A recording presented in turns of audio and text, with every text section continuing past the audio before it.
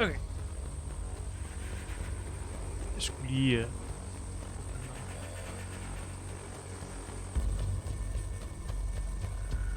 Godt, du spurgte om med kort. Er du tilbage? Ja, jeg er tilbage.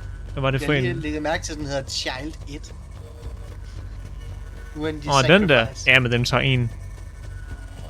Vi har også det på vores totem lige nu. Den der sacrifice med alle ulve, så vi kan sacrifice ulven uendeligt, og prærieulven, så vidt jeg husker. Vi har nogle gode kort. Her er det mest buster kort, vi har lige nu.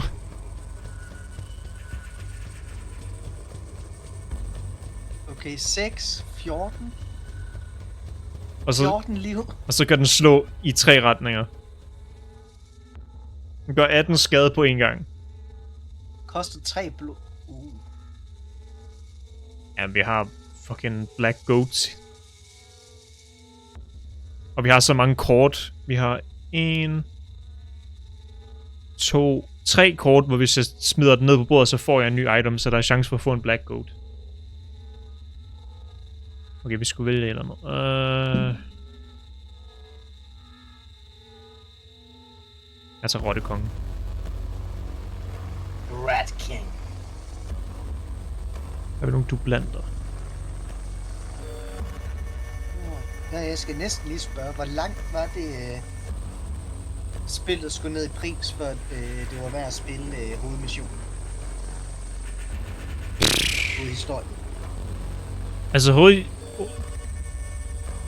Nå, er det rigtigt, man skal gennemføre den på konsol for at kunne spille. Det er rigtigt, ja.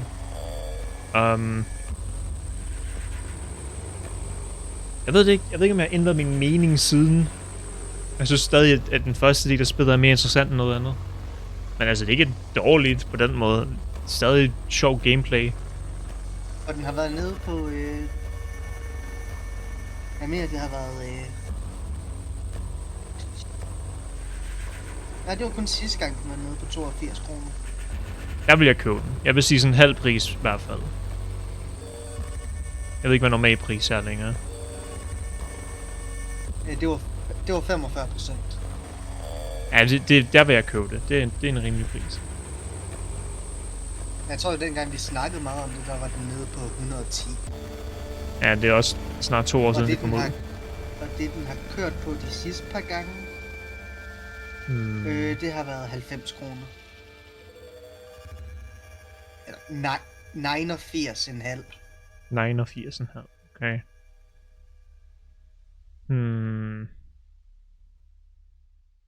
Skal vi kombinere vores rotter? Er det værd?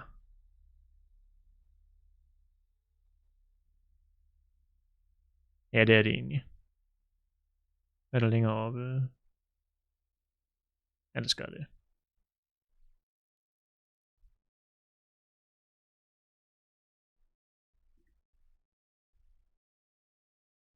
Og jeg måske lige vente til, at den gider at skrive på Discord, så jeg kan skifte over til væk på introskærmen. Vi kan se en skid på min anden. Nej, jeg gør bare nu. Jeg gider ikke vente. Vi er ikke live endnu. Det er også lige meget. Vi spiller bare lige det her indtil.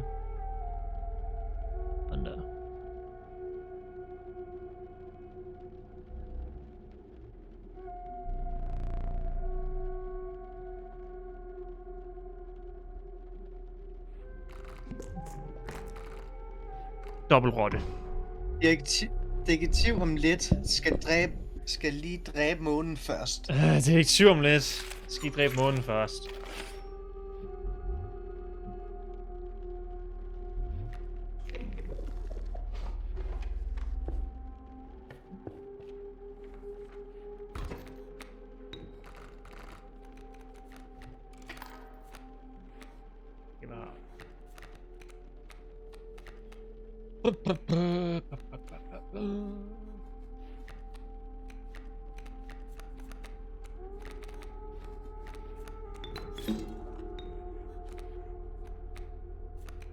Det skal få nogle fucking myrer åbenbart.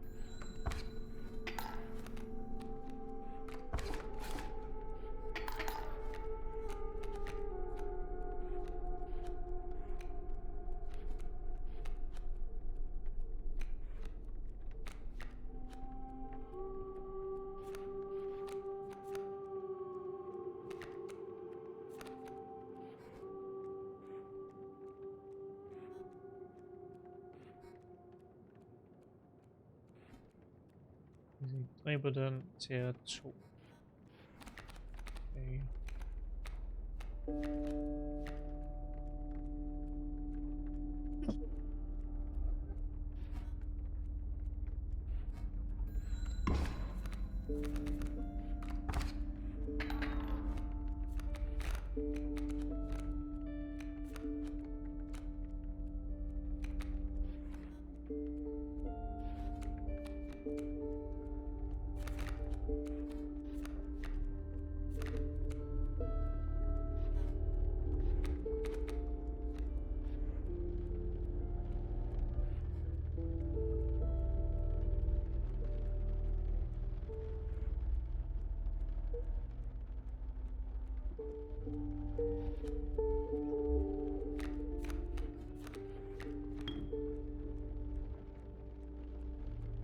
Tager en, vi kan klare et slag med.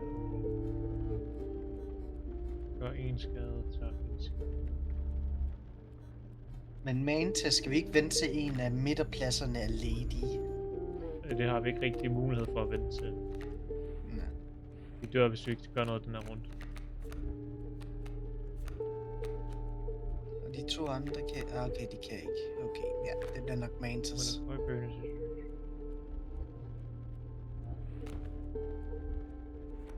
Hvis jeg placerer den her nu, gør det så også... Gælder den der som en myre? Lad os prøve at se. Jeg er nysgerrig.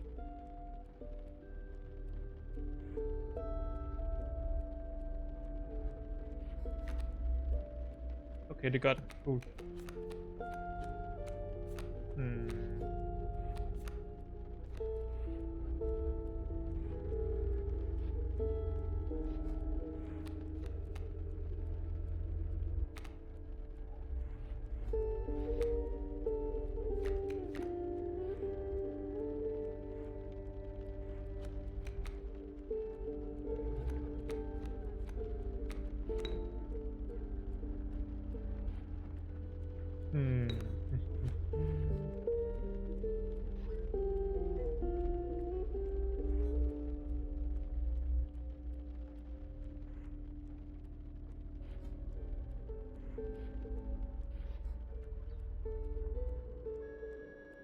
Vi overlever lige, fordi vi tager kun én skade, hvis jeg forstår det rigtigt, for vi gør en skade her.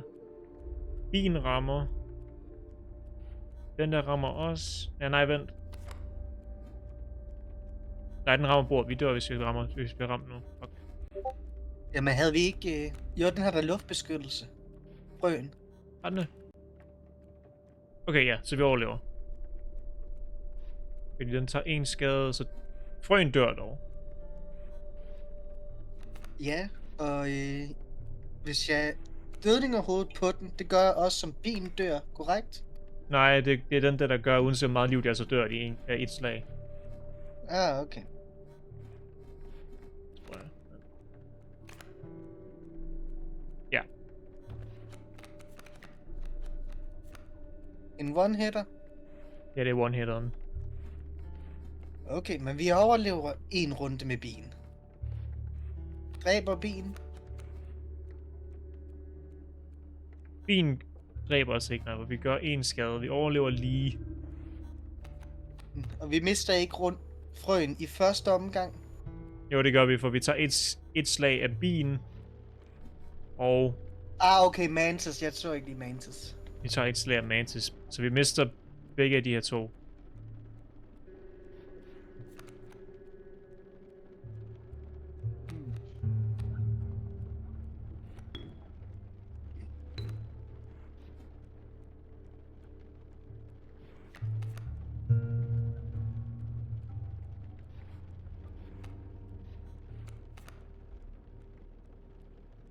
Måske er det bedre så at nakke arbejder myren, fordi så gør vi 2 skade her, 3 skade her. Ja.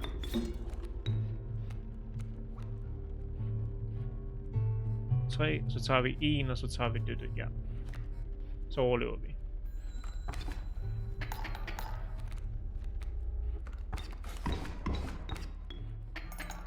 Yep. Okay. Nu har vi 5.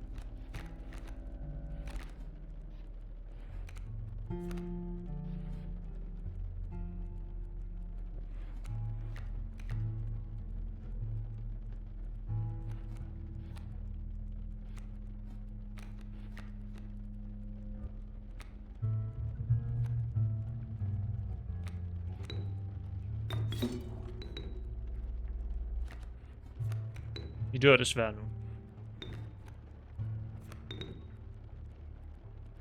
Yeah.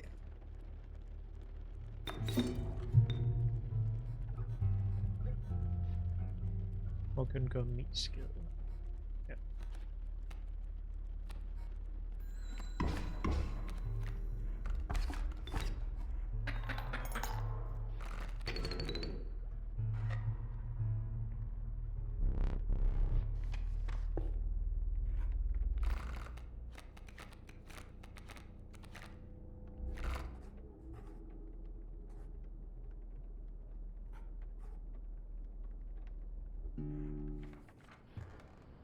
Hvad? Jeg glemmer helt, man kan gå rundt.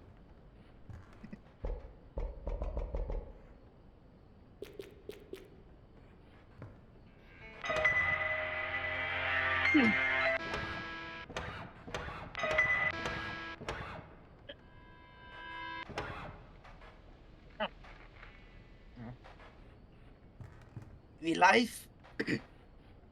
Yep. Er der overhovedet noget i den her? Det kan jeg ikke engang huske. Noget værd at finde 273.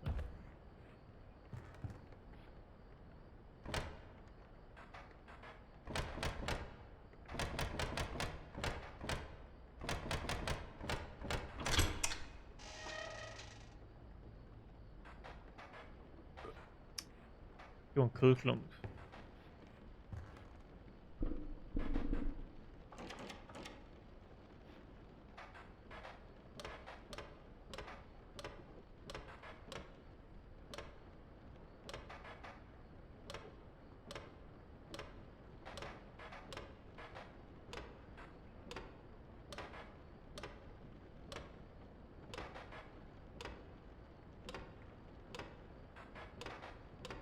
Nej, jeg går lige Mary Poppins.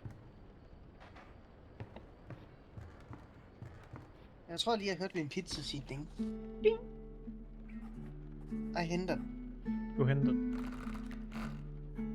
Vi har rigeligt af kort. Ah!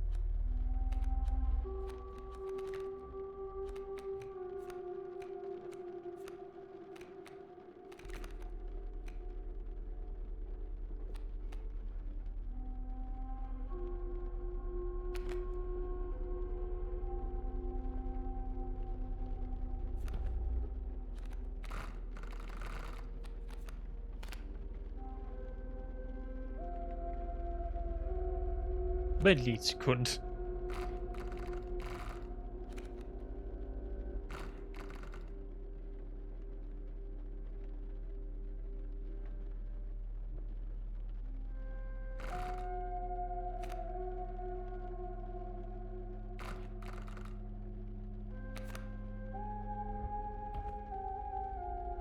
Sacrifice! Okay. Sacrifice! Tror du, det virker? Hvad for noget? Tror du, jeg kan komme uendelig liv på den, der giver 3 blod? Så prøv det. Jeg ved faktisk ikke, om det gør noget. Om den så sacrificer 3 blod ad gangen. Og hvis den gør, så er det fucking busted. Fuck, det er tid til fiskeren. Hvad dør vi? Jeg hader fiskeren.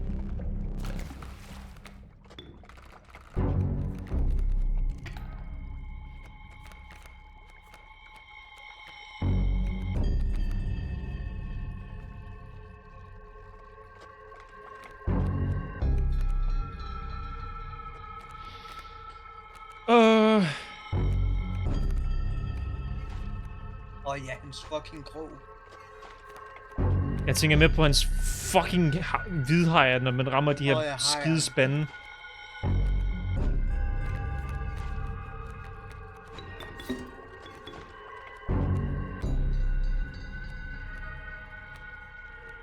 Ja, krog og hajer, det skal nok blive sjovt.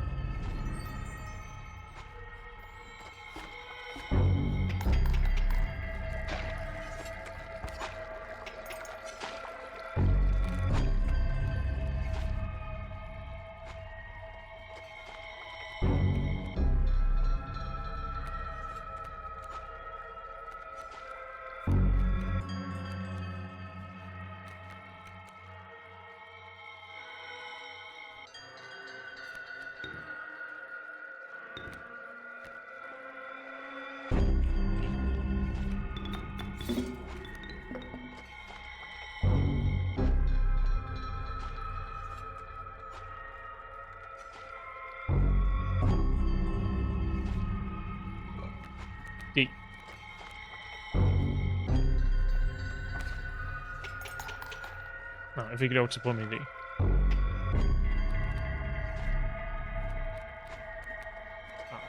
Fuck.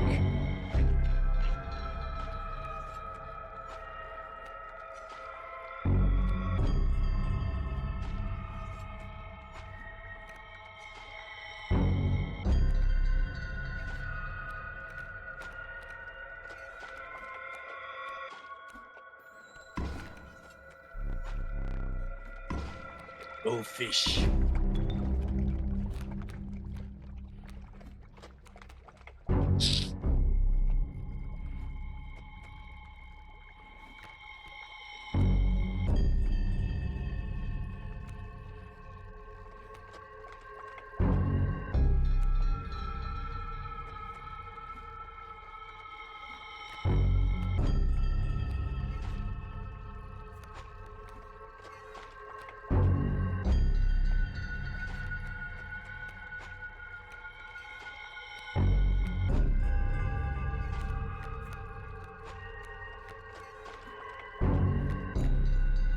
Vi er døde.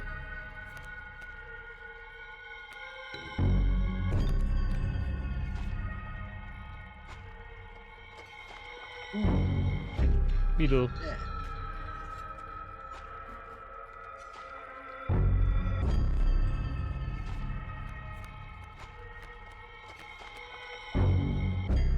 Du får ikke sejren! Jeg gider ikke give dem sejren med sådan noget pis der. Det er så træls.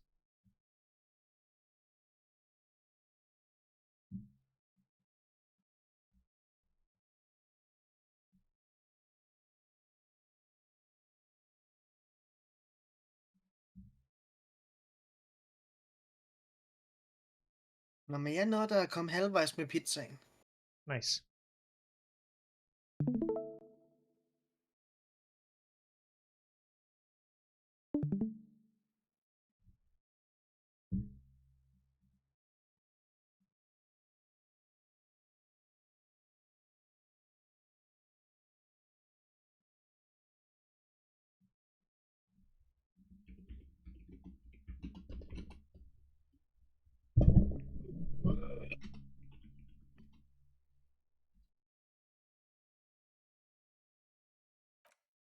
Du, du, du, du, du.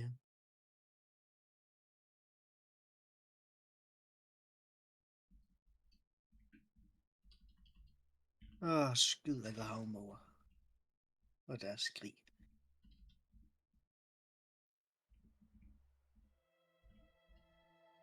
Og der kom lyden. Dejligt.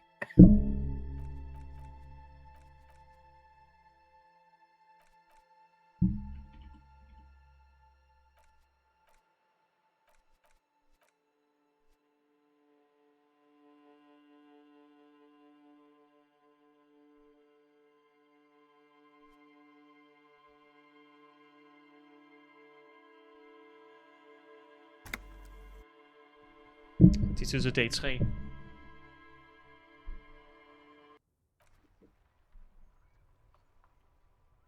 hvad var det, vi lavede sidste gang? Og giv mig tilbage! Giv mig tilbage! Yay! Okay. Vi nåede at snakke med hestefjæs sidste gang. Ja, det har vi stoppet. Og jeg skal rykke rundt på os. Dup, dup, dap, dap. Bidu, bidu, badu, bidu, bidu, badu. Ja, vi kan lige se, hvad kan vi gøre? Vi kan prøve at se, om vi kan fucking læse fodtrinene herovre nu. Og vi fik... You see a set of tire tracks in. Det er stadig løst. Har vi detektivevnen til at finde ud af, hvor mange fodtrin der er? Nej. There are several footprints in the mud, left by work boots. Ikke forfærdeligt. Er der noget, der kan forbedre det? Jeg kan vi fandt den her fucking kostume sidste gang. Det bedste kostume. Ikke vist til Kim. Vi skal se, om Kim reagerer på det. Det gør han ikke. Ikke til at starte med. Ikke til at starte med, men han gør det senere. Han bliver mere og mere irriteret, nu mere du er urespektløs for hans kultur. Det er ikke med det samme konsekvenser, det er sådan hen ad vejen.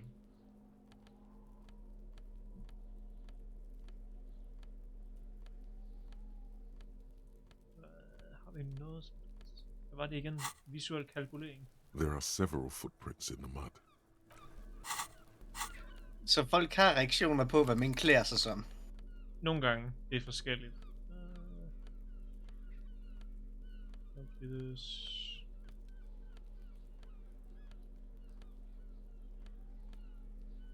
Så hvis nu vi tager tøjet af og render op til det Dicemeister. There are several footprints in the mud, left by work boots. Maybe Yes! 12. Endelig. No. 8 pairs of boots have shuffled back and forth in the mud. Okay. 1. Standard work boot, steel reinforced toes, number 46. 2. Standard work boot, steel reinforced toes, number 44. 3. Hobnailed work boot, steel reinforced toes, number 43. 4. Standard work boot, number 45 or 46. You don't know. It's a miracle you can tell the prints apart as it is. The cold must have preserved them. 5. Another standard work boot, steel reinforced toes, number 44. Burde 6. fodtrinene ikke være An smadret? aberration, light as air, even pace. Som man lige sagde, Same hun har naked holdt boot, dem i but tilstand. number 41. Impossible to tell. Could also have been an adolescent. The gate is undeveloped. You're not bad. It's as if the whole world darkens. Everything else has a thin film of unimportance on it, and the tracks burn in the middle of it, in a strange, beautiful way. 7. The glowing outline of a standard work boot. Hvor er det senere, Alex? Number 46. but the imprints are twice as deep as ours. Okay, jeg spørger simpelthen virket The på weight OBS. exceeds 200 kilograms. 8. And yet another standard work boot, number 44. There's an aberration in the pattern of the sole, however. The right sole is smoother, more worn. How many? 400 millioner. I counted 20. I take it it's less than that. This man is not easily toyed with. I never got the hang of it. Hyperopia. Do you see anything out of the ordinary?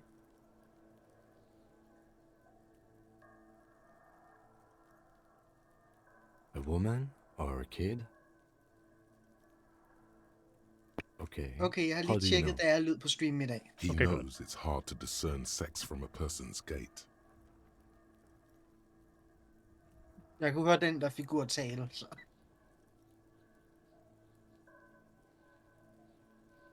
That's okay. Go on.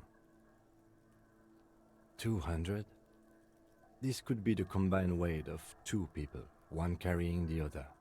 Let's say a heavily built worker carrying a soon-to-be-dead man who's tied up. He might be right. 200 kilograms of living weight is unlikely.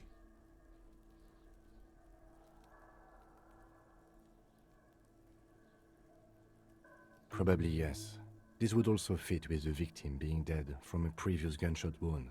They had to carry him, because he could no longer walk. Is there anything else that's noteworthy here? Interesting. Let's name it the old soul. Someone operating a workbench with a pedal? Like a joiner at the harbor? Or maybe a drummer? He regrets it the moment he says it.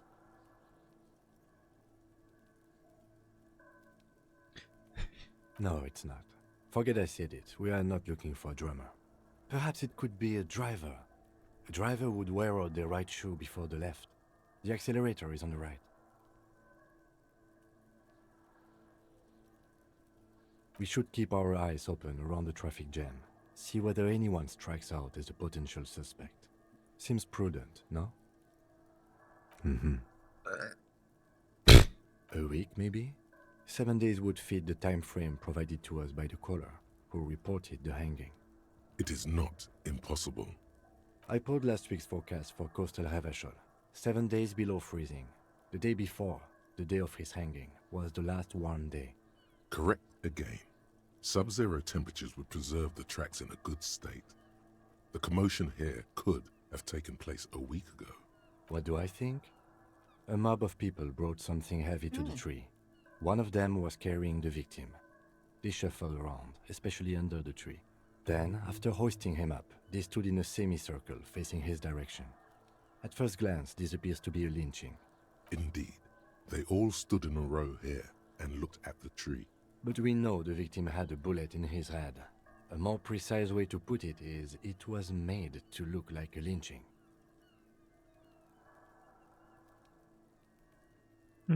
Body tracks?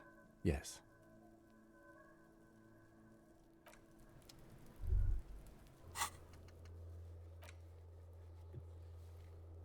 Der blev sagt Sub-Zero. Det fik mig lige til at tænke på. Jeg er begyndt på at se Batman The Animated Series. Nice. Og jeg er nået til A Heart of Ice.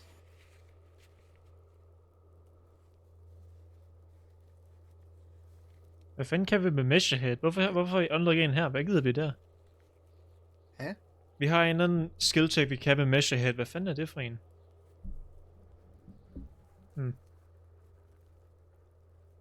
Ice cream maker, vent hvad? Hold up.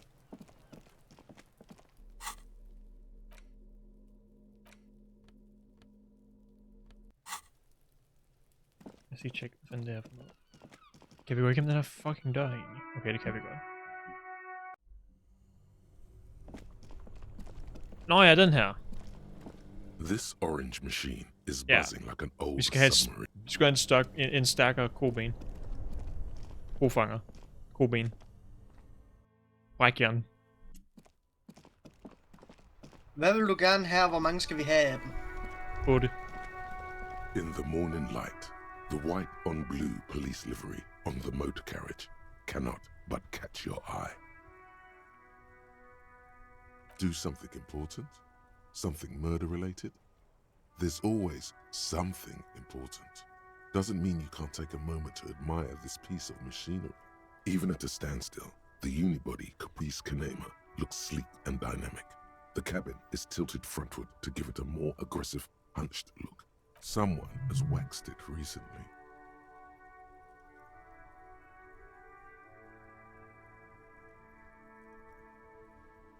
Mm-hmm. You want to take a closer look?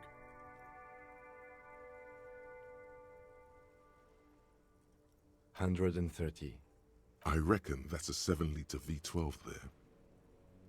7.2. Supercharged. Saying these words brings him immense joy. Yes. An extraordinary machine. It's nice and all, but why so modest? Put some zing into it. Flare it up. Slam it down. Sorry, I'm not following you. Lingo it up. You need slam it, make it important. No. That's porno Orbit. tuning. Use bigger words. I need... Den har brug for en gigantisk aerokit og en gigantisk Porno. tag monteret. That's short for pornography. Porno. Det er kort pornografi. Okay. Det... Hvad er der galt med det? That's a negative on the porno. Thank you, though. No one in the history of convictions has been more sure of anything.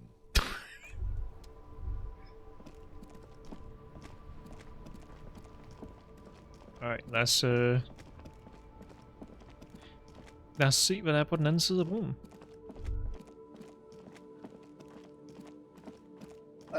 Husk lige, vi kan finde ham, den stive mand, der A rusting control sammen panel hende with der loose i en wires bogbutik. dangling out from the hole where you grab the handle and pull the lever up. As soon as the metal connects against the contact pins, you hear a loud clunk. Then, the water lock starts moving.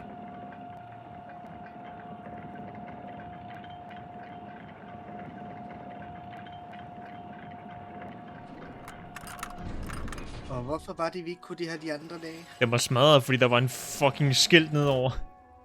Okay. Focus on one thing. Achieve it, then the next, he thinks. That's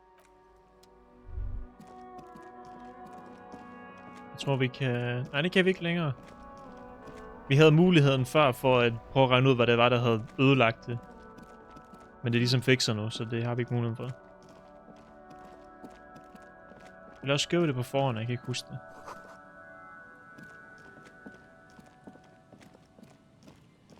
Hvad er det? Der er noget gult. Og noget blåt. Farve over det hele. Farve. Briller. Sympatibriller. Yes! Gav den os minus i noget? Minus logik. Ja, men mere empati. Og hvad er vigtigst? I vores tilfælde logik. For vi er én. Så vi skal tage empatibrillerne på. Og vores dejlige rishat. Nej.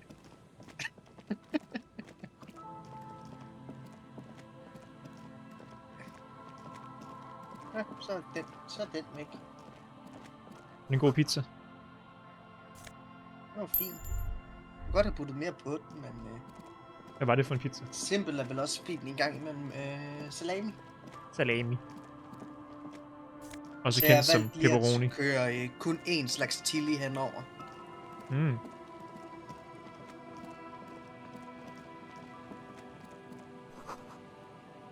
Okay, lad os følge bilsporene, der er i jorden der.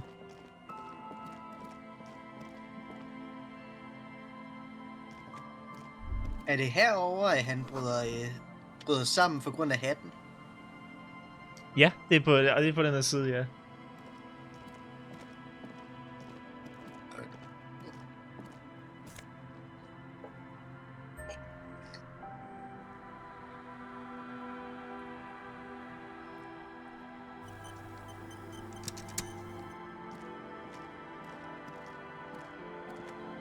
banged up motor carriage lies half submerged in the icy water, slowly sinking into the Insulindian Ocean. Only the cabin top, rear wheels, and the engine remain visible. It must be cold and lonely down there, in the icy water. The seawater has already started to corrode the metalworks. Vi skal join den. Det her, hvor sporene fra pladser leder hen. It appears to be so. Lad os undersøge. I agree. We should definitely investigate. You get a sudden sinking feeling. Stomach acid comes up as you look at the motor carriage in the deep, dark, cold water. Why the doom and gloom? It's just a sunken motor carriage. Some motor carriages are bound to end up in the sea.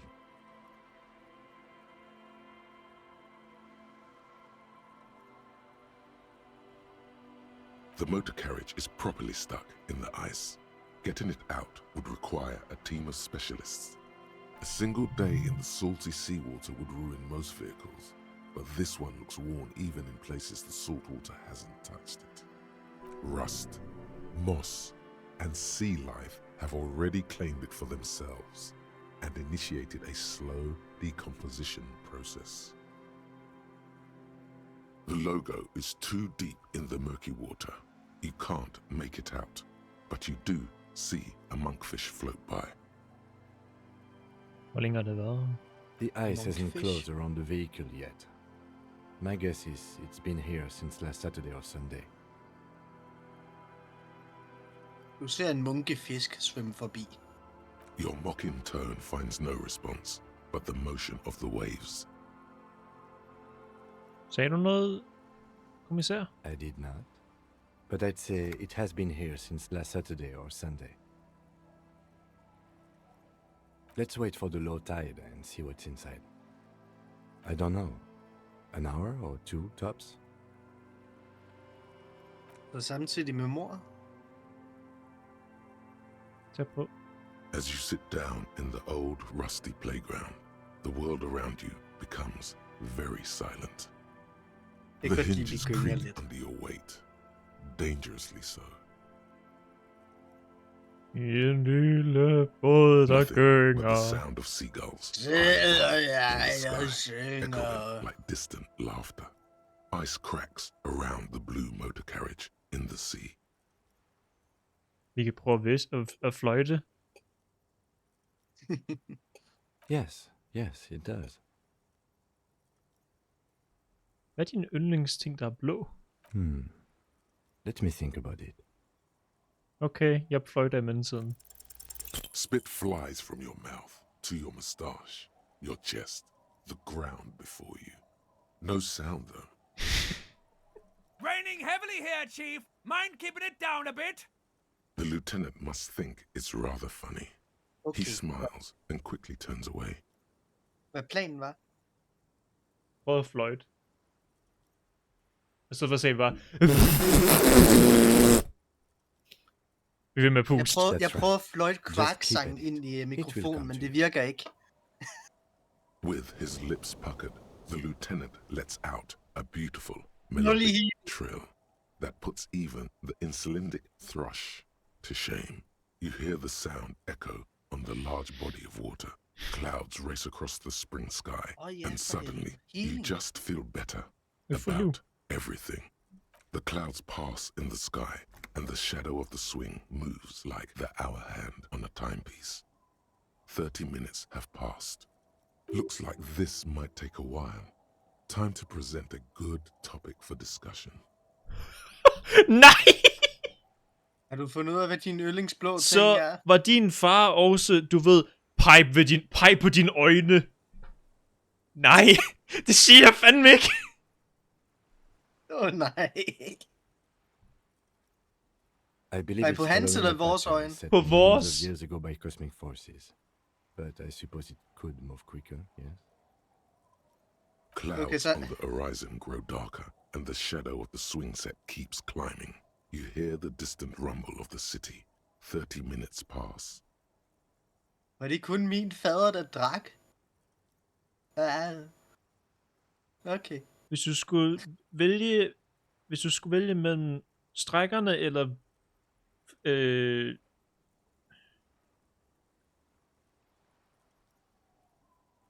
Færgefirmaet, hvem vil du vælge? Luckily, I am already a member of an independent organization, and therefore do not have to choose between a rock and a hard place. Men hvad nu hvis nogen puttede en Politiker! Your voice echoes on the water, strange and out of place in the environment. 30 more minutes pass. Vi bruger mange halve timer på det her. Detective, I've been able to make out the mark ever since we arrived. I find it odd that you haven't. It's a Capri, Model 40. Yes. Why haven't you? It is a simple and rugged machine, favored Han by sagde et working eller andet men, på fransk. government offices, Yep. firefighters, animal control people, you know, those kinds of people. dit nummer på siden? Yes, 41. What do you think it stands for? Must be Tommy 41, the morning host for FM.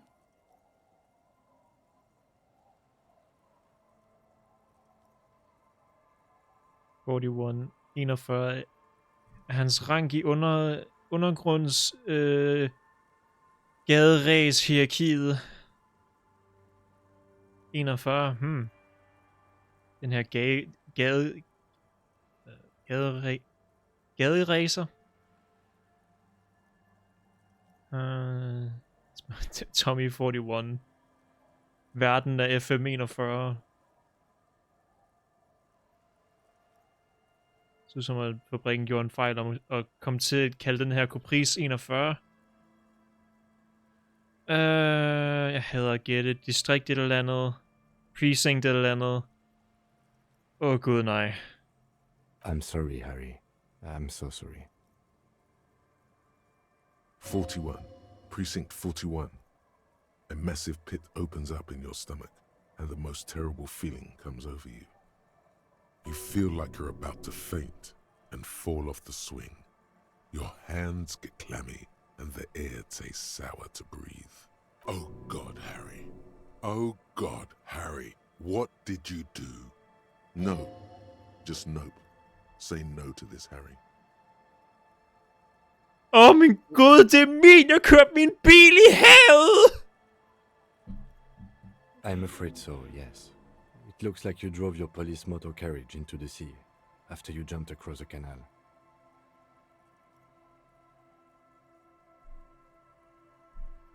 Måske være ude i flugt efter nogen. Of whom? I don't think so. If anything, you were probably drunk. Probably. Try definitely. Hvordan får vi den op? Detective, we don't. A rescue operation really isn't viable at this point. I can fix it. Still fix it. That is very unlikely. All the electrics are toast. That goes for the electromagnetic steering and brake systems as well. You'd be lucky to find one undamaged component in there. In a few months, there will be nothing but rust left of this vehicle. It'll be cheaper to buy a new one. Well, not cheaper. This motor carriage costs 40,000 real. But in the long run, it still makes more sense to buy a new machine than try to refurbish this. Men vi har kun 38 kroner. Vi kan ikke få Let's face it, 40.000 this is a substantial loss to your district's budget. I mean, my station only has 4 other vehicles in addition to my kinema. Så den skal bare blive der, sådan som den er? I'm afraid it will have to be there like that for many years. Look at it. Parts of it might be salvageable, but overall, this machine is a write-off. De tager mig ikke tilbage efter det her, gør de? People are more valuable than machines. Training a police officer is even more costly. People, yes, but not you. Skiltet, pistolen, og nu det her. The lieutenant adjusts his glasses and doesn't say anything. There is also a fourth thing you've lost. En fjerde ting. More precious than the gun, the badge, and the motor carriage combined. Lost forever. into Mit the sind og deepest min kone. of seas.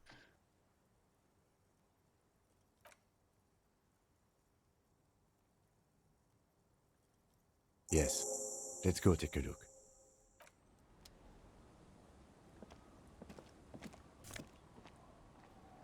Hey, der er mit skilt i det mindste. Og min jakke. Og ny jakke. Jeg fandt mit skilt. Og så er det godt, vi har lovet for over for alle og sagde, at vi stadig havde skiltet. Så jeg har mit skilt. Og en fed jakke. Og en rigshat. Okay. Og nogle sympatiske briller. Vi mangler stadig vores gøb. Men vi fandt vores skilt. Vi er så fucking fyret. Mønter! 20 øre. Vi er så fucked. Tror du, fagforeningen har fundet vores skøb? Og vi kan snakke med Joyce nu. Vi behøver ikke gøre hendes sort arbejde. Vi har vores skilt. Giv lige op for mig. Vi kan snakke med liberalen. Har vi herinde. Endnu en. Fuck, også kort. Plus 2 i skade. Plus 2 i drama. Og drama. Hvad mister vi? Vores slips mister vi. Og den har... Den råber og skriger af os. ja, den taler. Ikke det værd. Ikke det værd. Hold slips.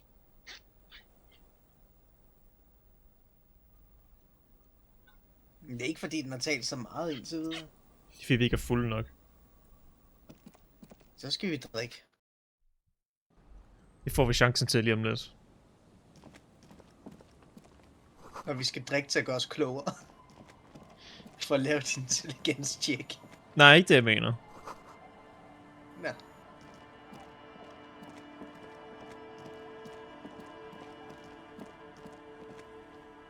Der er en bænk. Men skal vi op og slås med fagforeningen? Det kan vi godt senere. Hvad sker der? Er han kunne han være ham der... der var ligesom os en smuk demigud? Hvem? Hvad snakker du om? Hende derovre ved bogbutikken, hun sagde, at hans mand lignede os. Det går på en af dem herovre. Hun siger lettere buttet. Vi siger ligner en sexet demigud. Yep.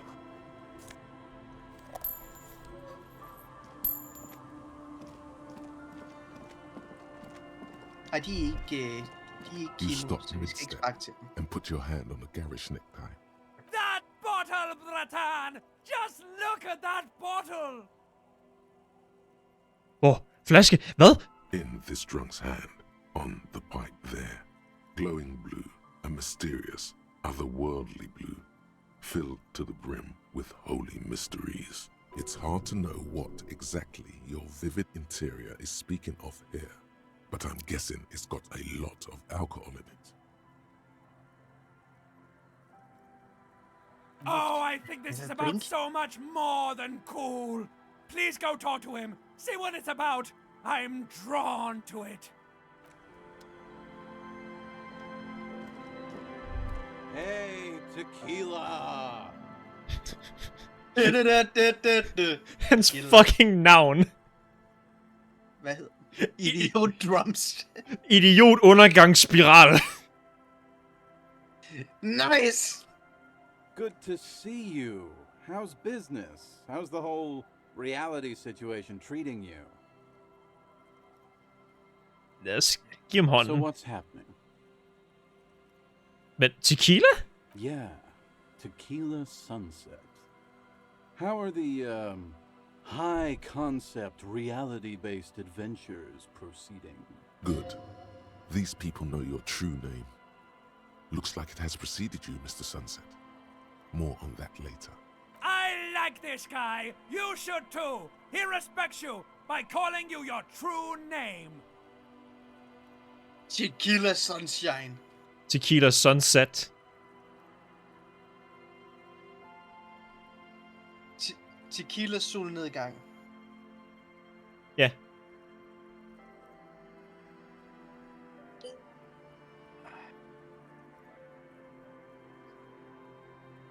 Kan vi officielt ændre vores navn til det? Nej. Jo.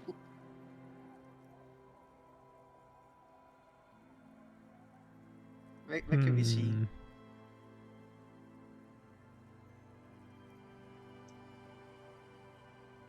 Jeg er... Hold on.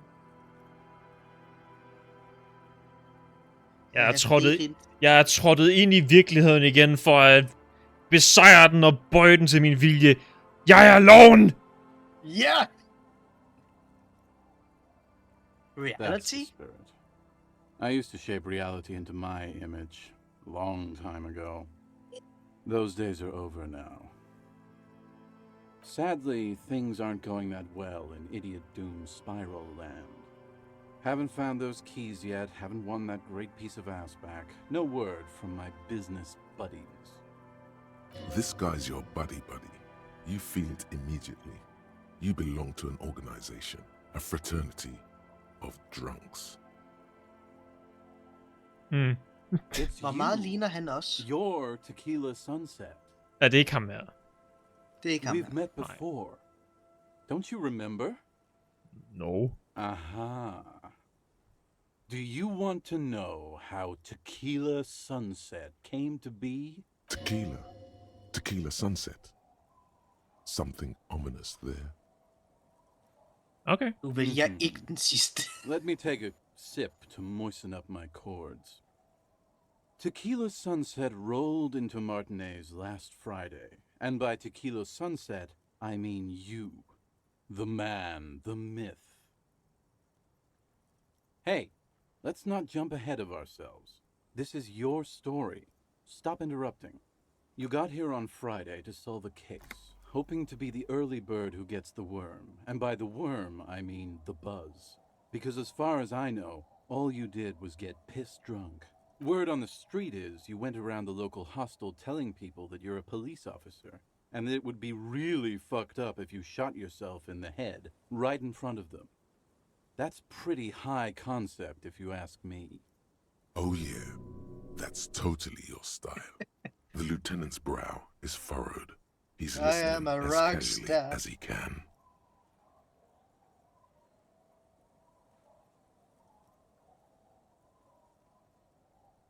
Oh yeah, not the first time this comes up. Go ahead. Nitron. Please continue. It was a late Saturday night when we, the Union of Moribund Alcoholics, were getting our drink on.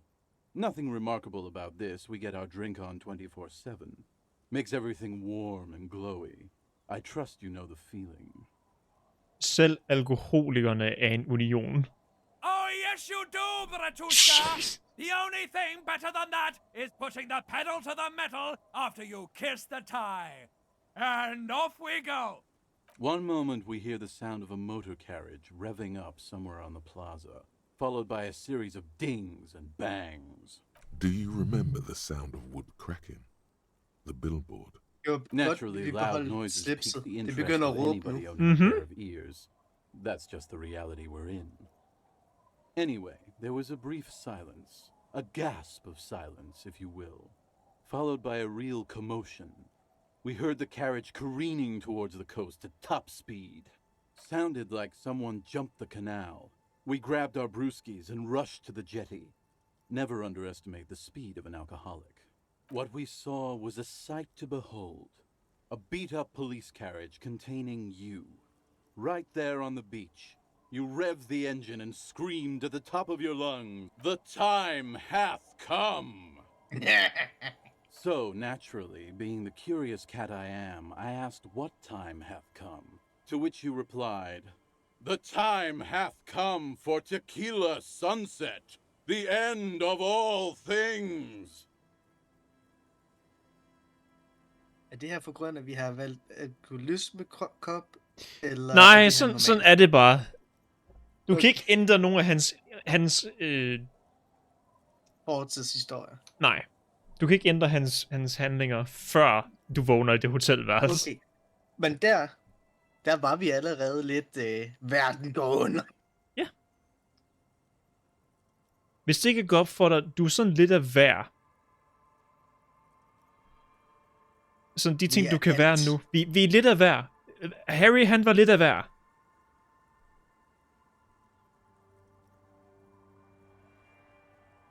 Hvad ord jeg sagde var sandt. Tequila Sunset kommer for at ødelægge verden. Yeah, looms. Why not? Then you jammed the pedal and plowed right off the jetty and through the ice. Your hands cramp on the steering levers. We ran towards the ice whilst you crawled your way out, miraculously unhurt, covered in seaweed and shit, like some kind of sea monster. When we finally got there, you were sitting on the beach crying. You said that your badge and uniform were in the car. It was too late to get in there, though. The carriage had sunk too deep. Recognizing a brother in need, we offered our condolences and invited you to party with us, which you naturally agreed to. What else was there to do? Thank you, brothers, for your helping hand. We asked about the whole Tequila Sunset thing, and you told us it was your name now and insisted that we all call you that from then on.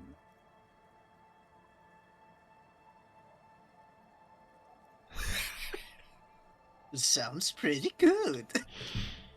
Okay, så er Tequila Sunset en begivelse eller et navn? Tequila Sunset, lyder rimelig godt. Det er ikke mit navn. Jeg er Rafael Ambrosius Custo, det er hvad du burde kalde mig. Eller mit navn er Harry. Ikke de to nederste. En af de to øverste. Yeah, I agree. Hours. It was an all-night drinkathon. Then, at some point, I think it was Sunday morning, you got belligerent and wanted to talk about Revacholian women. Oh nej. How they're beautiful and also whores and so on. How one of them fucked you real bad. After a short while, you crossed the event horizon, looked sullen, got up, and left without saying anything. Wow, that's quite a story. Yeah, I bet Tequila's a fucking legend around the precinct. You must be proud to work with him. If you only knew.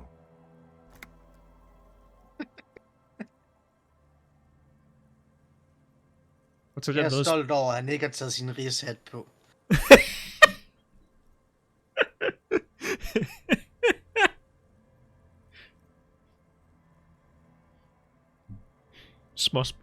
Småtrin.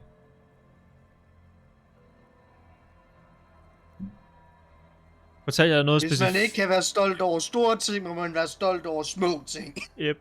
Og det er Kim 100% det eneste, han kan gøre. Fortæl jer noget specifikt om personen, der fuckede mig.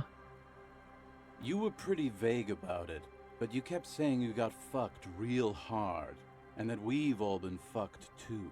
Please, don't open that door. Okay, vi tog fysisk skade. Godt. No one's fucked me. Burde vi ikke få I healing ain't af do the det? fucking around here. Det låste vi da op sidst, Han lyder som Eva. Han lyder som fagforeningen. Abigail. Abigail!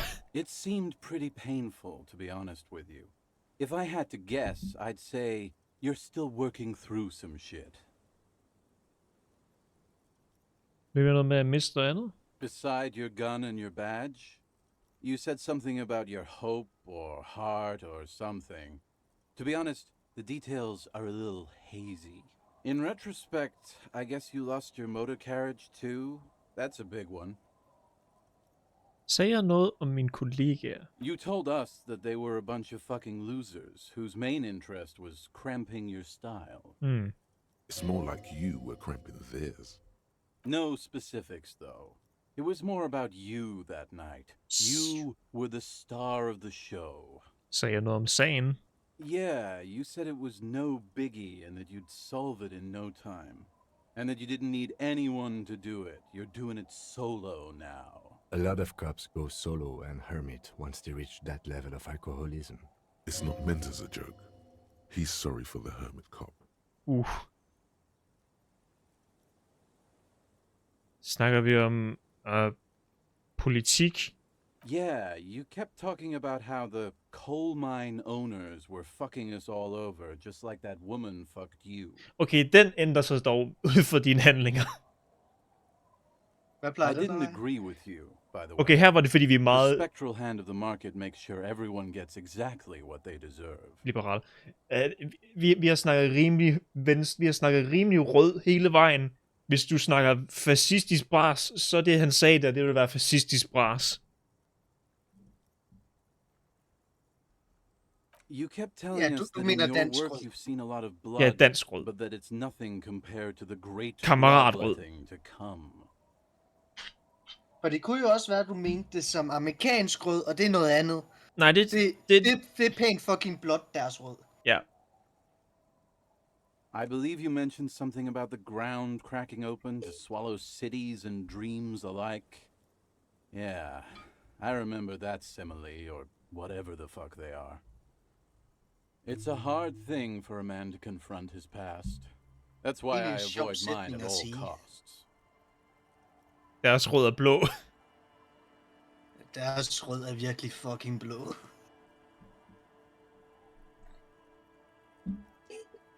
Hvad gør I gutter omkring her omkring? We are saving the world. Mhm. Please. Please don't go. Don't go. Okay, we're drinking. We're drinking alcohol. That's what we're doing. I tried to save the world once, a long time ago, with enterprise, creativity, and willpower. But that didn't work out. So now, it's a pirate's life for me. Arr! Whoop-de-doo. So now, I'm a fucking storyteller. Right, why not? Better than a beach bum. Hvad har du lyst til at fortælle, hvordan du blev idiot dommedagsspiral? It depends, really. Are you willing to help me out? The gleam in his eyes and the slouch in his posture is so incredibly familiar. Er du brug for? Booze. Did you already forget our party? The thing I relayed to you earlier. So, have you got anything for good old idiot Doom Spiral? A bottle for a story. Seems fair to me. I got some sweet... Men jeg vil ikke give dig noget af min alkohol. Jeg vil have det senere. Nej, du får man komme op rød. Classy. Hey, Spiral Boy, you gonna share that? Don't call Abigail. Hvad? Shut up, guys. I'm telling a story here. Something happened to you. Something happened to me, too. My actual name is George. But around here, you already know. I was once a reasonably high net worth individual. A founder / junior partner at a high concept creative services agency. When my story begins, I had just landed a major contract with an insurance firm. I used the profits from my agency to finance what I called a cultural incubator. Abstract value generation, value per person, high concept stuff. I developed the paradigm, worked within the paradigm, but the burden of leadership weighed heavily on me. So I went jogging every so often to keep myself sane. Hjalp det? It did. With my trusty Sansarique tracksuit, I felt like I could conquer the world. But now dreams are worn thin, much like my tracksuit. One day I left on my evening run. As you may know, it's impossible to clear your head when you're distracted by the sound of keys jangling in your pockets. His eyes are clouded, his dilated blood vessels encircling his irises like stinging brambles. So I removed the key ring and put the keys for the front gate and the apartment into different pockets to stop the jangling, you see? At least, that was the plan. I was halfway done with my usual lap when it started to rain. The reality situation became very wet, very quickly. Og hvor vådt snakker vi? Wet, okay? It was raining really hard. I made my way back home and discovered that I didn't have the key to the front gate. I'd mixed it up with the key to the letterbox, which was useless.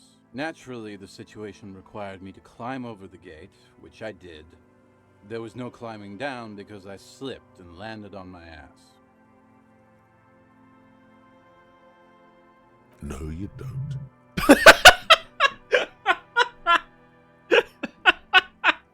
You landed on your feet. God. Jeg har katteref... Jeg har smidt som en kat. Nej, du ej.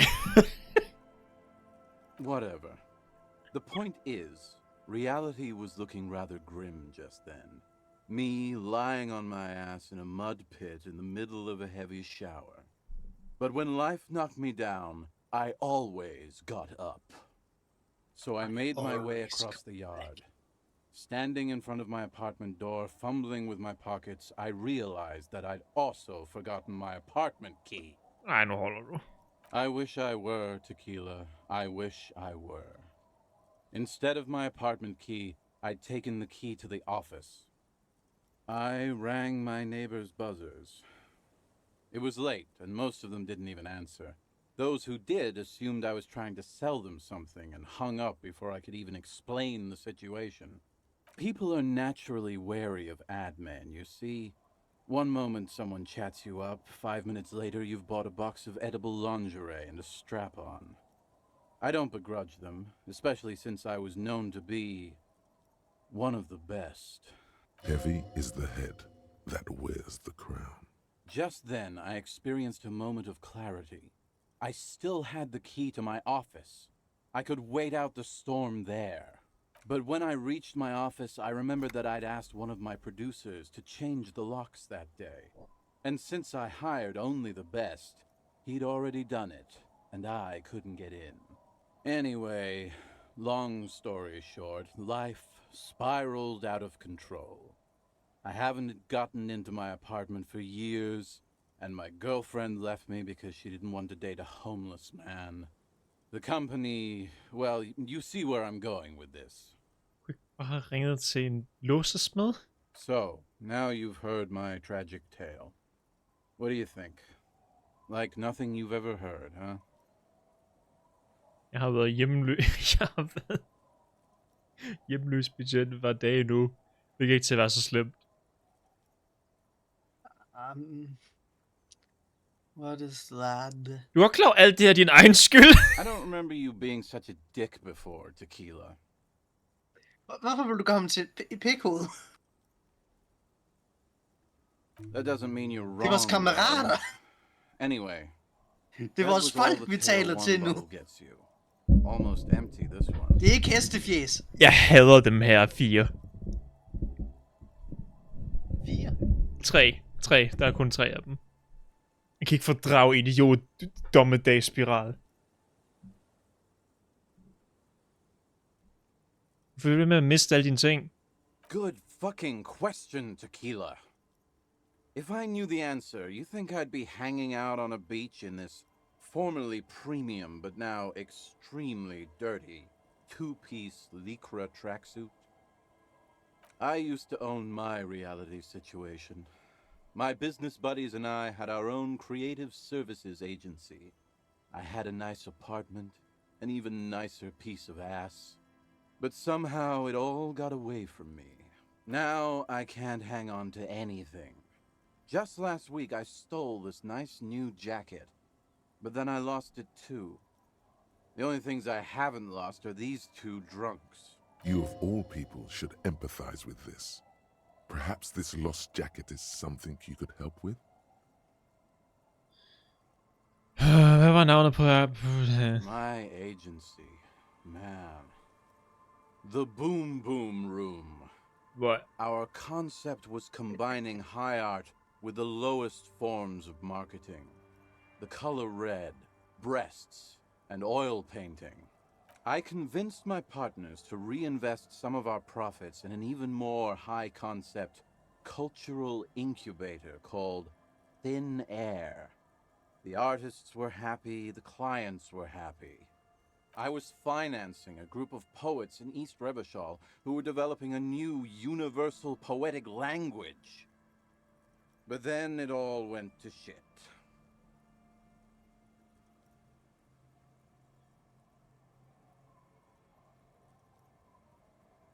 Well, you know, sex sells. That's the first rule of advertising.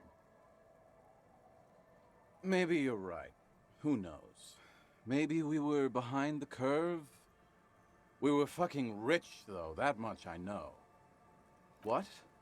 You've never seen 100% Lycra before? Go on, feel that primo material. You really shouldn't touch it.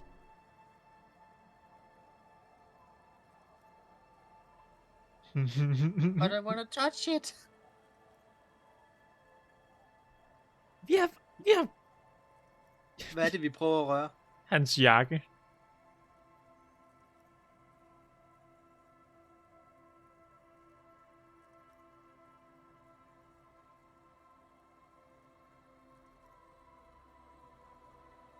Just admit a fair thanks. Bare kig. Touch it. Pretty nice, huh? This might be one of the last of its kind. Should probably be in a museum, honestly. Good God. It's nearly impossible to describe how dirty this texture is. It's like rubbing two jellyfish skins together. You feel about 15% less human for having touched it. Randomized trials have also found Lycra, TM, to be associated with a number of exotic, highly malignant cancers. So you also have that to look forward to. Oh, yay. And then there's the smell. But you don't even want to think about that. Wow, you're lucky. He never lets me feel it. That's because your paws are fucking filthy, Rosie. We're right next to the bay. You could wash them anytime. Hvad med de andre runkotter? My fellow members of the Union of Moribund Alcoholics? They're exactly what they look like. Hey, tequila! You want to buy some speed? Shut the fuck up, Rosemary. He's a cop, remember? I thought he was a cool cop. Don't call Abigail. And this is Abs. So yeah, that's basically us. Kald We Abigail. drink together. Tequila, it's a verifiable tragedy. It was practically brand new. Sure, it didn't really go with my Lycra threads, but it did itch a lot less. Say, you're a detective, right? Maybe you can help old Doom Spiral out. Solve the case of the missing jacket. What do you say, Tequila? Vent. Du spørger en politibetjent om at finde en jakke, du stjal, og derefter mistede. Yeah, exactly. You're here to serve, right? Okay, ja, sure. If I knew where I lost it, don't you think I'd have it? I mean, maybe I was up by the boardwalk, or walking along the beach, or checking out the abandoned fish market. Somewhere north of here, that's for sure. You could ask around, see if anyone's seen it. I'm all ears, Tequila. I do. But as you can see, my fuel tank is running quite low, if you catch my drift. Cottonmouth is keeping my tongue imprisoned. You too, Tequila Sunset.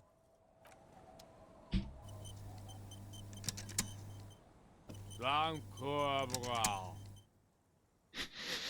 The noxious odor emanating from the Jeg drunken kan godt lide man hans is navn, at strong Don't and Call familiar. Abigail. Oh, call Abigail. Don't you call her? Yeah! Don't call Abigail! I'm the law. You really don't have to. Besides, he won't understand you anyway. Abigail. Oh, Abigail. Abigail. Jeg ringer til, hvem jeg har lyst. Du skal ikke fortælle, hvad jeg skal gøre. Abigail. Don't call her. Never thought you'd see such a thing in your life. But this guy's a little too drunk. Hvem er du? Hvad er dit navn? Don't call Abigail. Det har vi forstået. Hvor er jeg hen? Hvad er det her for et sted? The man hiccups, then mumbles something unintelligible. Hvorfor skal jeg ringe til Abigail? He snorts and beckons you to lean in closer. Don't call Abigail. Don't call Abigail. Jeg er på en vigtig officiel investigering. Jeg forlanger, at du svarer på en spørgsmål. There's no use in yelling at drunks. He's barely holding it together. The drunk man starts coughing a really disgusting, hacking cough. He does not sound well at Hvad all. hed hende over ved bogforhandleren? Jeg tror ikke, vi har et navn. Don't you fucking call her. Hear me? Abigail? Don't call. Okay, han gik kold. There was little chance he'd be a reliable witness anyway. Hvad med dig? Good to see you, friend. Do I have deals set up for you, buddy boy? So what do you want? I got smokes. They're cheap. Very cheap. I got Pilsner. Great deal. Det går det, han bare hedder Rosmarin. Deal on that piss. Spirits I can let go for 300 real. I also Eller pilsner! and by speed, I mean amphetamine. See? There it is, Bratushka! The spirit! Let's buy the spirit! 300 real is a lot, but this has to be done! It's our end game! Det er slutspillet! Det er mysteriet, det er sandheden, og jeg bliver nødt til at købe det. Exactly! This is no ordinary drink! It's what our relationship has been building towards all these years! Hvad er det, This vi is prøver the at købe nu? climax, the mystery, En eller anden flaske. the virginal sigh! That drink is special! You have to buy it from him! Get it off him! Kill him if you have to! Our ultimate fate depends on it! And Vi the skal dræbe fate ham. of The lieutenant looks at you, looking at the bottle of spirits, then at Rosemary, suspiciously. Bottle of spirit.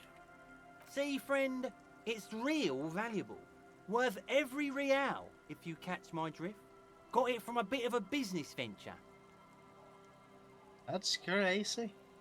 You know, I it's was crazy funny, once. actually. He's finding it difficult to focus his watery gaze. What? This guy. Conversation might bring a discount, no?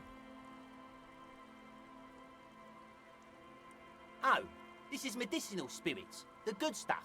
Got it from the doctor's office. He ain't shitting you! Medicinal spirits are a blast, Bratan! The flaming truth of this joke of a world! I got one of those scientific ampoules a few months ago. Torpedo, they call it. It's supposed to keep a man from taking a drink. Didn't stop me for shit, that's for sure. 5 lemons with half a pack of butter and you're good to go. It really isn't. In a week, the goddamn kidneys started giving me all kinds of help. Finally, the missus took me to a private doctor's office. Not a charity, the real thing. Those arseholes charged me 4 real to remove the damn thing. But I came out on top after all. Han påstår, at han skulle betale 4 kroner for en operation. 4 kroner 4 kroner for en operation. for en operation. Det burde være gratis! Like 3 cans of this blue medicinal Okay, jeg stuff slog from the dem. back room. Threw the snakes out and voila. Altså, vi har det What's gratis left is herhjemme. this beautiful Jeg hamrede i bordet, den valgte noget for mig. Den valgte noget for dig. Jeg kom... Ved jeg slog i bordet, Og så... det gjorde åbenbart, at musen klikkede. Nice. two. Du I slog already ned i sold bordet, og to musen these fine klikkede. gentlemen here. Yep. But this last one Hvordan is fungerer yours det? for 3 real I don't know. if you want it.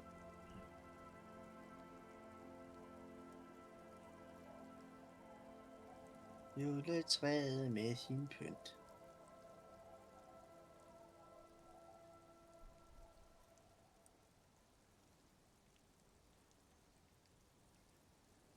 Men nu sælger han for 3 kroner. 3 real and it's yours, friend. The deal of a lifetime. Det er kun 3 kroner. Just make sure to enjoy that one, friend. Og så skal vi også have pilsneren.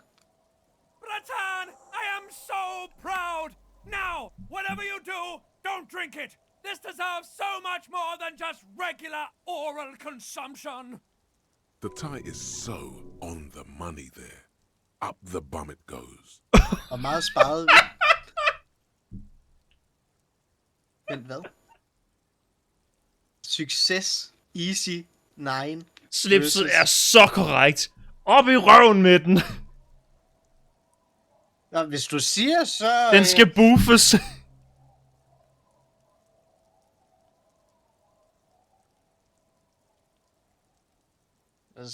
Den er bedre for os, hvad beregner, så prøver vi det. Jeg ved det ikke. Det lyder som, at det kommer til at turbo boost med en alkoholabit.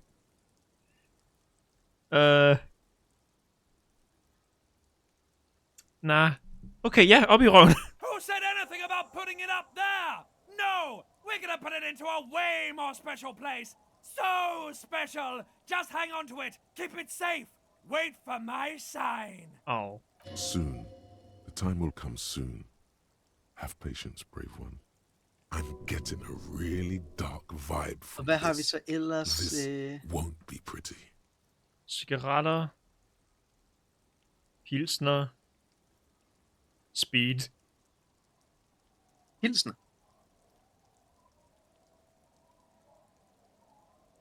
Amfetamin. Aye, by amphetamine I mean speed.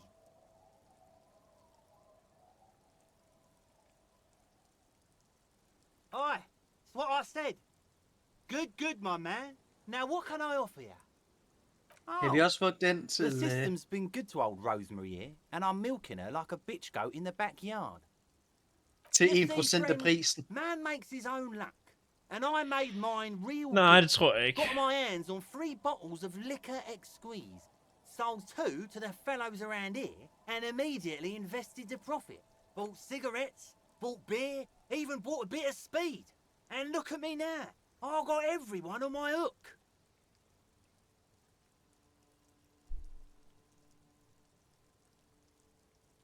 Har du tilladelse til det her lille halløjse? Permit? Who gives a shit? You want to buy something? Grease the I am wheels, the law. boy.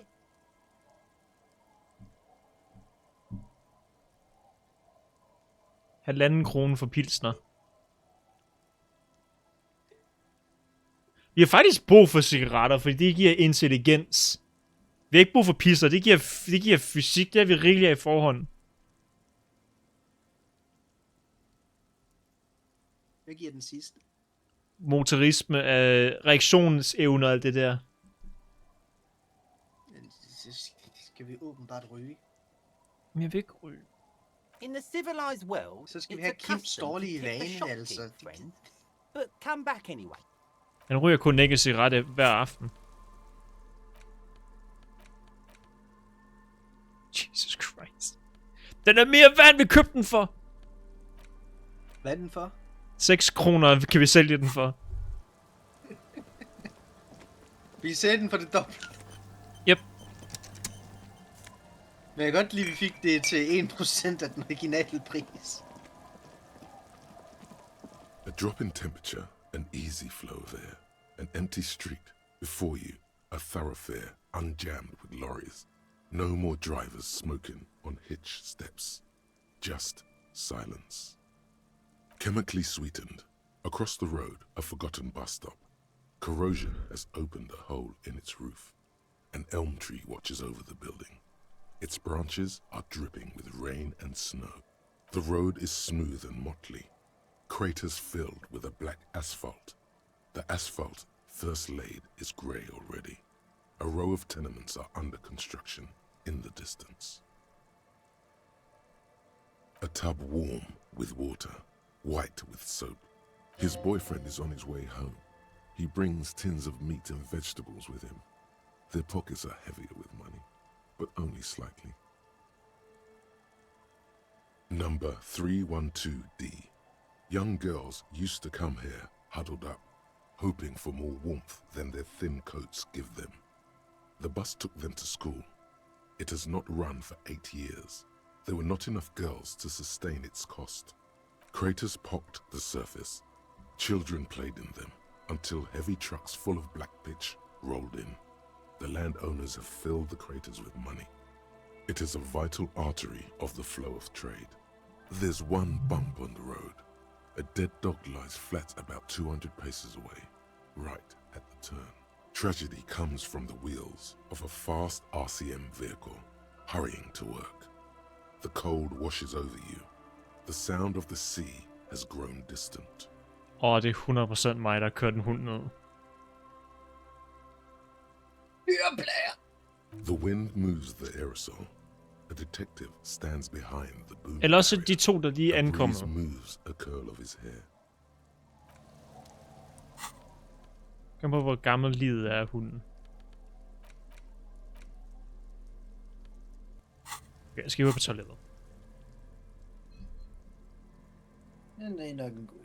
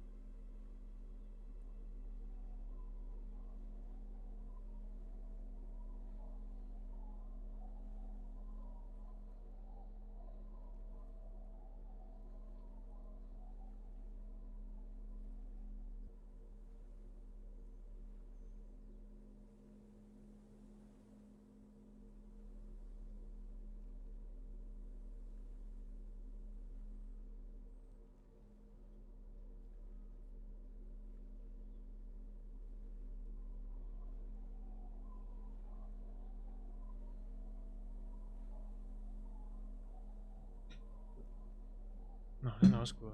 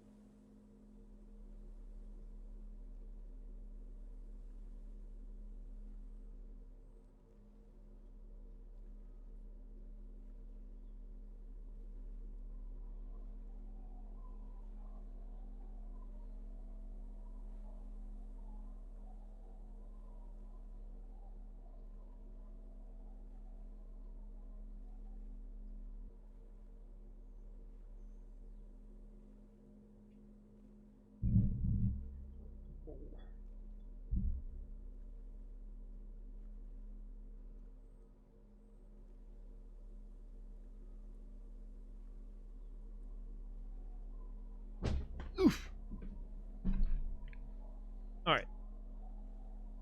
Den er lille. Den er lille. Ej, Den er lille. Ah!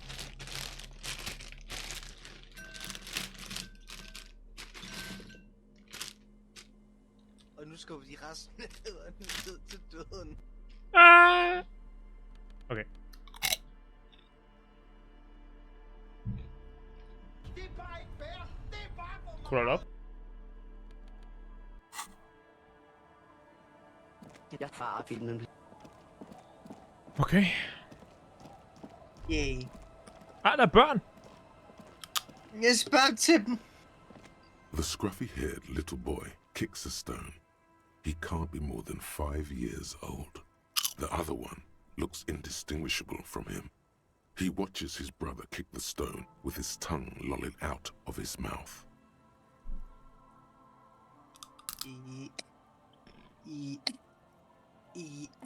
The kids don't reply, absorbed in their little game.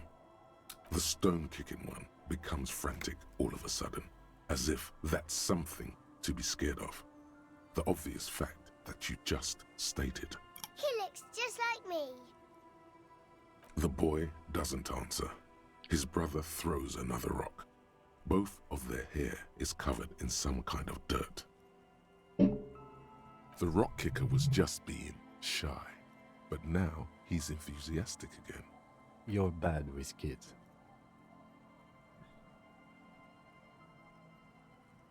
Og hvad er du? Børnemester general? Maybe I am. Now, how about some actual police work? We are not getting anything here. Jeg elsker, at man kan høre hans smil i hans stemme.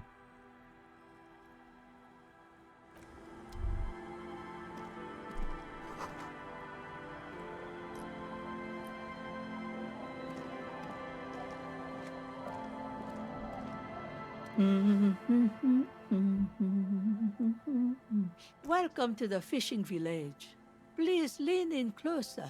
I have cataracts.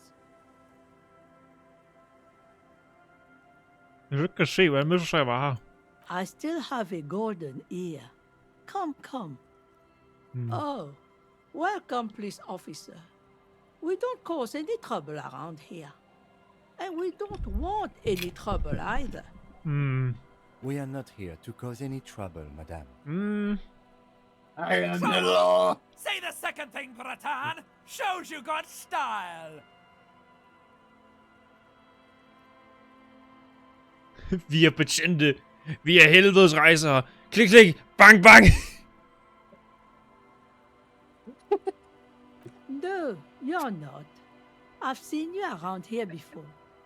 12 years ago. You didn't raise any hell. You were quite helpful, actually. But still, in Martinez, you're considered an ill omen. Men jeg har været her før. No, not you personally. I meant the RCM. Some of the men got into a fight. One of them killed another, locked himself in that woodshed over there.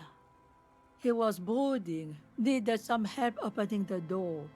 You got it open for him and took him to think about what he'd done in a more secluded place, somewhere more quiet.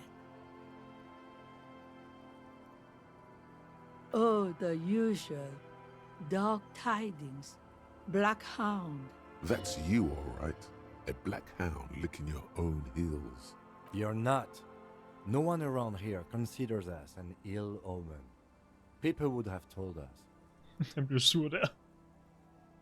Maybe they are afraid. Kaldte os et dårligt tegn, det kunne han ikke lide. Because you're an ill omen. But you're still welcome here. As long as men with guns aren't chasing you. And maybe even then. Because that's the kind of fishing village we've built. I'm sorry there's not a lot of room to park the motor carriage.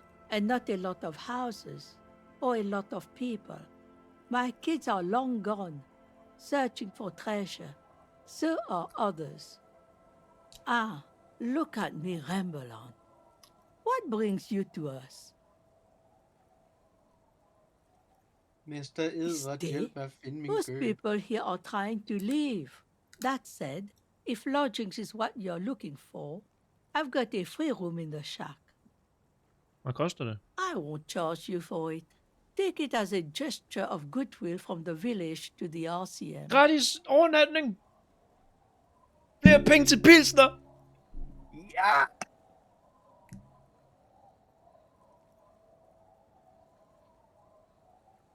Vi udnytter ikke gammel dame, det vil bare være uhøfligt at sige nej.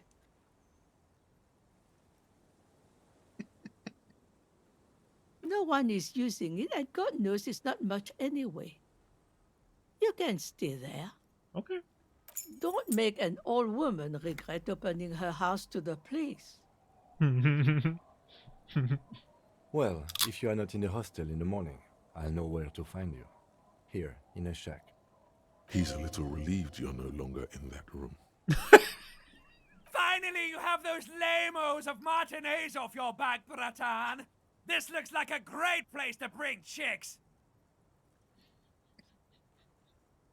For sake, mand. Men vi skal stadigvæk derover for at tale med Ryger, vi banker på døren af. Fik vi sat homoseksuel tanken i gang egentlig?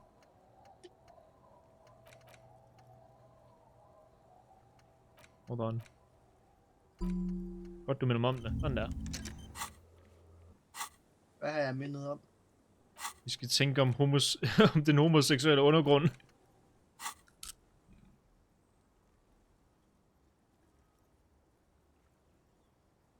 Det er tid til at han skal have en god lang tanke om hans seksualitet.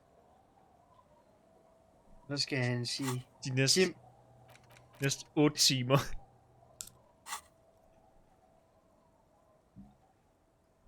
Hvad giver det her Just minuser? us. It's barely a village anymore. Ingenting. We almost don't exist. This is pretty much a non-place. A gap. A blank spot on the map. Just a cluster of nameless shacks on a nameless street. Over there, you can find more of the same. Shacks and trees growing wild. That's the pox.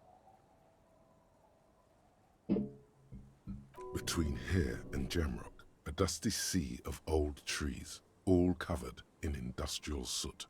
Small houses under them, an overgrown park. An old military hospital and its surroundings. Or it used to be, during the time of the suzerain.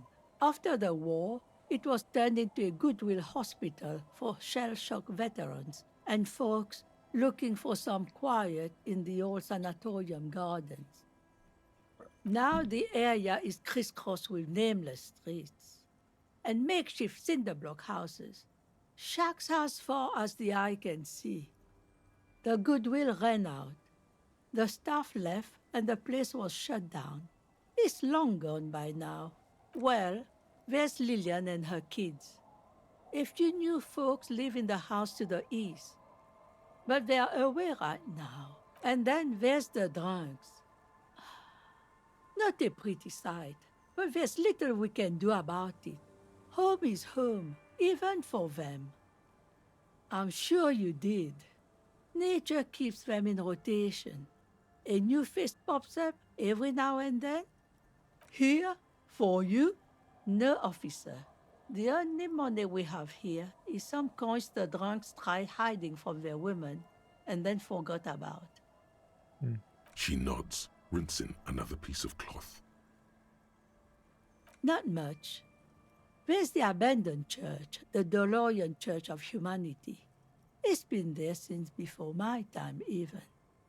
Some things just don't fly, officer. Look around. Who'd go to church here?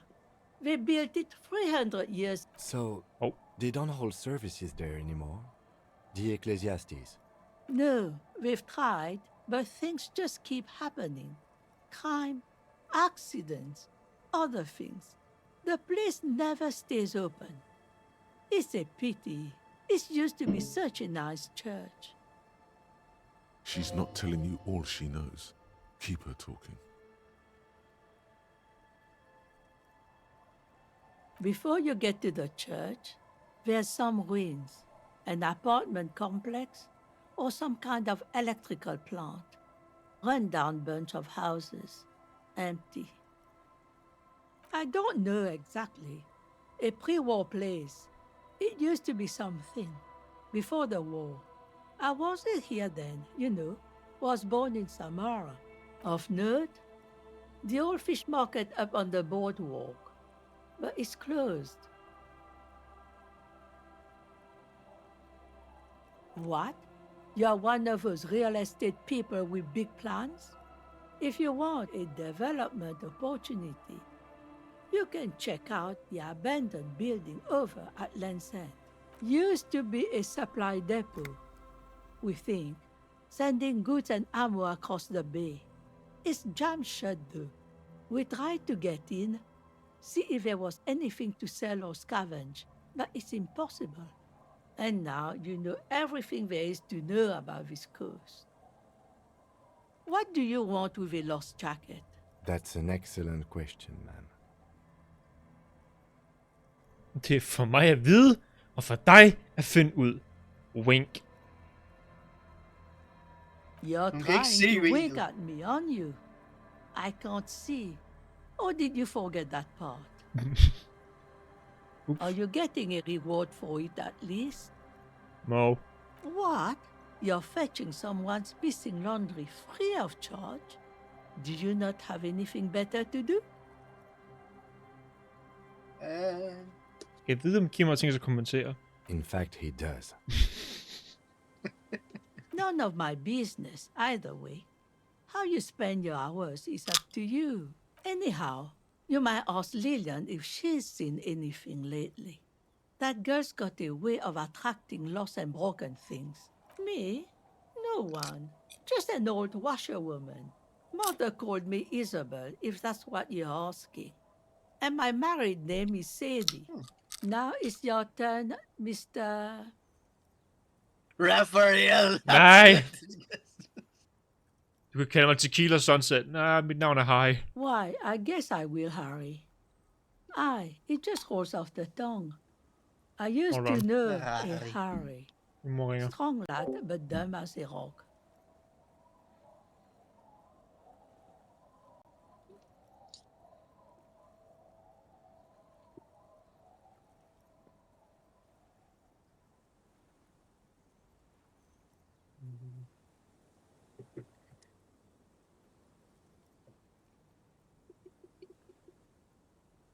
Nej, min mikrofon. Fanden.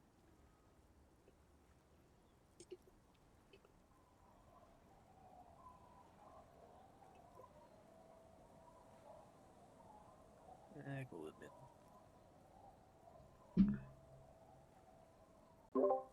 Nå, så skal han ikke gå. Jo. He did too many narcotics. So many, he fell off his boat and split his skull on a buoy. Folks who saw it say his head cracked open like a melon. Nasty, nasty.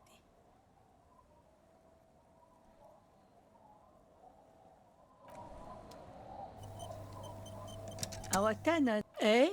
What's this about? Come now, I can't read all this scribble. Tell me what it says. Huh, I might be half blind, but it looks like part of the village is gonna be a street. The best part, the part we need to get out of our houses. Have you asked Lillian about this? I won't even consider signing till I know she's on board. Hvad er der sket? She's right over there. Jeg viste The hende dog-haired woman, den der leaning skal over the underskrives, railing. så de kan jævne hele fiskerbyen med jorden for at lave et ungdomscenter. Hun sagde nej, sjovt nok. Yes, you do that. Can't let fat Mr. Clare down now, can you? Fuck him. Lad os se, hvor Vi gør skur. alt for The fiskebyen skal door være has her nu. seen better days. The layer of paint has started to peel off due to the salt and wind from the sea. Even the lock looks slightly rusted. I'll wait outside to give you some time and privacy to check out your new living arrangement. But just so you know, after we are done with the day, I'll still be staying in the whirling in rags for the night. We'll meet in front of the shack in the morning. Fair. The key turns with a satisfying. Du har ikke lyst til at overnatte. The shack now. Hvis nu jeg tænker, og tanken ender på en positiv, vil du så ikke overnatte i samme køje?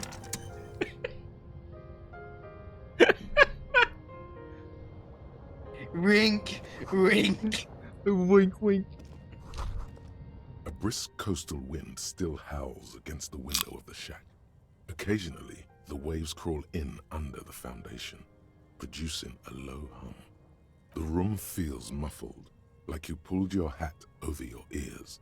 Outside, it is cold and windy, but you're inside, and it feels safe and warm. What is this place to you? Det er bedre end ham, der ikke kan finde ud af at lave drinks. Min nye hænger, hvor jeg kan i stilhed sidde, drink og dø, mens jeg kigger ud på bølgerne. Jeg vil blive gammel her. Min fremtidige base for kystdelen af min operation. Det er gratis, og det er godt nok. Jeg kunne leve her. Jeg ved ikke, hvad det her ender med at sige. Overhead, you hear the forlorn shriek of seagulls. Far below the birds, a wooden boardwalk filled with abandoned stands, tables and benches, echoes from a long-lost time. A middle-aged man stands in a rundown shack on the edge of a fishing village, listening to the heater hum on the wall. Det er egentlig et pænt sted. Outside, the howl of the wind has picked up. Støde, The men waves crash pænt. against the stilts again. Jeg kunne bo her. It's as if you think the thought, but in someone else's voice. Look under the floorboards. Okay. Skal vi kigge under gulvet? An old mirror hangs on the wall. Vi kan stadig prøve det her. Adorned with the expression. Kan vi også viske håndvasken her? Nej. Nå. Men vi kan stadig prøve at fikse vores ansigt. Skal vi prøve at miste den øverste? Encyclopedia. Hvad er den øverste? Find ud af, hvor ansigtsudtryk kommer fra. Men vi skal ikke fikse det. Vi kan ikke fikse det. Vi gider ikke at fikse det. Han skal smile altid. Han skal ikke være... Vi kan ikke tilføje mere end det, vi har. Okay, lad os hangs prøve. on the wall. It belongs Holy shit! the third Okay. decade of the current century. Enough time has Let's passed for the go! fall of the revolution that, for a fleeting moment, free market economy seemed like the ultimate, uncontested way of life for our species. Skulle bruge 13, fik 13. Let's go. 8% chance. Things were Damn. good. It was smooth sailing. People made gold and champagne-tinted interiors and facades to suit the times, calling this the new style. But more importantly, disco happened. For Revachol, your city, that meant only one thing. Guillaume Lamillion, out of the dazzling swirl of disco music, in an open-air boîte de nuit somewhere in Revachol West, Guillaume's blonde mane appeared on the screen. He sang some bullshit. Then he made the expression. Og jeg adopterede det. Hvorfor? Everyone loved it. Maybe you thought some of the stardust would rub off on you. Maybe it did. Either way, it's all gone now. Only the grimace remains. Jeg føler en trang til at lave en klikkelyd, mens jeg gør det.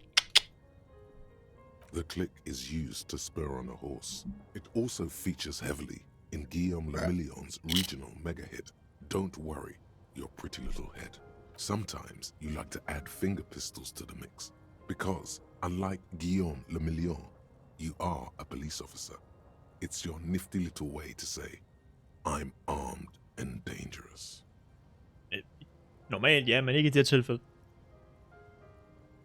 There is a vast ocean of time between right now and the expression. Looking good on you, or anyone.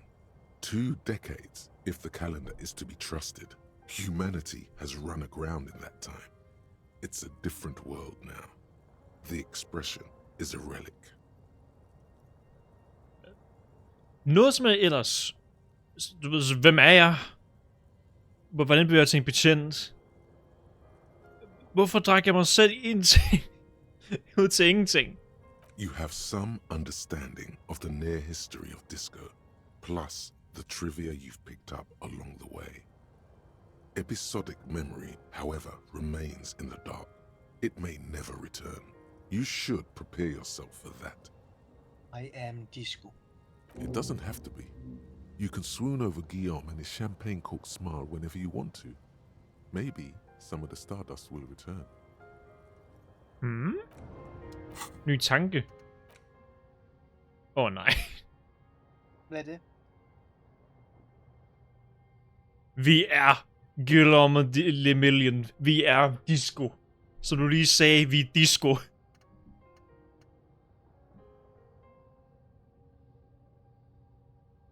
Vi mister kun én logik på det. Det bruger vi heller ikke.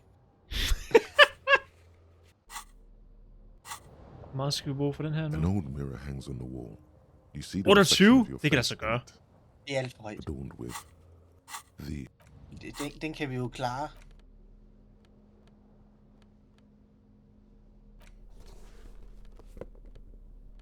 Nå ja, vi kan tage det på. Kim er ikke herinde. Fysisk instrument. Max. Lad os se, hvor højt vi kan få den. Jeg quicksaver, fordi hvis vi gennemfører den, så lutter vi et save igen, for vi skal have speeder så længe vi kan. Så længe det stadig An er old passende. mirror hangs on the wall. You see the reflection of your... It's like something snaps in you. A nerve ending. A thought. A sadness. Your face in the mirror is suddenly clean of the layer that had distorted it for God knows how long. Just like that, No. it's over. The running Mr. gag that your Speed. life had become. A sad old man looks back at you.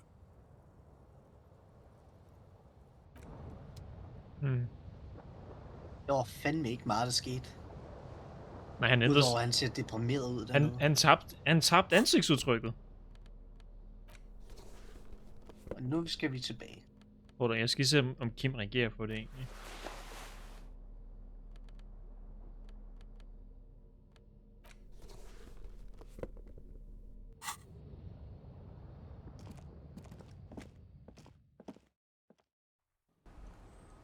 Hey Kim. Yes?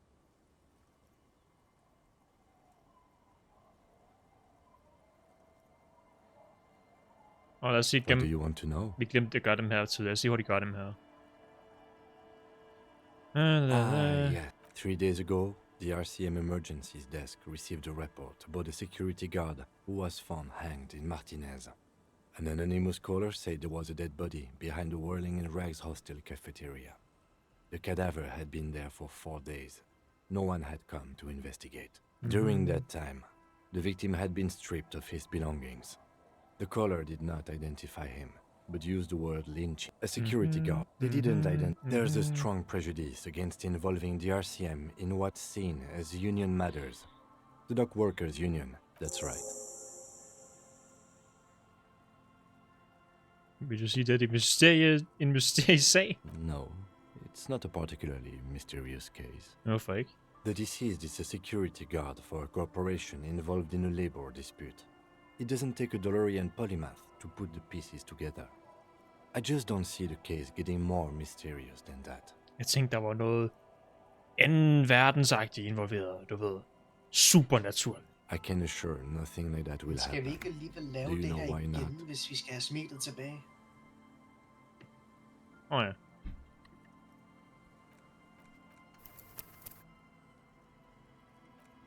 Men stop, Sara. Ja? Det går eneste, der banker på min dør.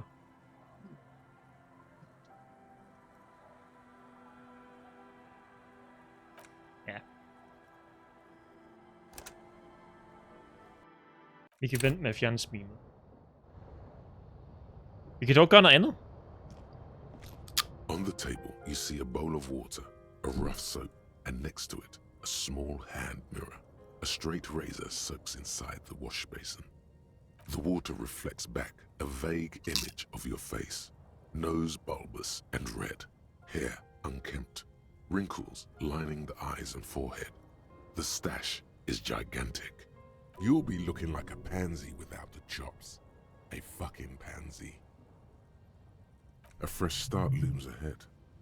Clean yourself up and be born anew. Like an artist with a brush or a master swordsman, you use the small mirror and the straight razor with some soap to remove all that unkempt hair from below the nose line. The sharp blade chases your skin, producing a scratching sound. The surface underneath the beard feels tender. Det ansigt med smil. Det skaldet, eller barberet, og så med smilet. Nej. Føj. They feel so smooth, surprisingly so. A feeling of freshness overcomes you, Har du as valgt if at you barbere just ham? came from a cold bath. The water reflects back a vague image of your clean-shaven face. Despite the bulbous nose, unkempt hair, and persistent swelling, you look a little younger, maybe. The beardless nature of your... Mens vi er i gang. An old mirror hangs on the wall. You see your reflection in it. It's too late. Hvad? Like an image on film. The Den var højere end expression før, jeg fuckede den op. belongs to... Lad os se, hvad Kim har at sige til, at vi forbedrer os. Nej. Hvad? Nej, det er lige meget. Jeg nåede ikke at se noget. Så... Jeg barberer mig. Yes. I don't know what to say. Perhaps, Hvad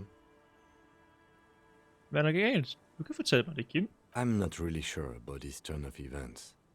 I think the mutton chops might have been a better idea. They sort of seem to cover up some of the... damage. Either way, good on you. You were saying? Han kan ikke lide det. Han kan ikke lide det. Han kan ikke lide det. Han kan ikke lide det. Han kan ikke lide det. Fix det.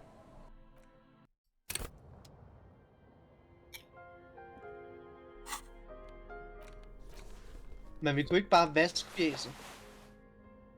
Nej. Vi skal barbere os, hvis vi gør noget her.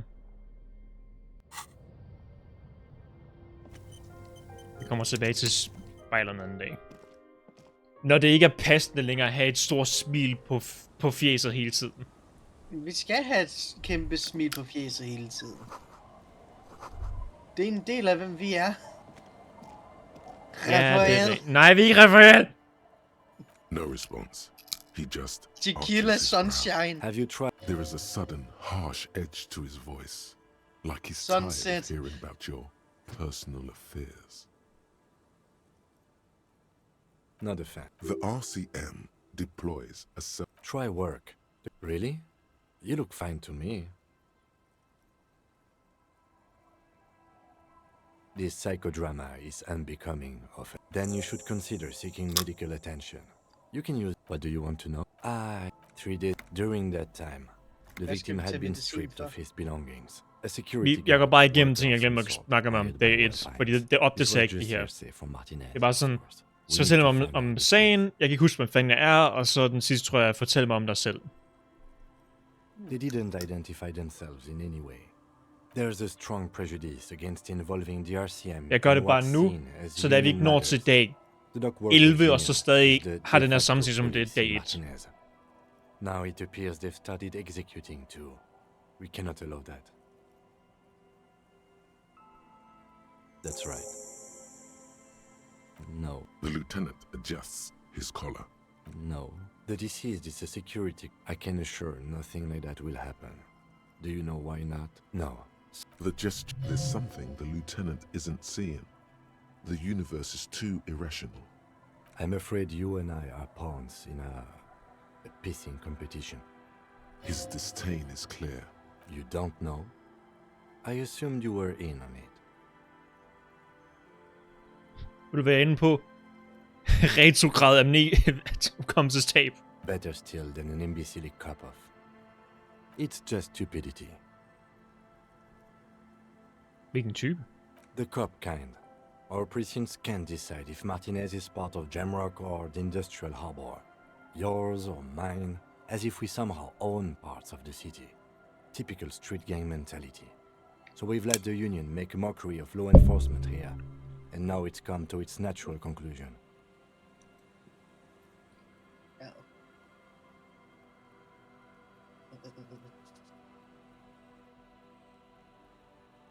Okay. Ja. Du sidder og stammer, synes jeg. Well, sort of. It's less a matter of who gets to police Martinez than who has to. It's an orphan district, in other words. I think the dispatch desk just told both our stations about the hanging. There was quite the brouhaha at the 57th, I can tell you that. Time to settle it, they said. Cop off. But I assure you, I am not their finest or toughest, with 102 cases solved. What I am is least interested in a pissing competition. Er det stadig den der pissekonkurrence? Ja. Som de siger i traileren til spillet.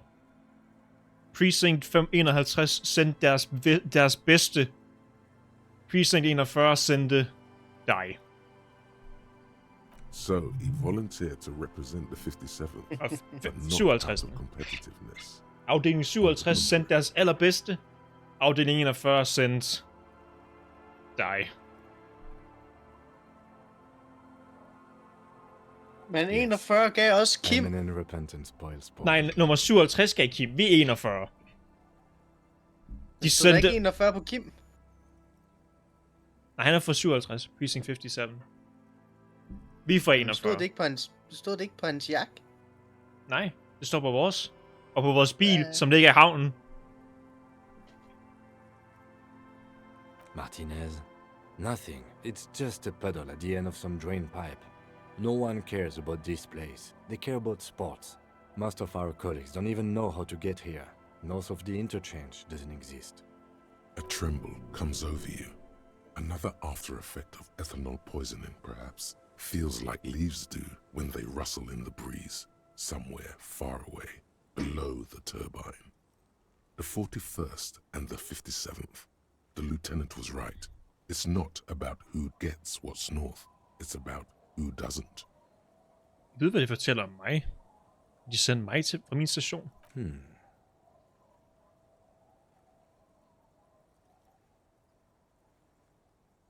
Ja, de sendte mig for at lære dig en ting om stil.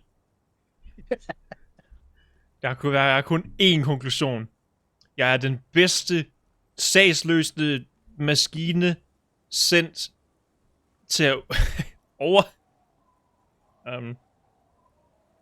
udarbejde dig i alle måder muligt.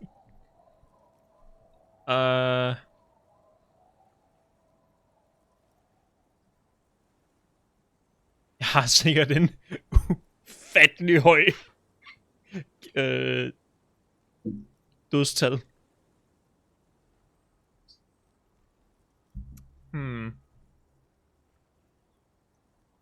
Skal være egoman. Apokalypse. Supernaturligt. Morder. Eller disco!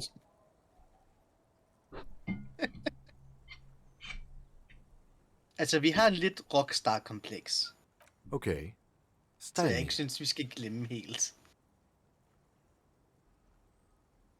Du burde. Vi siger ikke, du går klædt grimt. Det ser godt ud på dig, men... Løse dine skuldre. Du burde løse det. Du burde slappe af. Vær lidt mere løs. No, I don't. I used to. Plain clothes did the trick. For both of us, it seems. Now... Jeg kan godt, han sagde det, mens jeg havde den der fucking kåbe på.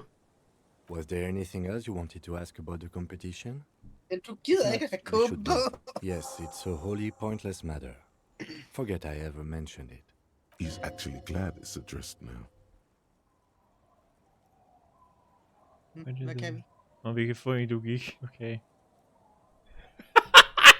Overbevis Kim, at der er en sexet, mørk, mysterisk twist til den her sag. Jeg vil gerne snakke om dig. Me? Ja, dig. I don't see how my life is pertinent to the investigation. Altså, vi skal overbevise ham om det, men vi skal ligesom, vi har noget bedre at tage på. Ja, altså, vi kunne arbejde bedre, hvis vi kendte bedre hinanden. That's a fair point. All right. For the good of the investigation, what do you want to know? Du har briller på. That's correct. That makes him a Beano-clad. Completely uncopped material, if you say so yourself. Det er ikke til mig at kalde ham. Are they? They're mostly just cumbersome. Kald ham hvad? En Beano-clad, hvad en fuck det betyder. Det lyder ikke pænt. Beano-sky? Det lyder ikke pænt, det er ved med at sige det. Vi ligner ikke andre folk omkring her, det tror jeg, der kan også sige. Fortæl mig en hemmelighed af dig selv. No. Okay. Spørg igen. Your brain sends the signal to your lips, but they refuse the order. Something is paralyzing them. You're pretty sure it has something to do with the lieutenant's eyebrow. It's like you're locked down. Hvad sker der med mig? Something the matter, detective? What's going on? It's like you're a puppet in his hands. Giv op. Der er intet, du kan gøre. The lieutenant relaxes his eyebrow, and you seem to Gå lige regain han bare control of læn yourself. sin nakke lidt fremad i hans herovre. Jeg lavede fucking duen. Hvis du prøver at gøre noget med musen, så kan jeg stadig ikke se. Ja, det er rigtigt. Jeg cirklede bare rundt om ham. Om Kim, Ja. eller... Ja. Snakker Do du you nogensinde om dig What do selv? you mean? Jeg ved, når du tænker... snakker du nogensinde med dig selv? Du ved, når du tænker... Har du nogensinde en samtale med din hjerne? I have no idea what you're talking about. Så hvordan gør du... Du ved... prik siden af dit hoved? Så du siger, at din hjerne aldrig nogensinde kommer ind med råd eller advarelser eller noget som helst? I can't say that it does, no. When I need to think, I just use my notebook. The lieutenant produces his small blue notebook and idly thumbs through a few pages. That's where his conversations with himself. Jeg ved ikke, hvorfor den bliver så høj lige pludselig. You're super lucid, yet psychedelic. You don't need office supplies to connect to your nervous system. You're special. Hvad med Når vi kommer ud af samtalen, så ser vi en brændende busk. Let's change the subject.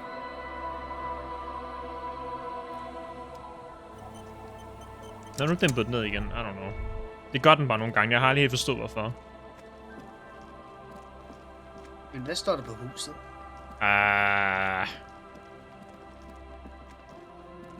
Allez vos sang. De har spist min croissant. Croissant. Croissant. Nye bukser. Hvad gør Ej, de gør mig moralist. Fuck det. Gør der hvad? Midterparti. De gør os centrale. Føj.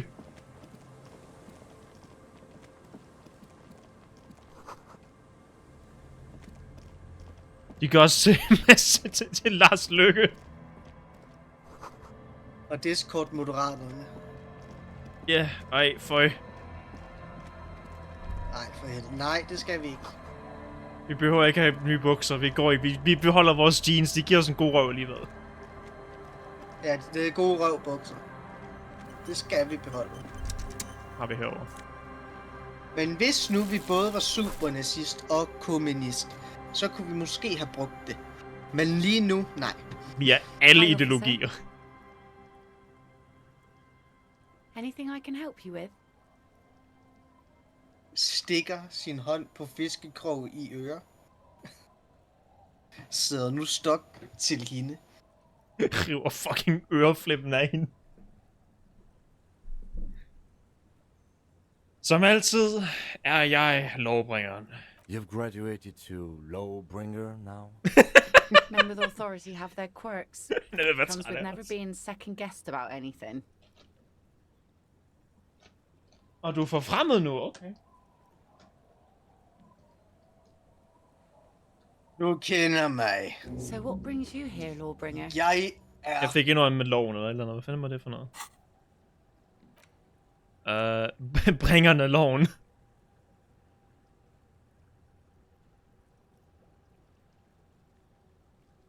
Hvad er dens beskrivelse? Minus en retorik. Mærkelig hage. Mærkeligt. Går vi rundt og kigger sådan der på folk, som det der billede oppe i toppen. Ej, skal vi ikke have den? Det er fucking plads. Vi har 3 tilbage. Ja, 4. Nej, den 4 er den sidste, gør ikke noget. Har den sidste ikke noget? Nej, vi har kun 3 tilbage. Vi bliver nødt til at værne dem her senere hen. Hvad har vi mindst brug for? Hobocop gjorde jo ikke en skid. Den gør vi for flere penge. Nej, det gjorde jeg ikke. Jo. Den gør, vi tror, vi får flere penge. Nej, den gør, at der er dyre, pantflasker i mappet. At vi kan se dem. Okay. Hvad gjorde... Det er dog ikke særlig brugbart, nu længere vi kommer ind i spillet, så når vi når til et punkt, hvor pant er ubrugelig, så vil vi godt smide Hobocop ud. Den er valgt jeg, fordi den giver mere empati, og vi har brug for mere empati. Okay. Hvad har vi ellers af bundstykker? Eller mere retter, jeg valgte den, fordi jeg havde et playthrough selv, hvor jeg spillede hjernebetjenten, der ikke har noget empati. Fordi jeg ikke havde noget empati, så kunne jeg ikke komme videre på et punkt. Indtil jeg valgte den her, fordi den gav mig +1, og det gør, at jeg kunne komme videre i spillet. Der var jeg mere eller mindre låst fast, indtil jeg kunne få højere. Der skulle jeg bare rulle, indtil det fucking lykkedes.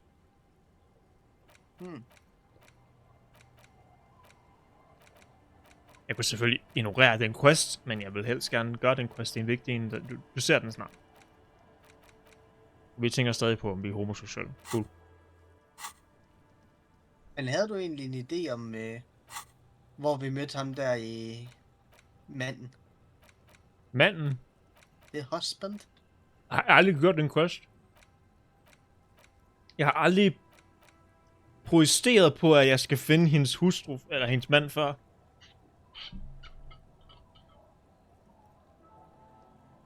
Det eneste, jeg har gjort, det er at blive kaldt en strus, og så har jeg givet den et kram, men det er ikke det eneste, jeg har gjort. Men vi skal finde hendes husband. Ja. Hendes mand.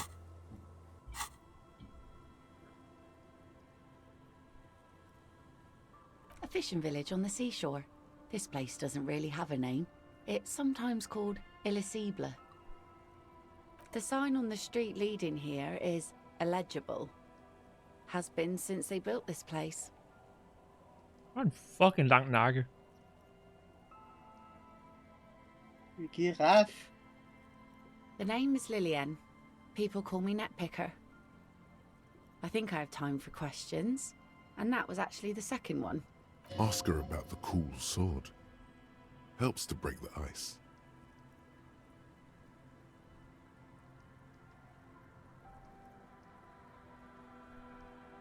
Fed svær.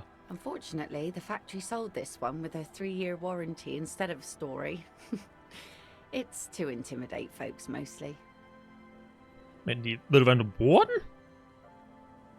Not really. I know some basic moves, and I know it sure as hell beats a knife when you're in a tough spot. Den er rimelig troende.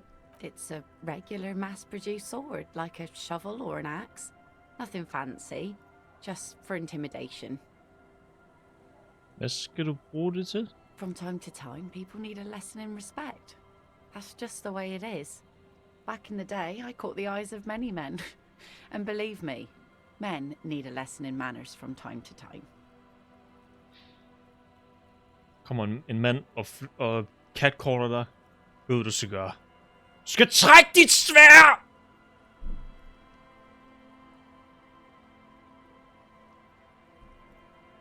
Vi har alle lært et eller andet af herkuladedrik. Herkuladedrik. Kommer med en uønsket kommentar. Rush! En prøver at sælge dig et TDC-abonnement. Hvad gør du? Træk dit sværd! Sure. Animosity. But boys will be boys. And God knows we don't have many around. So far, the sword has been enough to keep them in line.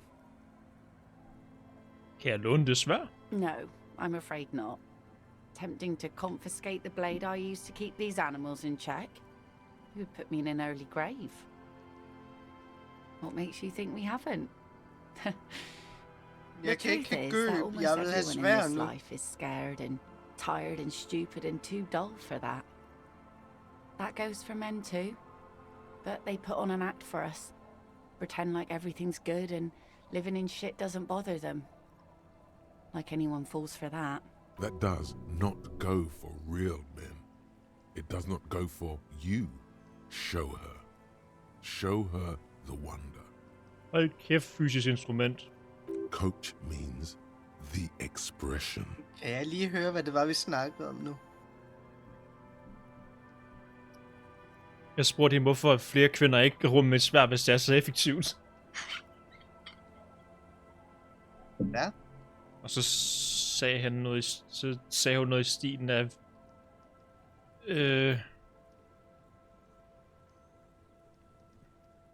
folk er for doven til det, til at gå rundt med svær, og det gælder også mænd. De lader som alting er okay, og det er nemt at leve igennem lortet, men det ikke provokerer dem. Og så kommer fysiske mænd og siger, jamen ægte mænd, de kan klare det alting. Nej, fysisk instrument er macho. Ja, det er hele pointen med fysisk instrument. Vi skal kun bruge fysisk instrument til at smadre ting. Ja, vi skal ikke bruge det til at snakke om ting. Resten skal være kronk. Yep. Vi skal smadre ting, spørge bagefter, se om vi kan få gøb. Ikke andet. Se her, peg på ansigtsudtrykket på dit ansigt. Jeg smiler.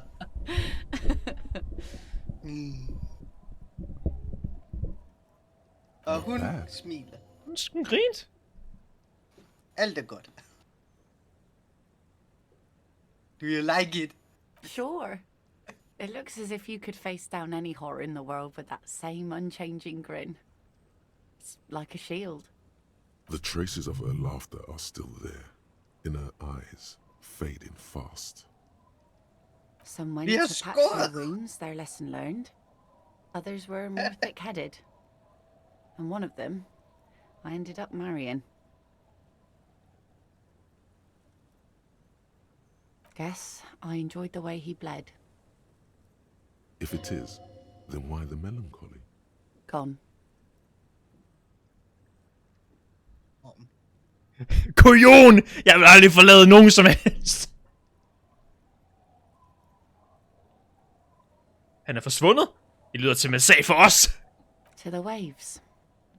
Vent, hvad? Jeg ramte enter på... It was a long time ago. Jeg kom til at ramme enter på numpaddet, og det gjorde tog den øverste i rækken. Nej. Det er jo helt mit tid, at spiller forfra. Først så klikker du for at trampe i gulv, slå i bordet. Og nu trykker du enter. Min tommelfinger kom til at ramme kanten af enter, og det gjorde den klikket, i stedet for at jeg ville klikke med musen.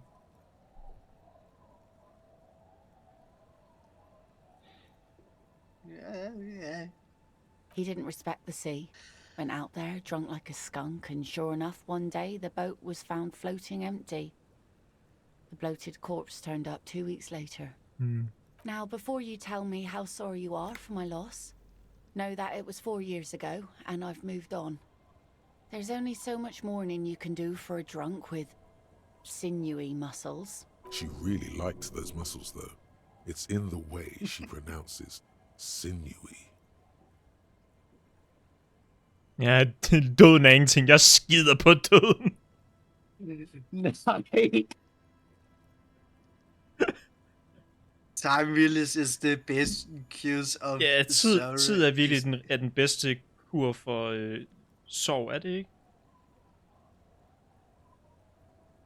Det er sundt at give slip og fortsætte. Vi er nødt til at lade hjulene spænde. Us working folk don't have the luxury to be bedsick with melancholy. I buried him, mourned for an appropriate amount of time, and went on. Life didn't really change that much for me and the kids. This is neither a touchy nor a very interesting topic for her. Er det dem, der spiller sten? Go on a date with another, better, drunk. Ask her. Both of you could need some action. Do it! Hit on the widow! It's the right thing to do!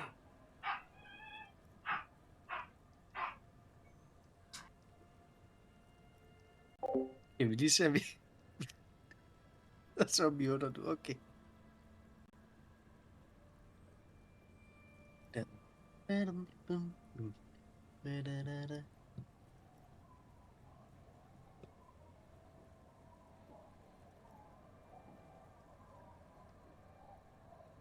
And I say, hey, it's how to be innocent.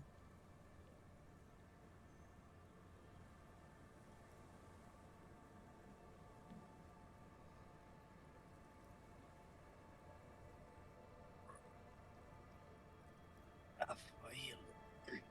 Nej, gud, tilbage.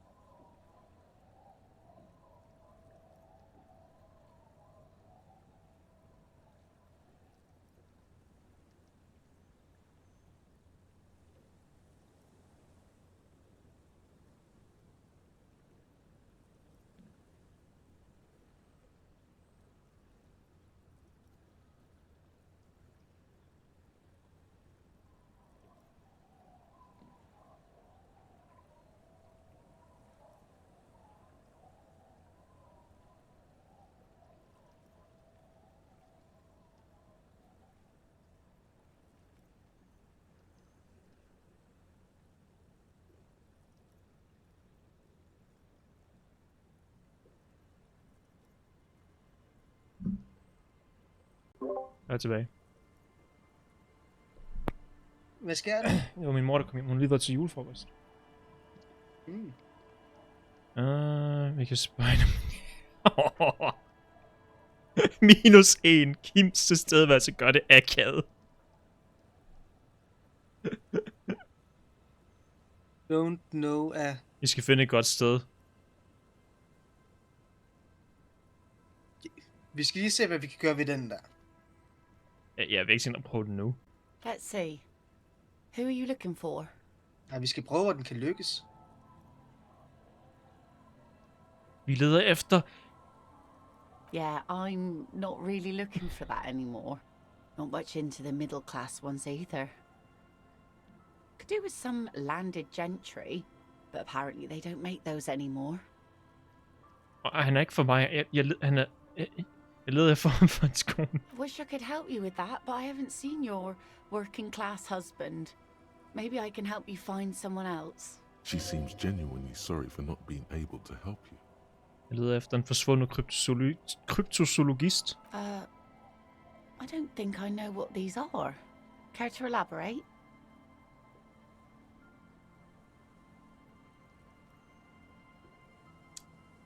People who look for en... Ja, vi kan sige... Tror hej på kryptid væsener. Tror vores hej på dem, eller tror han bare, det er noget opfundet? Kan du lige læse svarene? Vi leder efter fantasivæsener. Vi leder efter dyr, der er svære at finde. Vi leder efter dyr, mainstream, videnskab ikke, eller nægter eksisterer. Jeg vil sige den i midten. Aha, like snowmen. 2 old guys have been wandering around here, nose in sand, talking nonsense about snowmen and the like. Right. Not only snowmen, also green men, monkey men burning rhinos. You get the picture. Mm-hmm. I don't really know. Further down the peninsula, I guess. I mean, that's where they were heading. Who else are you looking for besides snowmen? Well, how can I assist you then, officer?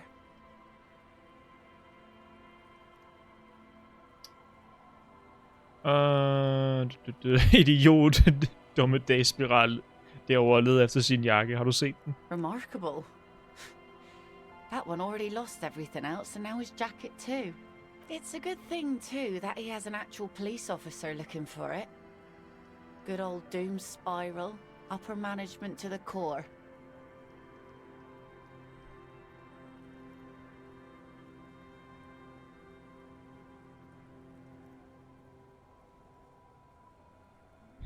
Jeg samler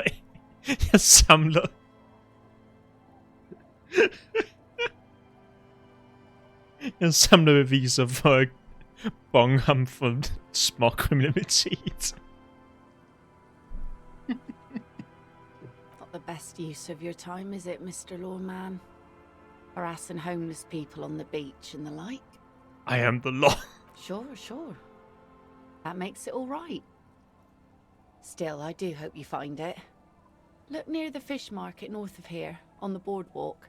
Drunks are drawn to markets. De siger det minuser vores chance. Nå, okay. Kan jeg få den signatur? Are you? This says by signing, I agree to living with construction noise. What exactly is the Union building? Han er rundt på et kon, klædt ud som Harry, og bare råber, I am the law! Med en flaske med en pilsner i den ene hånd. What a nice idea. Og en indkøbspose i den anden. Ja. Eller som vi gør nu, rende rundt med koben. Jeg tror ikke, jeg kan tage den ind i convention, så skal det være en cosplay. Og det vi skal have. Vi kan se, det er en gul pose, han render rundt med, så vi skal have en pose nede fra Netto.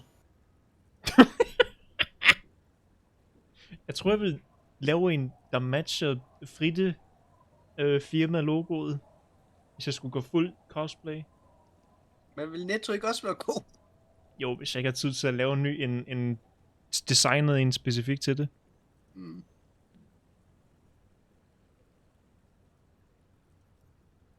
Ja. That Everard and the Union have nice plans for anything. I thought they only cared about themselves. Well, I guess Union members have children too. Aye. Why not? Fine. Here you go. Hvorfor skrev du under? I shouldn't have.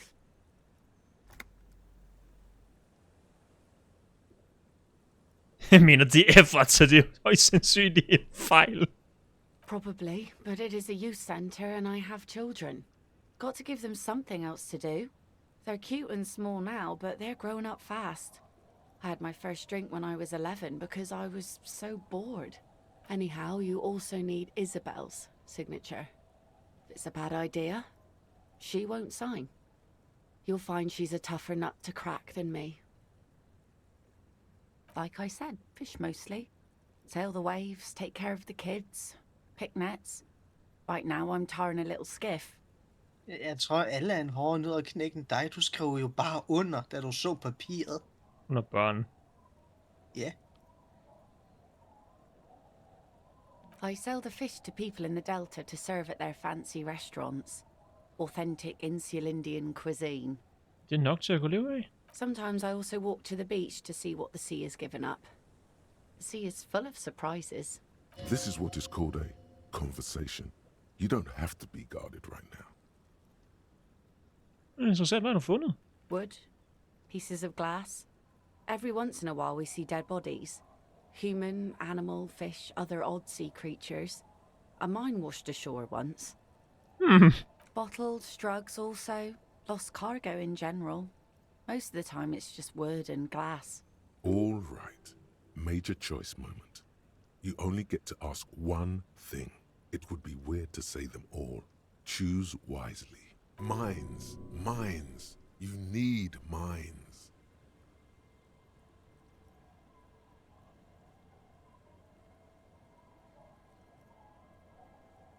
En mine? RCM kunne godt bruge en mine. Hvor er den hen? Well, the RCM has to wait for another one because some army folks came by, took it in the middle of the bay and blew it up. The blast was surprisingly timid for such a huge spiky thing. Spiky must have been a naval contact mine. Sure is. The Sun, I call her, coated with a fresh layer of tar just yesterday. It'll take some time for it to dry, assuming the sunny days continue. Aye. Sunny days. You got a problem with that? No, ma'am. We have no quarrel with sunny days. Good. I have. It would have been bad news had it turned out it wasn't a sunny day. Bad news for the skiff, bad news for the nets, bad news for the kids. There's a moment's silence. She looks at the slushy snow melt on the yellow belly of the boat. In time, when the sea turns and the winds settle, she will be ready. Waves wash the sand. A skiff moves across the mirror-smooth sea, far away from here. A lone passenger, a fast sloop in the distance. White sails. 3%. Det er en ting, vi kommer til... Åh! Knævler! Ingen... Please, ingen midterparti, PS. Tak. Regeringen. Plus en i Perception. Men vores slangesko... Og Perception og Vores evne til at lægge mærke til ting. Og hvad tog deres fra os ud over slangeskoen? Composure. Er det bedre? Jeg kan bedre lide slangestøvlerne. Så beholder vi slangestøvlerne og god røvbukserne. Yep. Det er jo vores personlighed efter alt. Mere eller mindre.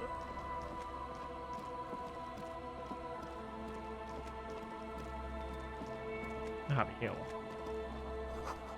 We only know one thing. And it's slangestøvle.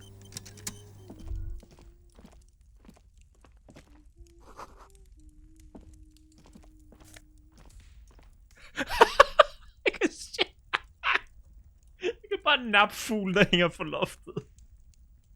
Ja. Hello, mister. She clutches a small stuffed animal. Occasionally, Vi she stjæler twirls fuglen i it loftet og around. giver det til pigen.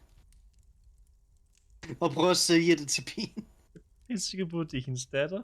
Yes, I am. Little Lily. You know my mom? Ja, jo, That's mamma, nice. alligevel. My mom is great. She's never angry or anything. Hmm. Do you also have a sword? Kan jeg få dit svær? Okay, lille pige. Når der kommer en betjent hen og stiller spørgsmål, hvad gør du så? Jeg trækker mit svær! Yes. They don't want to play with me. They're older and play outside.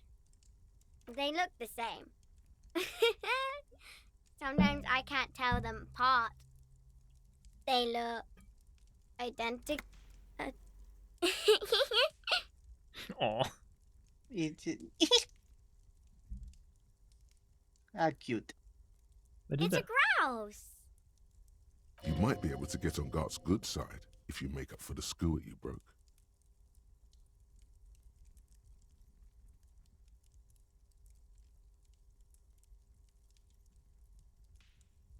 Ja, vi ødelagde... Ja, Glassen ned. det er rigtigt. Vi ødelagde fuglen, der hænger i kafeteriet. Åh. I don't know. Sure, just go and get it. I don't like it anyway. It looks angry. Okay. All right. You just need to grab it from the ceiling and go. Jeg havde fået tilladelse til at stjæle fuglen nu. Jeg får tilladelse til at stjæle fuglen. Skal vi spørge hans mor om lov dog? It's Lammy. Okay. He's my friend. Sort of. Like, Lille pige vil ikke have sur fugl. Lambie is a stuffed lamb that, admittedly, has seen better days. One of the eye buttons is missing, and the fur is tattered in several parts. Den er blevet elsket. Den ser blød ud. yes. Very soft. Hun skubber det tøjdyret mod dit ansigt. Jeg fortjener det ikke. Jeg er skrald. Just a scum. Press your cheeks against the Lambie. Press your damn cheek against Lammy, okay? I don't deserve it. I press against it. En lupsur. Isn't he soft? Very soft. Goodbye. Bye. I like cute little girl. She's best Så character. til at stjæle fuglen og fejle rullet, og så falder den direkte ned i barnets hoved, og så dør hun. Nej, Og vi synes, han rulle for det. plejer du sgu det? Nej, jeg har aldrig gjort det her. Det er omkring ved dag 3, når jeg begynder at snakke til idiot dummedagsspiral, og jeg mister interessen for at fortsætte.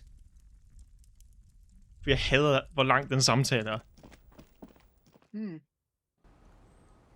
Det er lidt derfor, jeg ikke kan lide dem, fordi det er der mit playful plejer at ende. Okay. Fordi jeg skal igennem den halvkedelige tørre mur, der er starten af den her side af øen.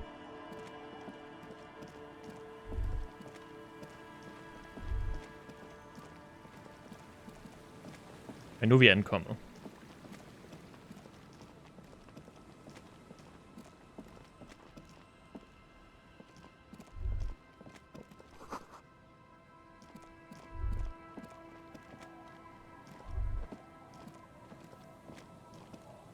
Det er tønder. Det ligner tønder. Yep.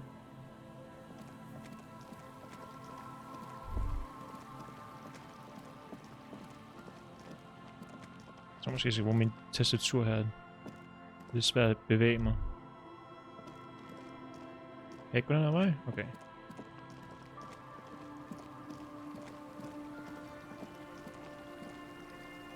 Ah, fuck. Jeg skal... Fucking...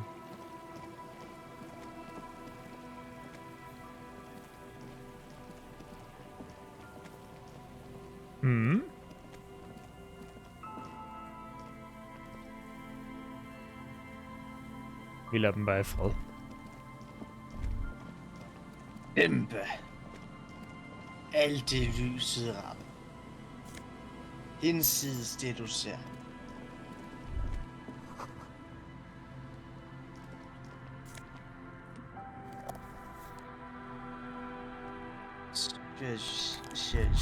Superstjerne solbriller. Yeah. Hvad giver den os?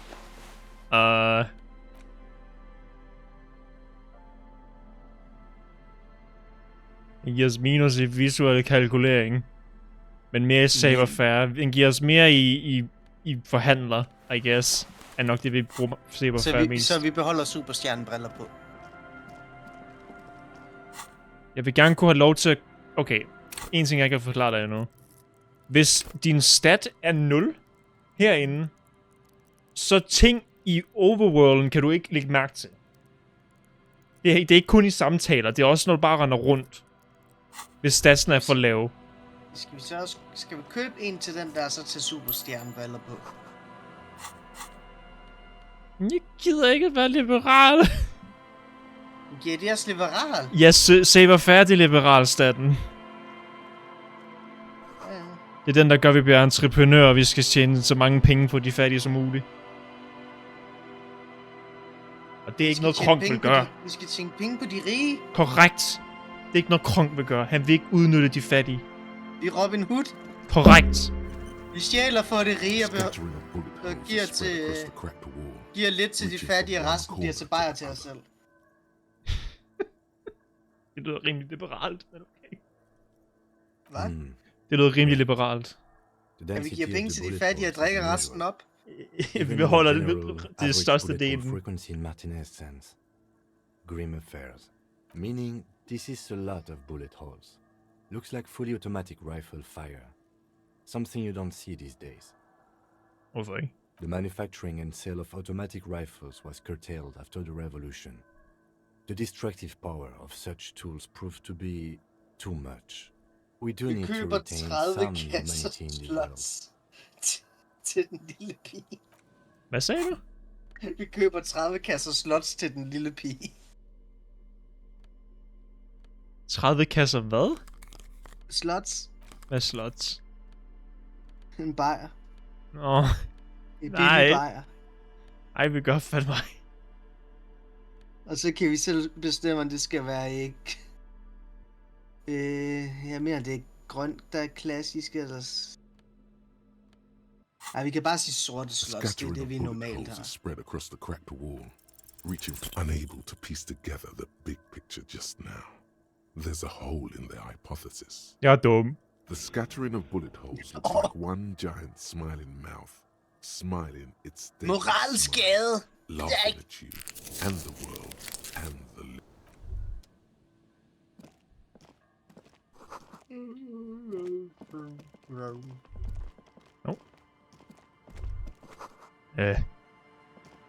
Hernede, de kommer op og så er det bare tekst. Jeg vil snakke med min hjerne, for fanden. Okay. Hvad fuck er det der? Ad!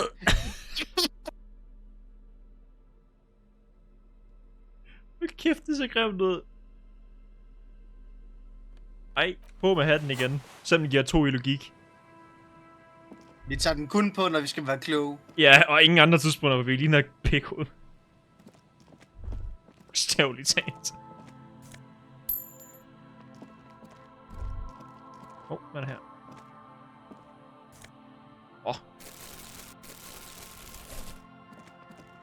Rundstykker. Det var plastikflasker. Det lyder som bærens rundstykker. Det er rigtigt. Jeg kan rigtig godt lide lyden, når man samler ting op. Det lyder som den pose, man altid fik fra bæren. Mm. Lige når den bliver afleveret.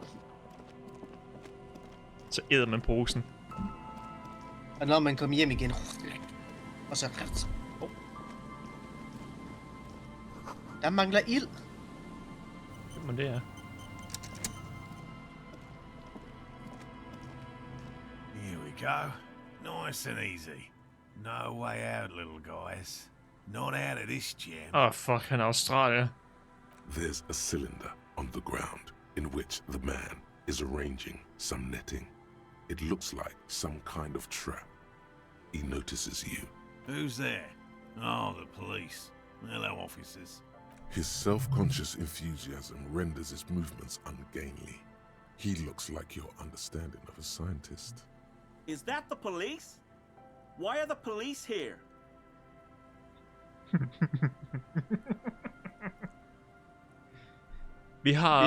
Vi har Morel, kryptozoologisten, og så har vi Gary, kryptofascisten. Nej. Det er 2 meget forskellige ting.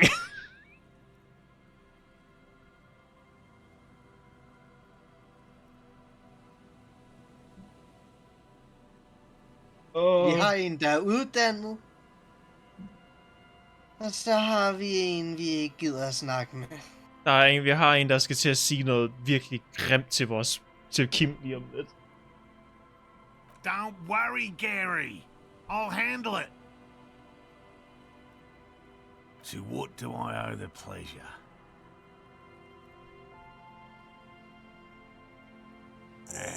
Of course. Thank you for passing along the message. That damn water lock is broken, and we can't go all the way around the 881. Ja, det var mig. Jeg ødelagde vandlåsen med min motorvogn. Men det fik så nu. Du går hjem. You broke the water lock with a motor carriage? There was a billboard in the canal. Not a vehicle. It said Samaran Butter. Did he say we can go back now? Yes, Gary. We can go soon. If you see Lena, tell her I won't be long. Sir, your wife is waiting for you. I just have to do one more round. See if the phasmid has taken the bait. Then we're going. For all his Han til en passion, af dem, vi kender. this man is diligent and patient. Han We er could learn mand. things from him. Hende i kørestolen, det er hendes mand. Ah, Det er hende, der snakker om Muffman. Mopman. Har han fundet Mopman? Kan vi spørge, om han har fundet spørger. Mopman?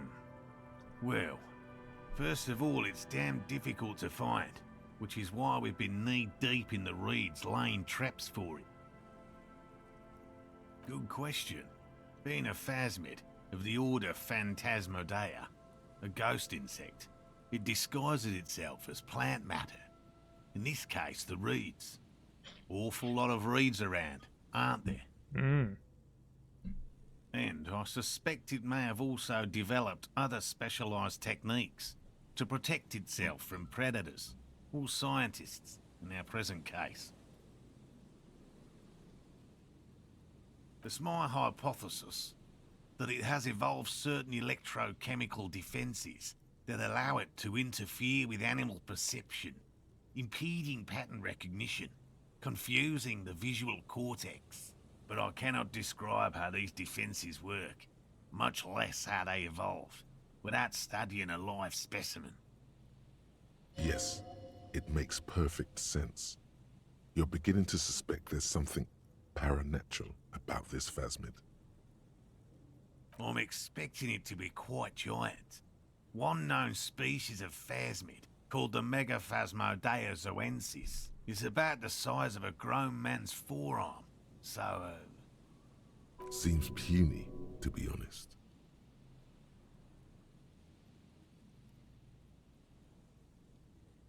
Hvorfor er du så interesseret? Han kom ind i munden. En kamel? En karamel. Ah. Jeg troede lige, du åd en kamel. Hvorfor æder du ikke kameler? Du hører bare sådan en kvæst ko Minecraft-lyd igennem mikrofonen.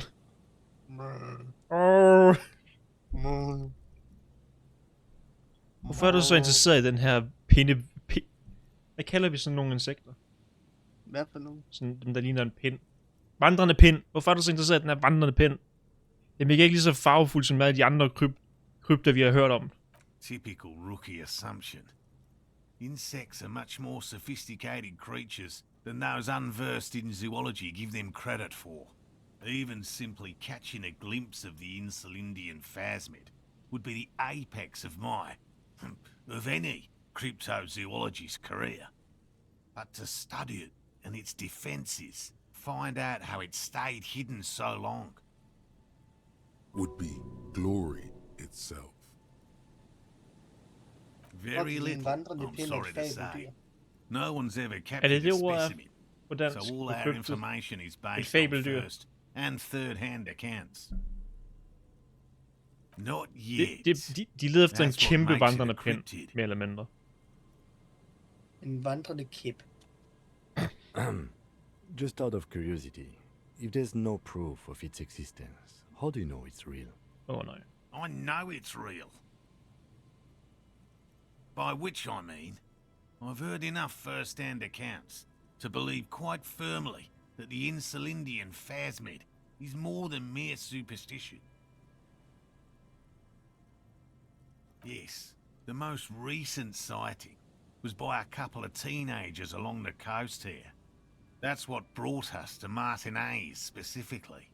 It's the first credible sighting in several decades. Admittedly, it's an unusual location for this species, but with all the sewage runoff upstream, it probably doesn't matter much anymore. I have to resist the thought. Such an extraordinary creature is doubtlessly highly resilient. After all, it's generally thought to be capable of parthenogenesis.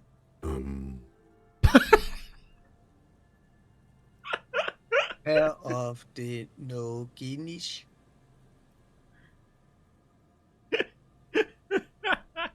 I don't know. Yes, the females don't need males to reproduce. Makes it easier for a species to survive in adverse conditions.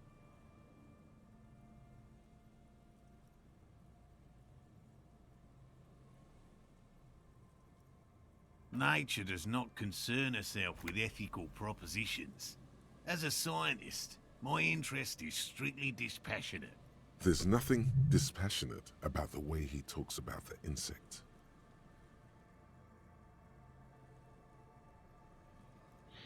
Well, yes. Simple. Attracted by the locusts, the phasmid crawls down the funnel and, having eaten its fill, can get back out. At least, that's the intention. The net isn't a perfect solution, but we didn't want to use anything that might damage the specimen's delicate exoskeleton. Locusts. Nearly all known phasmids are herbivores, of course. But we've hypothesized that the Insulindian phasmid might occasionally prey on other insects. Inside the traps, a number of locusts crawl and tumble over one another in a tiny, chittering swarm. They'll work, I assure you. The predatory hypothesis, using locusts as bait, accounts for the failure of previous efforts by other teams, which use plants. We have given this some thought. The traps do seem to be deftly and thoughtfully constructed. It's clear the cryptozoologist's wife knows what she's doing. Yes. What? And I'm eager to return to her, I assure you. But I can't leave before we finish with these traps. My wife understands that just as well as anyone. Come on, Morale. We've been soaking out here for days. It's time to go back.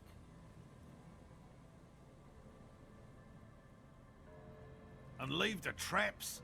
Absolutely not. Hvorfor er der en sol bag fascisten? Så jeg er glad for, at du spurgte. Okay, så... Nu når du spørger. Jeg har ventet på det rigtig længe. Og Så det er sådan Nu skal set... du høre historien om Crocodile Dundee først. Det er sådan set flaget for Revachol for sådan virkelig nationalister i det her spil. Hvis du er en virkelig dum satan, så kan du ende med dit portræt af Harry har den sol bag sig. Og så er du fortabt. Come on. Og det er det, vi skal gøre i næste playthrough. I'm soaked up to my nuts. Det har jeg virkelig over lyst here. til. We'll both catch Der er et punkt, du kan nå, hvor Kim man siger, nu gider jeg ikke mere, og så går han. Nej, vi kan miste Kim, det gider vi ikke. Won't let Lena down. Sounds like the cryptozoologist's wife shares a special I connection. det sekund, han ikke har nogen obligering til at være her, så skrider han med det samme i det tilfælde. Of course it's important to her. She's seen it. A verified sighting. On record. One of only 4 this century. And it's hers. Yes. That's how we first came to know one another, in fact. But that's her story to tell. Not mine. Needless to say, you must ask her about the mysterious phasmid. Suffice to say, Så vi skal tale med hende om it's det. long been our dream to find proof of the Insulindian phasmid together. No. The traps need to be monitored on a regular schedule.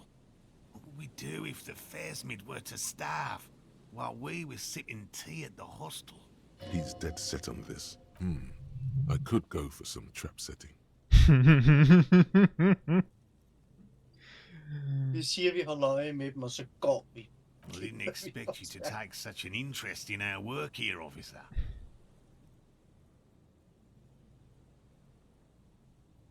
Jeg er fuldt ind på det her krypto-pis. Jeg er fanget. Caught the bug, I see.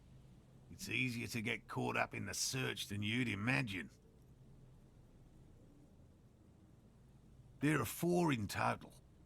One is to the south, on this little peninsula, by the boathouses there. It's very near. Another we set in Land's End, to the northeast. It's behind a small sand dune there, on your way to the old radio tower, after the church. The third is set near the canal, where you crossed, by a concrete slab.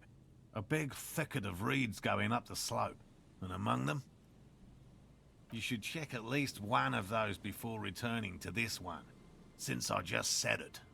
Bring it to me at once. Just make sure the trap is closed tight. That's highly unlikely, officer. But in the event you do, I'll spray you with a pheromone mixture I developed. It's made of musk and research chemicals. The pheromone should attract the insect to you, or at least prevent it from bolting at the sight of you. It's quite potent. Will last you about a week. Smør det på. Tygt. Vis ham dine armhuler.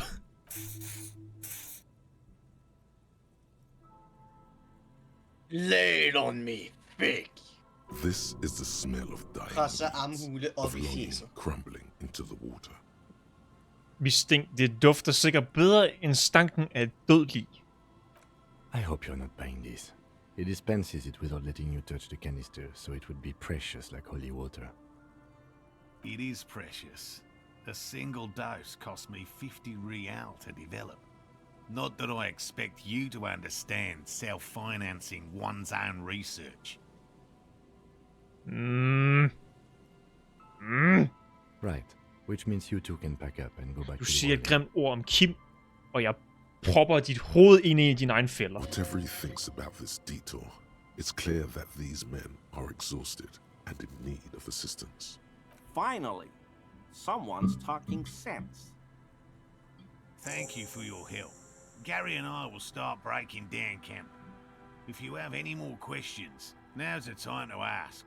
We'll be gone once you get to it. If it's more cryptid-related business you want to discuss, you'll have time for that later too. But what if the information is vital? On the hunt. I've just always liked animals and puzzles. He seems reluctant to talk about himself, but he'll open up, if you prod a little. It's not child's play. Just because I have to traipse through the mud every so often,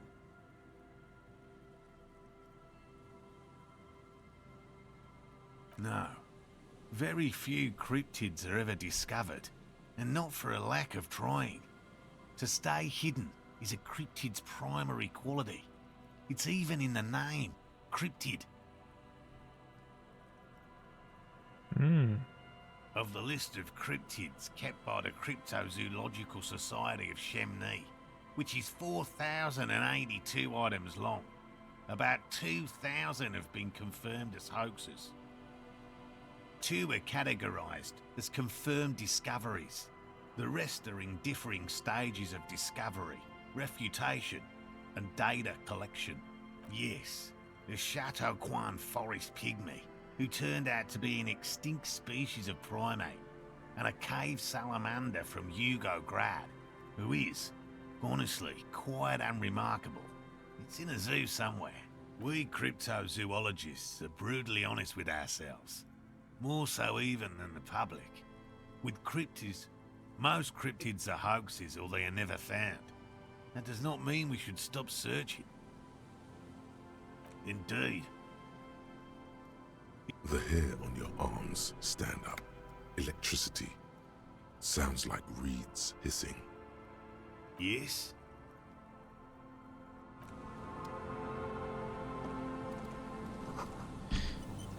Skal vi prøve at snakke med ham herovre?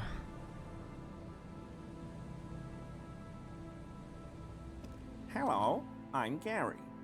Very generous of you to help us out, officer. Yellow man.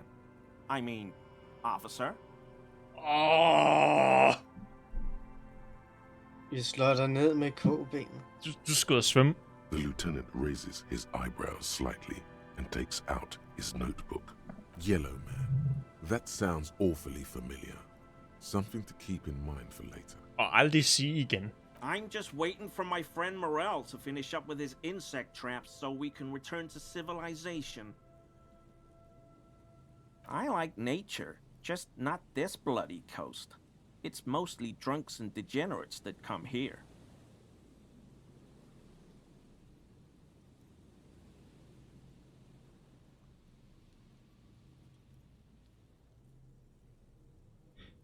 In my crew. Dark times will do that to good men.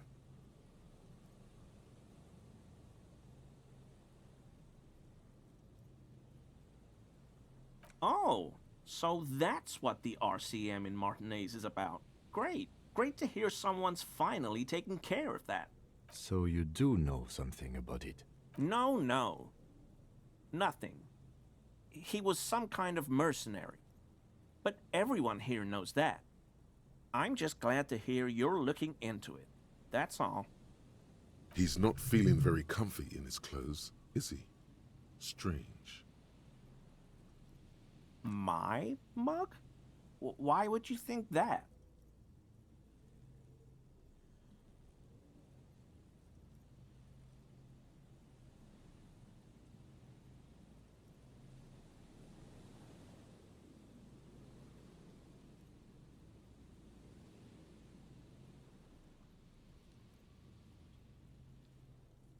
How do you mean? Forgive me, officer, but we've only just met.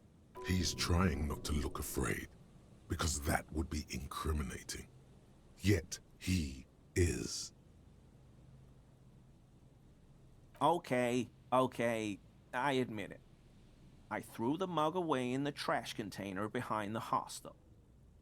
I know I shouldn't have, and I am very sorry, officer. You're not going to find me, are you? I gonna blow your skull up.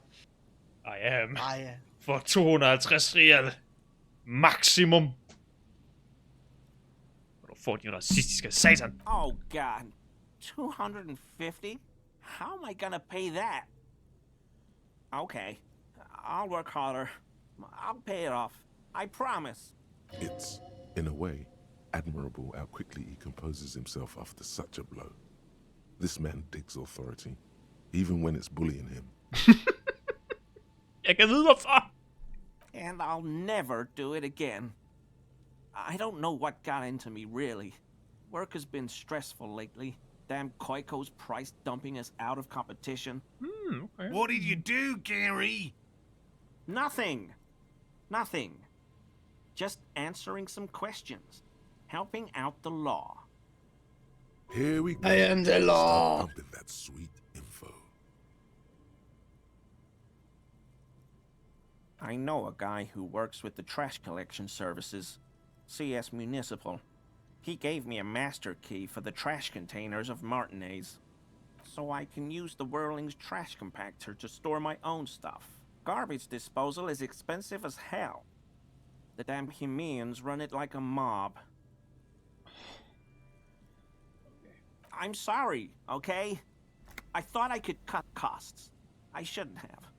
I shouldn't have disgraced myself. Disgraced? No need for the histrionic, sir. It was, after all, just a trash container. He studies his reaction. Gary doesn't answer. Officer, please. Let me explain. It's not like that. I was only cleaning up. I live right across the yard from where he was hanged, and I saw him stripped naked. All the clothes lying around in the yard, smelling. People are animals, you know? Then I came out to clean up the rags because no one else would. I put them into the Whirling's trash, along with a broken mug, admittedly. Okay, I was coming to throw the mug away, and, well, I threw the mug there and the clothes too. Right. It was just civic duty. Exactly. That's exactly what it was. Civic duty. As he shifts uncomfortably, a series of clicks, like the clinking of glass beads against one another as they roll across a hardwood floor. You've heard this sound before. Han stjal rustningen! Armor? No. I mean, yes. Of course. I know he was wearing armor, but I don't know anything about Giv mig it. nu! There's Jeg vil something going on rustning, here. transformer, You should... What sound? go Power Rangers. Really? There's lots of weird stuff out here in the reeds, though. Insects, trash. Could be the wind shifting some garbage nearby. Every day, the wind shifts the reeds and whatever was left in them. Tambourines and condom wrappers, plastic and glass bottles. The smell of decay. What? I haven't the slightest. There's lots of weird stuff out here in the reeds, though. Every day. I hope I could... Don't be so relieved yet, Gary. This bad cop may have been in Og kun your tror, det kan vi nemt apartment, klare. admiring your mug collection. Perhaps a little intimidation? Plus en vil gerne have rustningen. Yes. No. I help Morel with research sometimes, and I've learned some things along the way. But I don't usually go in for picnics like this on my own. Jeg spurgte om, at han er en kryptozoologist. Nej. Han er en anden form for krypto. Skal jeg forklare dig, hvad en kryptofascist er? Ikke den type krypto. Skal jeg forklare dig, hvad en kryptofascist er? Jeg tror, det siger sig selv i navnet. Bare kom med det kort. Så det er sådan set en kryptofascist, der er en, der gemmer sig igennem kultur. Og hvilken kultur gemmer han sig for? Han gemmer hans fascisme igennem kulturen med ting, han siger og sådan. Det er sådan holdt det under, hvor det sådan det kan afvises som det ikke er. Yellow man. Ja, det er det første, han sagde, og så har han sagt alle de fiktive racistiske ord indtil videre. Han lyder det ligesom god gamle Measurehead lige nu. Bare spinkelt og yndig at kigge på. Not many Sealites here, or anywhere, other than Sail. I meant no offense, truly. Oh, yes. Yndig at Of kigge course på. he is. I was just Ynkelig. speaking about his Ynkelig. connection. Ynkelig. Let's Ynkelig. change the subject, Okay? Ikke yndig. Sagde forkert. Ynkelig. Bare spinkel og yndig. Nej. Spinkel og ynkelig. Spinkel og Mowgli. Sure do, officer. His eyes narrow slightly. He's wondering where this is going. Jeg henter lige min lader, mens du snakker med fascisten. Okay.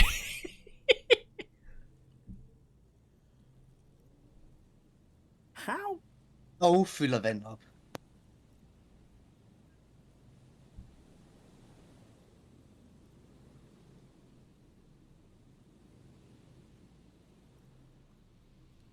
Mr. Clare unlocked my apartment? So you work for Everard Clare? Officer, please tell him we're good. No, tell him I'll make it up to him. What have I done? He'll send the muscle after me. As he lowers his tone, he hunches his back.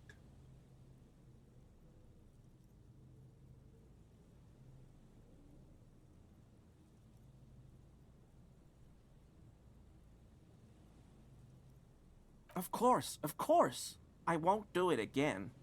If there's anything I can do to assist you, or the Union, just ask, okay? Hvad er det, I'll han try ikke to vil help gøre? if I can. Vi fortalte ham, at vi låste hans lejlighed op. Forever. This scared him proper. He's positively melting from fear. Has to prop himself up with a lot of anger to keep it together. The weather vane has turned. He cannot be unturned. He Og det clearly var liked his lejligheden squirming. med... He may even have changed his mind about the whole door. Den er blevet højere. Hvad? He's looking comfortable enough. Maybe it was just beads. Sounded like beads. Du lover What Ole. kind of beads might a man like Gary be hiding beneath his clothes? 4! Du fik 4.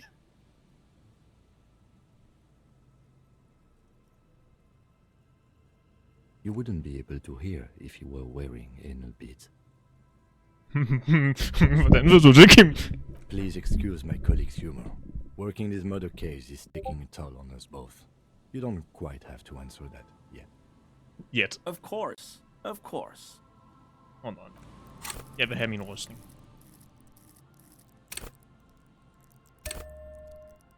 Hvad er det, vi købte? Composure, så vi kan få min fucking rustning. Always a pleasure to see an officers. Jeg smider mig i havet. Du skal give os rustning, eller du bliver druknet. Han ser ikke engang Kim som en officer. Jeg smider mig fucking i havet.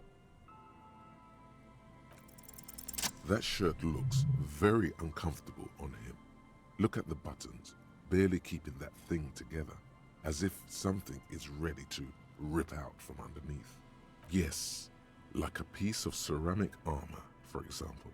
One that makes a clicking sound when the plates meet each other, resembling pearls or marbles, stolen from the corpse in the yard near where he lives.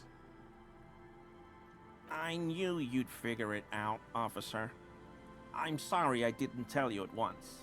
I was ashamed of what I did. And I didn't want you to know. Mm-hmm. This shame is surprisingly sincere. Gary, what's going on? Later, Morale. I've got apologizing to do. No, you've got explaining to do.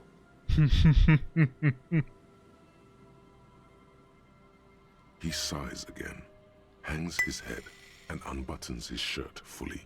A cuirass that matches the dead man's boots comes into view. Soon it is in your hands, smelling of his sweat, but so light to hold, like a bag of cotton. Everyone was picking those pieces off him, and I was watching them do it. And they'd scattered his clothes all over the yard. Everything was smelling, so I went there to take out the trash and started cleaning up. All those rags on the ground, him swinging up there, and I had a lapse of honor, sir. I thought, he's a foreigner. They all say he wasn't from here. Only the cuirass was left, so I stripped it off him. It was early in the morning, no one saw me. I took it with me. It was a mistake. Had I known it'd give you guys trouble, I wouldn't have... Fuck. It's okay. It was a loose end, and you're a tiny tub now.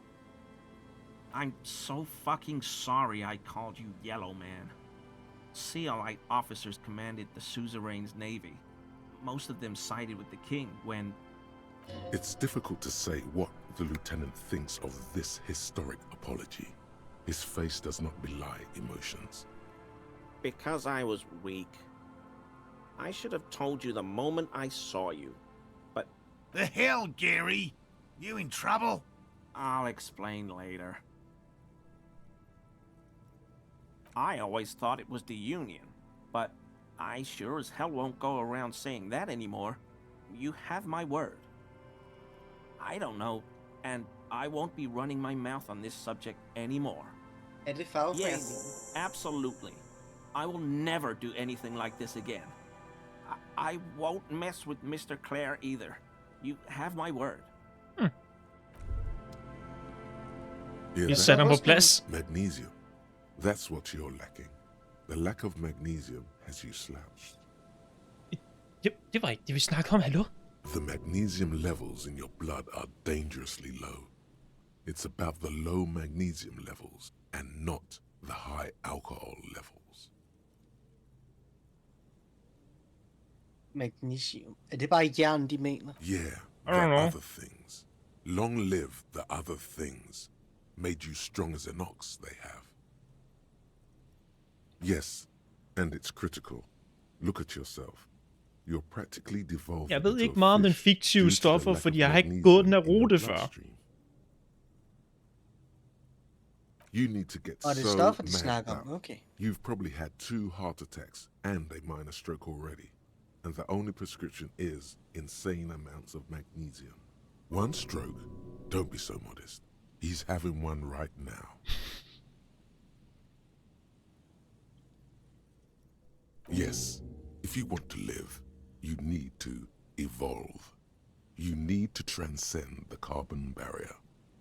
Go to the apothecary and buy insane amounts of magnesium. It will reverse the damage to your circulatory system. Just remember, it's not the alcohol. Buy more of that too. Alcohol is not the problem, and it's certainly not the dextroamphetamine, nor smoking for 40 years. It's the lack of magnesium and excess of coffee. You should stop drinking coffee. It wreaks havoc on your gastrointestinal system. Altså, vi skal stoppe med at drikke kaffe. Det er mindst skadebare, vi gør. Vi skal drikke mere kaffe.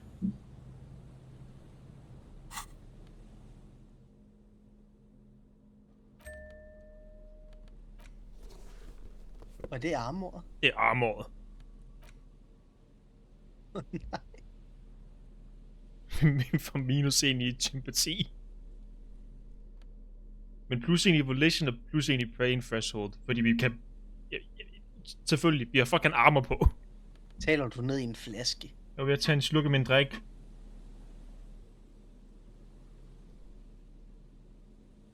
Okay. Nu fylder jeg mit vand. Du kan snakke med fascisten i mellemtiden.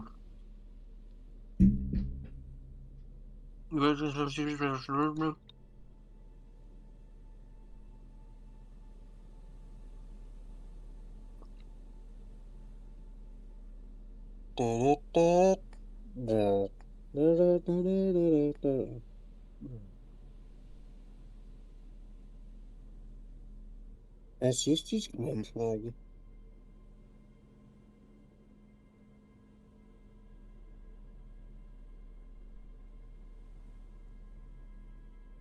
Er så godt til nogle støvler, der er stjålet fra simple lig.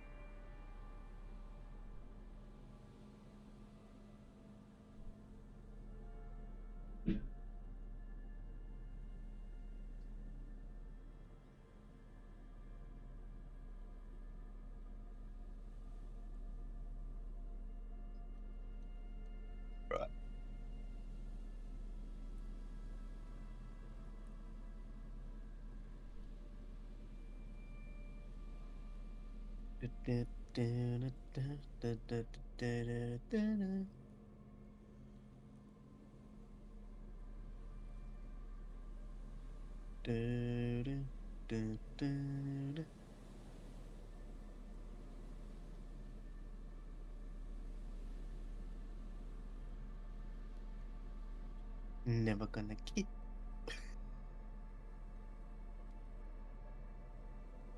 Never gonna let you.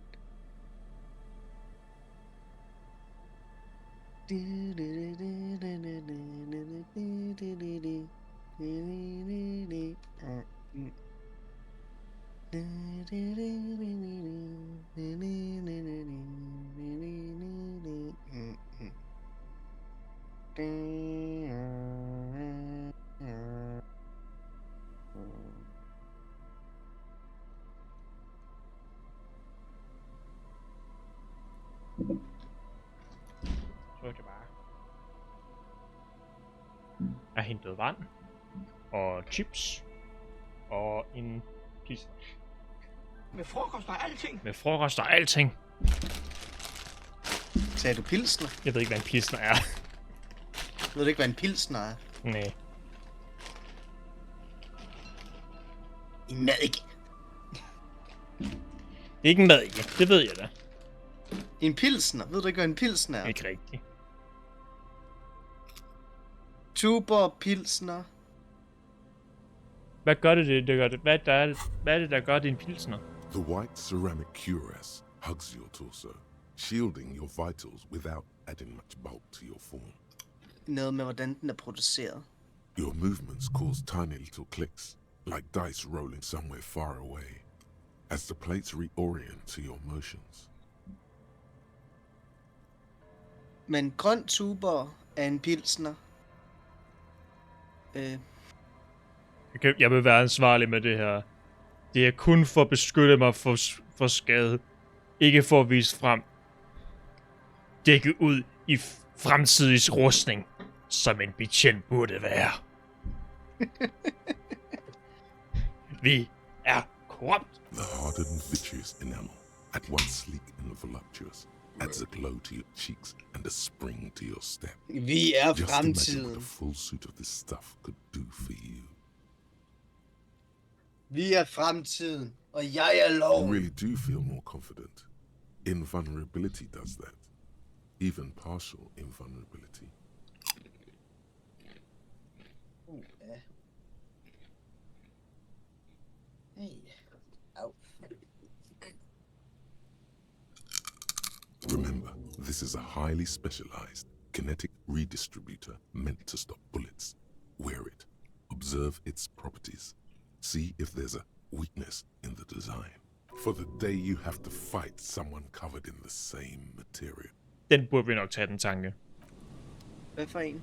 Find ud af, om der er en svaghed i rustningen.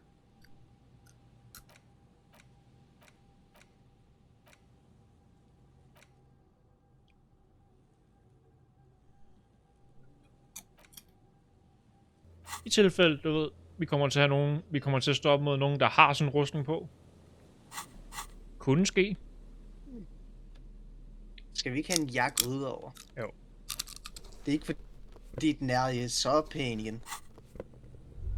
Jeg vil bare lige se den. Ja. Altså, jeg siger ikke, at vi ikke skal have den på. Jeg siger bare, at den ikke er pæn at glo på. Og vi tager den på senere. Tag den på, når vi skal slås. Vi har rigelig pain threshold. Okay, jeg vil lige se noget. Prøv lige at tage rustningen på. Og morgenkåben. Ja. Hvad vil du se? Jeg vil bare se, hvor godt det så ud sammen. Ikke godt. Kim, ignorer det. Undskyld. Han kan ikke se det, når vi er i pause. Jeg så en virkelig god kommentar på Tom, der var sådan, de forestiller sig, når du skifter tøj, så gør du det midt samtale. Du står midt i en samtale, så smider du bukserne hurtigt, tager et andet par bukser på.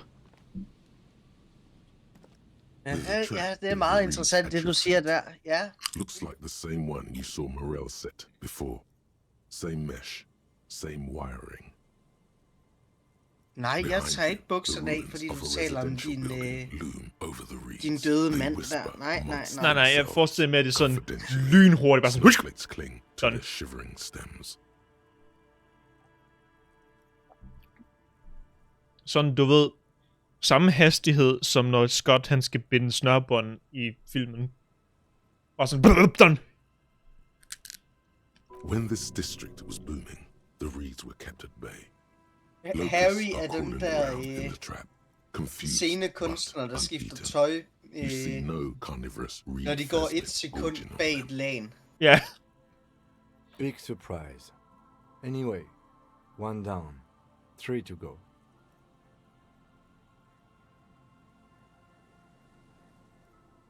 Surely.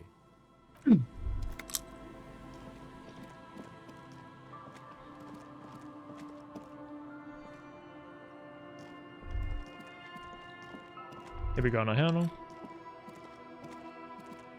A scattering of bullet holes is spread across the crack. Nej.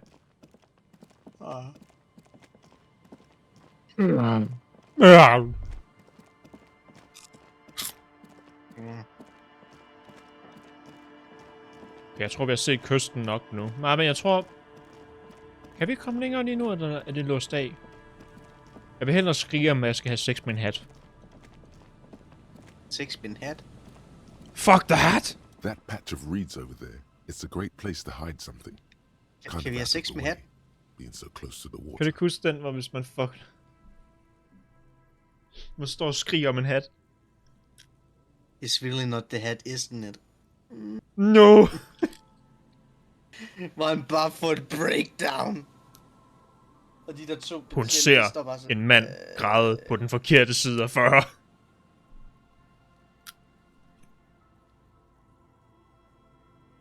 You don't have a reason to. Yet. Nothing. Just a hunch. The hunch passes, leaving you there, by the old boy bobbing in the water. Time to go. Okay. This is the trap. The reeds by the later it gets. This trap is another empty trap. Yep. The next one has a crab trapped in it. These are just crab traps, you do realize. Oh. Ja, det var jeg klar over. It is not the Krusty Krab. Vi kommer hen mod den næste. Man kan bare høre i horisonten.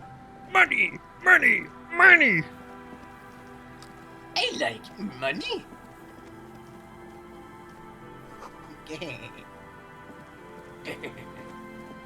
Take it. Fuck. And Mikhail noticed the windows, especially with how there are no windows on the south side. This was to deal with. You officers, come to investigate the historic subtext of West Martinez? I'm Tran Hailostam. You must be Kim Kituragi, right? I was just telling my son about this building.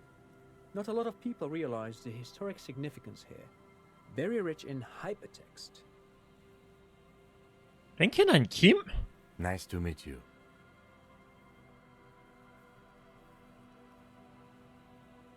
Yes, hypertext. Young Carp and the collection of cultural hyperlinks. Kunne det være en person, der ser Kim først, i stedet for Harry for en gang skyld? I stedet for den stive, der råber og skriger. Ja, de ser Kim med samme respekt som den anden. For en gang skyld. Kan det lade sig gøre? Og jeg håber fandme, der er folk, der ser Kim med mere respekt end os. This doesn't mean anything. Jeg har dårlige nyheder. Vi er pisse stiv. Vi ødelægger alting, og folk kigger på os med mere respekt. Vi herfra. Og det er Det er den eneste forklaring. Det er, ja, desværre. Men det er bare Harry. Oh yes, so Mikhail. Han sover i skraldespanden og ødelægger i... Especially in the summer. Han er revolutionsblod. That was 49 years ago. So they didn't have windows on the south wall. No, I can't say that we've met before. but I've heard of Kim, of course. Mikhail, say hi to the officers. Mikhail's a little tired today. We spent all night trying to run Orbis on his radio computer. Have you heard of it? It's a programming language used in Grad. Quite tricky, but he wanted to play this Grad-made adventure program. We've been getting really into worms lately. But I assume you're not here for giant worms when there are so many real things to see. Just as I was telling Mikhail before, this is where the Coalition landed in 08. We could be standing on what is the most interesting landmark in Revachol West. This man is your half-brother. You feel it. But why? Det sagde du også om Kim i starten. Nu stemmer du kraftedeme. Du er min halvbror, du er min halvbror, til sammen med min bror, mand. Ja. Når du laver den der lyd, så forestiller mig, at du skænker en drink i den ene hånd. Ja. Du laver sådan en skål-bevægelse. Ja.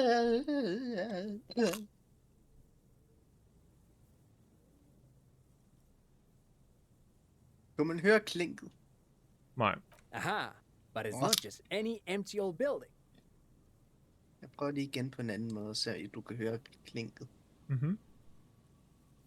Ja, det kunne jeg godt høre.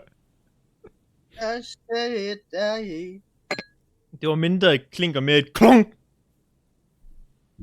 What not a lot of people know is this used to be the R&D department of Felt Electrical, and Felt, which now sells ink cartridges mostly, was once a top dog in the turn of the century cybernetics boom.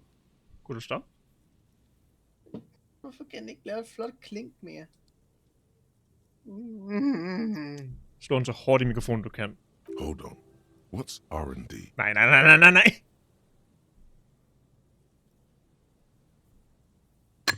Nej. It looks old and weathered, with seagulls picking apart Alex, stop for at ødelægge dit glas. metal carcass.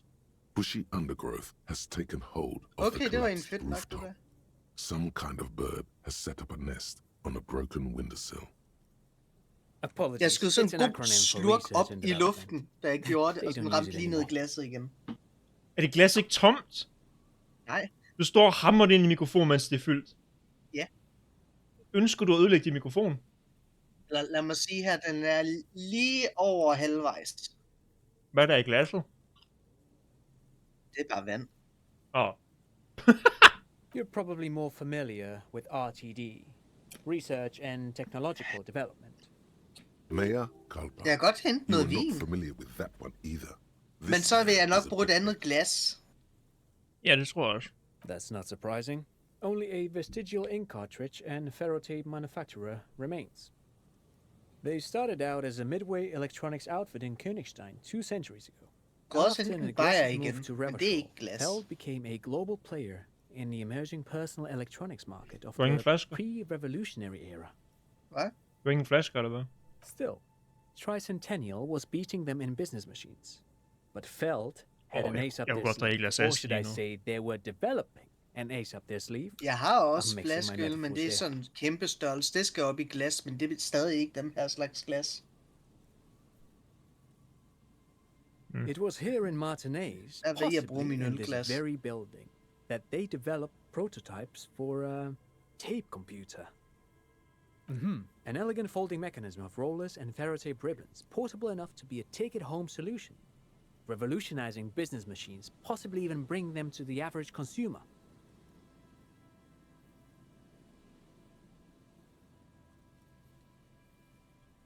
Which is a feat of engineering even today's giants, Rehm, ICN and ZAM, haven't achieved yet.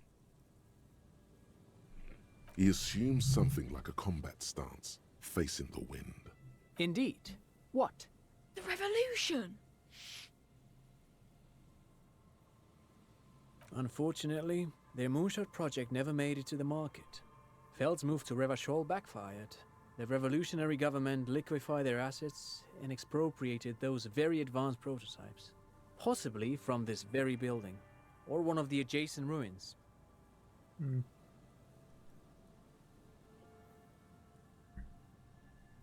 All of this was built by Feld, even the boardwalk.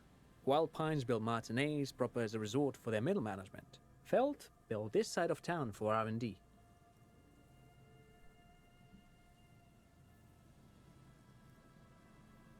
Jeg er stadig overrasket over, at jeg ikke spildte en dråbe på at gøre det lort. Ja, det gør Yes, jeg they egentlig even også. built a pleasure wheel, but that got destroyed in the war. A pleasure wheel? Eivind, du kender jo godt din glas. It's clear he would prefer there were a big wheel. Den var lige omkring midt i næsen på kraniet. Yes, to lure in Der burde the være star en ud over det engineers. hele. This part of Martinez was nothing but reeds before Feld arrived. They had to make the prospect of living here attractive. Og It der was røg supposed to en become god a global center for innovation in cybernetics. 15% af vandet op i luften og ramte direkte ned i glasset. They used them for military communications. Da jeg lavede den but sidste also klink. to write and send out press releases. The most notorious example. Så du being lavede basically, Le når Decret man de Marche. vender noget i en stegepande. Når man laver den der lille flip, og så flipper det i stegepanden. What's the March Decree? Ja, vi kan I godt mean, kalde det et the radio pandekage transmission flip. sent out to news agencies and world governments by the newly created commune of Revachol on the 7th of March in the year 02. It's a beautiful piece of text, actually. A singer-songwriter I know, Charette, called it a love poem to Revachol on her political concept album, Bombecer dans le Lind. You should read it. Every local library in Revachol stocks a copy of the decree. I tried to get Mikhail to memorize it. Tried to. Someone was much too interested in worms to be paying any attention. The kid takes a peek at the green and silver worm on the cover of the book, already forgetting about this part of the discussion. Oh, I'm afraid it didn't end well for the boys. But this story is a bit too dark for little Mikhail here. Now, if you were to ask about tape computers, actually no one knows. No one even knows what a computer made entirely of tape would look like. But word has it, they were very elegant, exquisite, alien-looking turn-of-the-century hardware. 10 years ago, I did a little freelancing, I guess you could say. I was a special consultant for an exhibition at the Wompty Dumpty Dum Center in Vredefort, Oranje. It raised the same questions, and we had lengthy discussions with Paul Ockerman, who was head curator at the time. This was before the twins Keith and Guy Jews joined the team, trying to... Wait, did he just say Wumpty Dumpty Dum Center? He did it. He said Wumpty Dumpty Dum Center, like it's the most natural thing in the world. What the hell is a Wumpty Dumpty Dum Center? And who the hell are Keith and Guy Juiced? The Wumpty Dumpty Dum Center for Contemporary Arts. The exhibition itself drew on Lagerman's notion of memory, and so there were some parallels. That's why the head curator, Paul Ockerman, chose to... In fact, I'm not. The Wumpty Dumpty Dum Center is a place you can visit if you're ever in Vredefort and are ever in the market for an exhibition space / contemporary art research center. But perhaps I should return to the tape computers. As I was saying, the device itself was very elegant, fragile even. One could write directly on the tape using a special chemical solution. The machine would then analyze the handwriting, perform operations, and project output onto a white screen. It was a beautiful, delicate thing. I certainly haven't. Though I understand the socio-economic causes of the revolution, it pains me to imagine the revolutionaries setting fire to this precious device. But so they did. The failed playback experiment vanished into the fires of 07. Who knows? Maybe it was an accident, or maybe they didn't want the technology to end up in the wrong hands. Either way, they're all gone now. All 3 versions of the prototype. But of course, what else? Vi kan stadig spørge folk om penge! Yeah! No, thanks to you for having me and little Mikhail here to pick your brain. Jamen, han har et barn. Jeg fangede ikke så meget, hvad han sagde, men han var rimelig flink. Han havde et smil. Det er det, jeg liker. Og han respekterede Kim, og han snakkede ikke om revolutionen som, at det var den bedste ting på planeten, eller den værste ting på planeten. Han var meget analytisk. Det kan jeg respektere. Han kendte Kim. Han kendte dem ikke. Han har bare hørt om dem. Han har hørt You om see Kim. a once bright mural towering above you. The signage has peeled off over the years, but you can still make out Feld Electrical R&D. A slogan used to intertwine with the loops a long time ago. Now, only a shadow of peeled letters remains. It says, "Tomorrow is just a whisper away." Looks like tomorrow never came.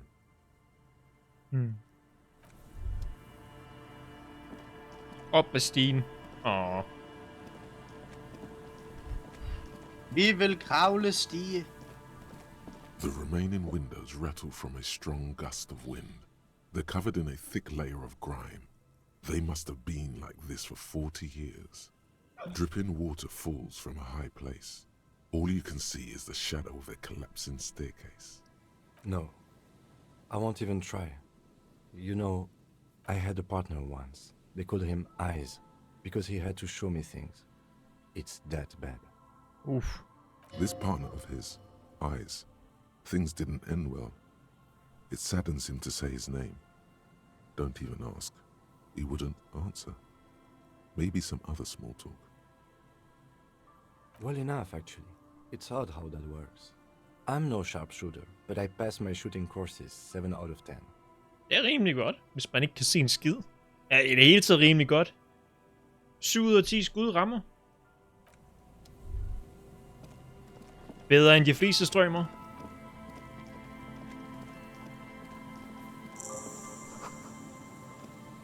Someone has left an unidentifiable article of clothing on this railing. It smells really bad. It's streaked with dried seagull shit and tangled with pieces of seaweed. A dangling arm suggests that there might be a jacket beneath the crust of filth. Please tell me you're not taking that with you. I'm sure he'll be thrilled to have it returned. Skal vi tage jakken på? Nej. Ja, det er bare en item. Ja. Jeg afleverede den så hurtigt op igen. As you hold it in your hands, it makes an uncomfortable crunching sound. It's a sordid, filthy tale, not for the weak. Are you sure you can stomach it? Some secrets are better left uncovered. Don't even try. Seriously. Don't think about it. Think about it. It occurs to you that you're not even holding the jacket itself, but rather the thick crust of jetsam and seagull shit that ensconces it. It smells like a dead sea creature, tangled in grey strands of seaweed. It must have spent quite some time in the water before the tide deposited it ashore. Somehow, it was carried or dragged to the boardwalk, if not by human hands, then perhaps the feral dogs that prowl the beaches at night. Why? Why did you think about it? Look at your hands. They're covered in muck. Ew, ew, ew! Now you're just flicking that shit everywhere. This is a disaster. You'll never Must get have this some out. emotional damage. Emotional damage. Hvad fuck gjorde jeg lige? A police badge on which you see the photo of a man. You. Some seaweed is stuck to the back. At least something good came out of all this. Encased Nummer between 2, two leave. durable Nummer plastic 4, sheets is leave. a bluish card with lines of information and a watermark in the shape of the street grid of Revachol West. You see a photo, a name, a rank, a document number, the date of issue, and in the lower right corner, your precinct. The man keeps winking at you with his green-grey eyes. The photo is old, no doubt about that. Good choice. A newer photo would look different. God læsning. Your photo will look different. Jeg kan godt lide den måde, han læste på. Der var tøven i hans stemme. 8, maybe 10 years. The guy in the picture is rather good looking. He's got a nice haircut and is distinctly lacking in massive sideburns. Sådan, I sidebrænder. oplæseren er for det meste rimelig neutral, men nogle gange så kan han bare have sådan et splejt for personlighed, i den måde han læser ting. Og det tilføjer altså, hvis han bare råbte ting hele tiden, det vil gøre det kedeligt. Men når det er bare sådan nogle små, lille drøs af krydderi til hans oplæsning, det gør en del. What do you think? His face is already contorted by the expression, although it looks less grotesque on him than it does on you now. It looks better on him because he isn't in as much pain while producing it as you are now. Although there's already a hint of that pain, certainly. Don't be fooled. The bad times have already begun. The badge in your hand shines as you rotate it, catching light. You see lines of information on it, and a shining watermark. Harry, that's long for Harry. So you are Harry. Evrart was half right. Probably not a lot of people know your full name. Whoever told him you're Harry Dubois didn't. Jeg er Harry Underligt. Raphael. Underligt. Der står ikke Raphael Ambrosius Gusto. Strange. Raphael. Hvad fuck er navn? It's a wartime name. Revolutionary. The kind mothers give their sons during troubled times. Like Undying or Boxer or Ironhide. It's meant to keep you safe. From bullets, hunger, shrapnel, kidnappings, and worse.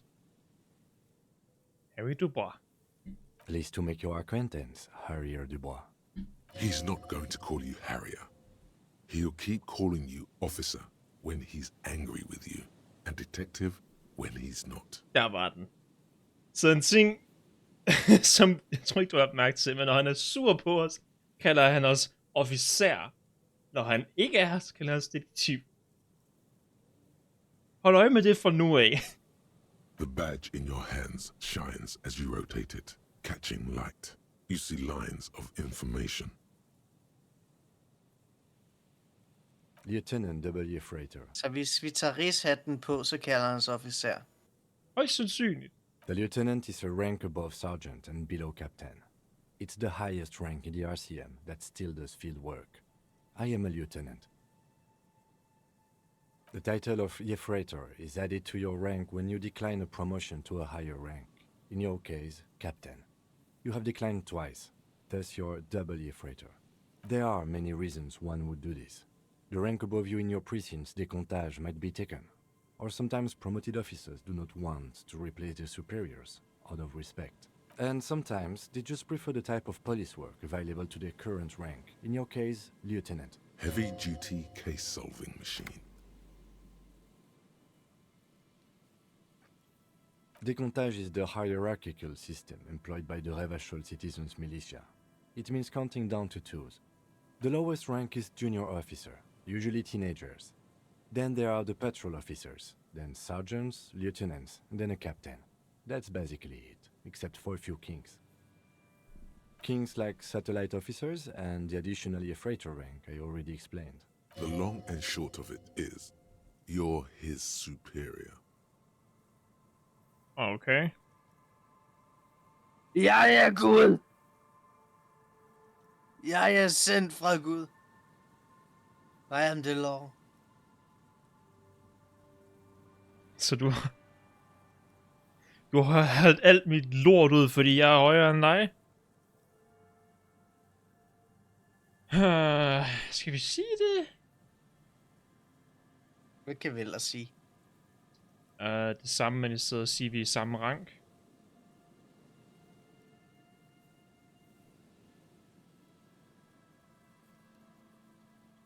Jeg tror, det vil gøre ham sur. Thanks for explaining all this, don't missionaries. What?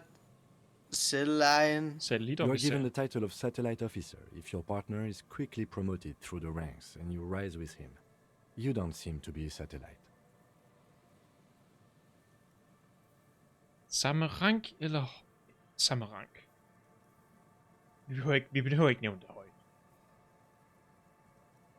Han kan nævne det højt for os. No, I've been putting up with you because despite an unconventional approach, you are doing good police work. Okay. It matters more than driving your motor carriage into the sea. And now we've even found your badge. He trusts you, for now. Try not to spoil it. Okay. I thought the rank was drunk. Yes, apparently you've had a rather successful career in the past, and this leads me to believe maybe your current situation is only temporary.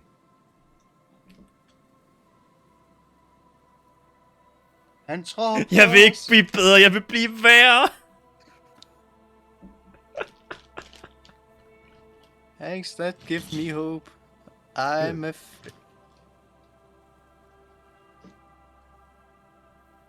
Sorry, var du i gang med at læse den?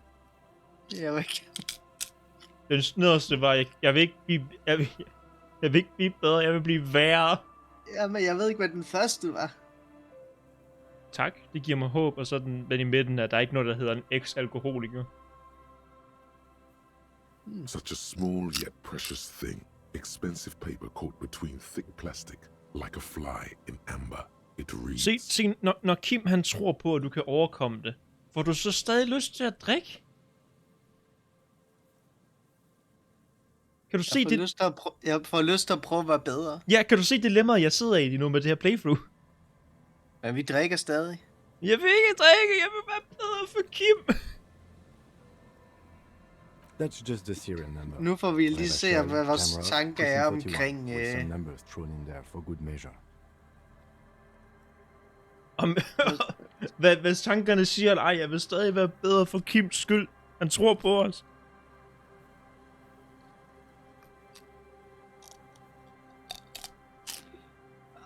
Four months ago. I'm guessing that's when you were promoted to the rank of Lieutenant W. Freighter. A new badge usually comes with a new rank.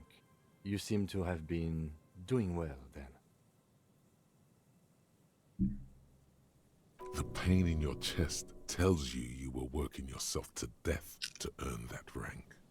The case created a lot of edge you have to take off. The death march really gets us going. A lot can happen in 4 months, especially in winter. The winters are never easy on you. Of that you are sure. I remember that time! That was a good time. We had a good work-drink balance going. What happened, man? Pump it up! Yes, it's the designation of your precinct. 41. Like mine says 57. The 57th is mostly industrial harbor.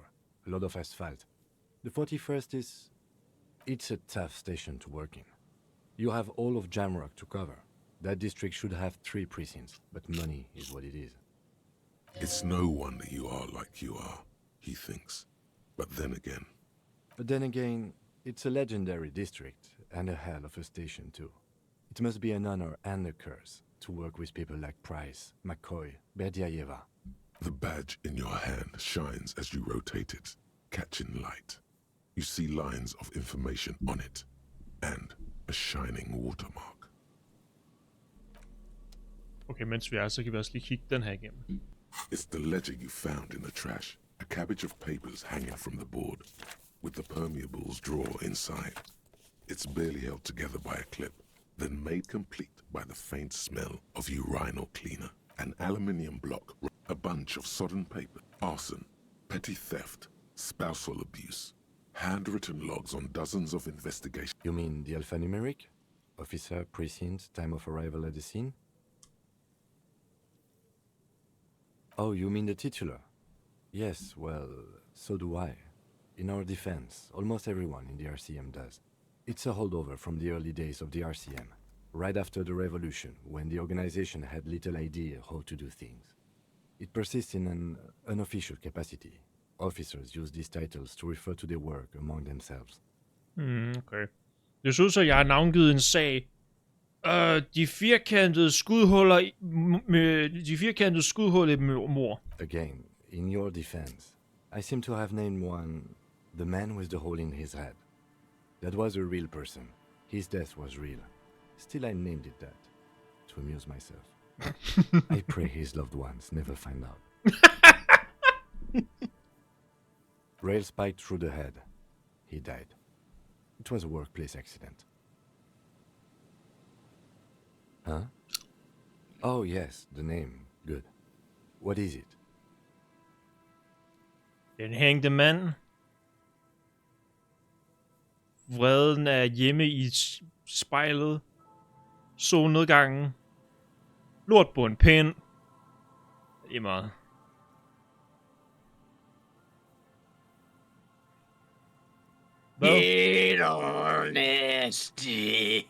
Hvad skal vi navngive sagen, vi er i gang med?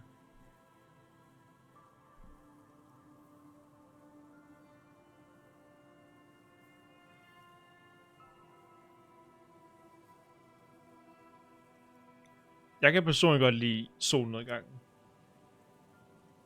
Den hængte mand er åbenlyse og kedeligt. Ja, det er kun sjovt, hvis det er et spil. Okay, Kim. Hvilket ord kan det være? Vi har ikke tid til det her, lieutenant. Det er ja, home in mirror. Jeg ved ikke engang, hvad det betyder. In fairest. Vreden er hjemme i spejlet. Er den måde, vi oversætter det. The Setting Sun. Lort på pind. Jeg kan godt lide The Setting Sun.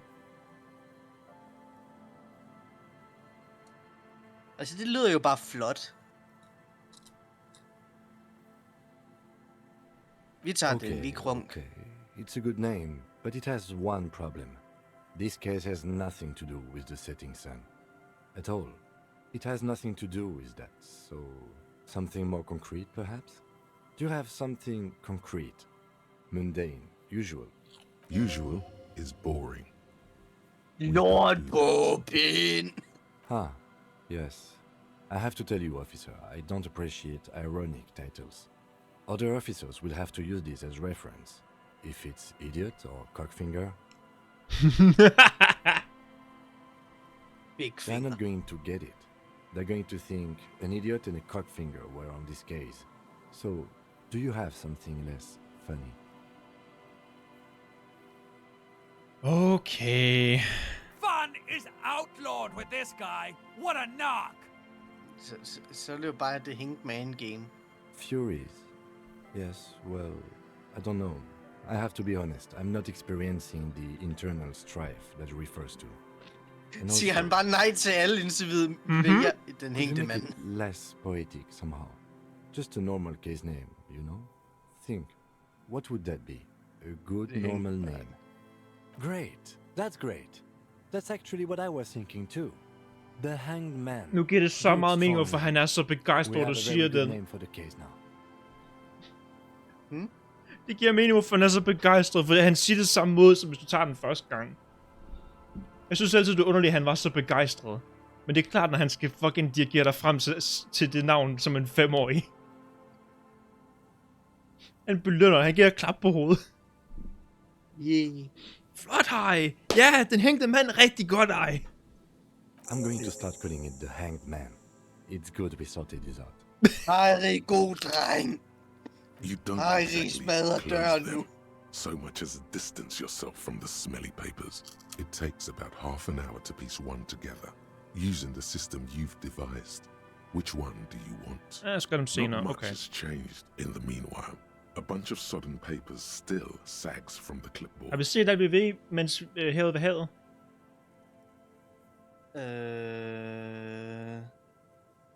Jeg ved ikke, hvad der er ellers.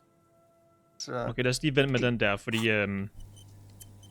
den aktiverer noget ved at åbne den lille kolonne der i det venter vi med så. Endnu et postkort.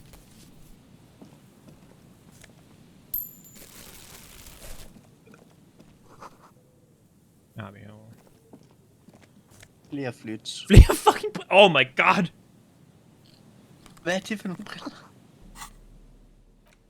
Mega bingo! Ja. Ui. Hvad giver det? Du står i encyclopedia. Vi bliver Wikipedia. Og hvad giver den minus? Syn. Giver mening, Så... de fucking tykke. Det er rigtige briller med styrke, og han skal ikke bruge det. Han har ikke den rigtige styrke. Jeg går ind til Kim. Jeg fandt dig en ny på briller, Kim. Er det her det? Er det den rigtige? Nej, okay. De passer mig ikke, officer. Mindre.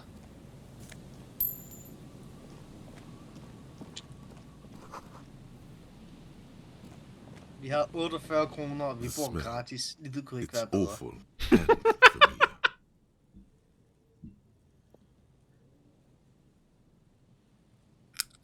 Og bajer koster 1,5 krone. Det Don't kan you ikke være recognize bedre. it? That hideous pungency, that faintly cloying sweetness. Only death smells like that. Jeg tror, vi har fundet ham. Something cold wakes in the pit of your stomach. Fear. The lieutenant has already brought a handkerchief to his nose.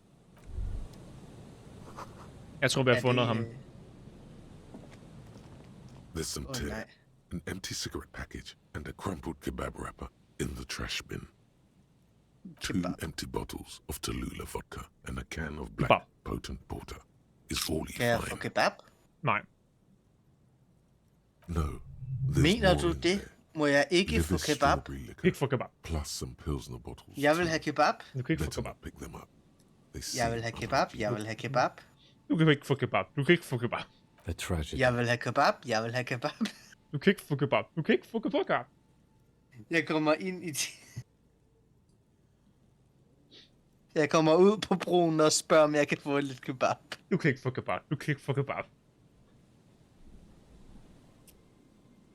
He shakes his head with genuine sadness. Du kan få. Du kan ikke få. Whoever tossed it here was a heavy smoker. The brand name reads falafel. red. You see traces of mayonnaise and ketchup on it, as well as a tomato wedge. The wrapper reads shish kebab revachol. It's hard to concentrate in the smell. The sea air brings some relief.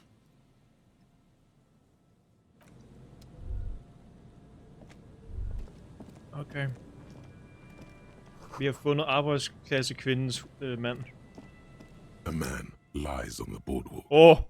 His limbs bent and neck turned at an unnatural angle. Hans Right next to portræt, him Jesus. is an empty bottle of spirits. In his cramped hand, a chewing gum wrapper.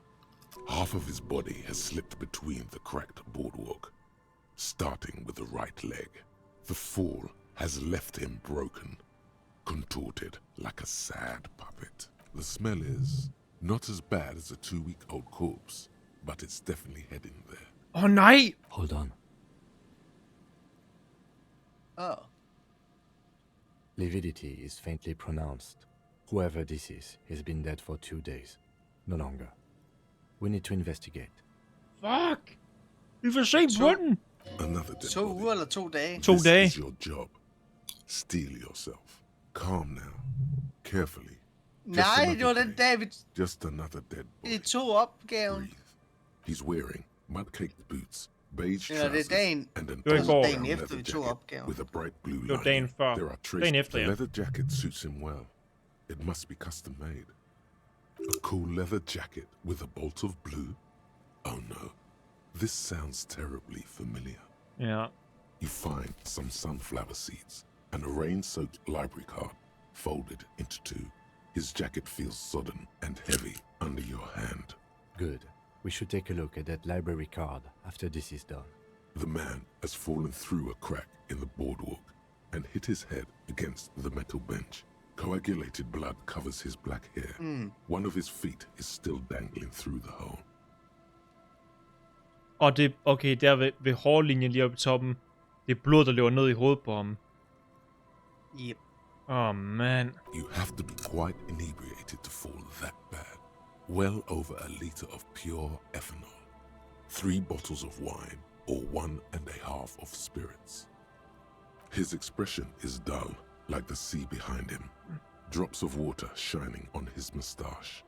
His eyes, empty and wide, look frightening in their frozen gaze. Height, 170 to 175 centimeters. Curly hair, stout build. Age, approximately 50 to 60 years. He was confused when he died. Confused and alone, most likely. Overcome with the awful surprise of it all. Fuck. There's some dried blood on the metal bench, right where the corpse's head rests. The floorboards are rotten and slippery wet around the hole. An empty bottle lies nearby. A chewing gum wrapper is clutched in his fist. A dried chunk of blood covers the hair at the back of his head. An open wound. It's sticky and cold to your touch. I don't see any other major wounds, do you? Seems like the head wound was fatal. It's exactly the shape of the bench. Oh. They screech under your feet ominously. It's hard to say whether the dead man's weight was the cause of the boardwalk to break. It definitely looks fragile. You see waves churning below. Something cracks beneath your feet. A .75-liter Tallulah vodka with its cap missing. There's hardly anything left inside.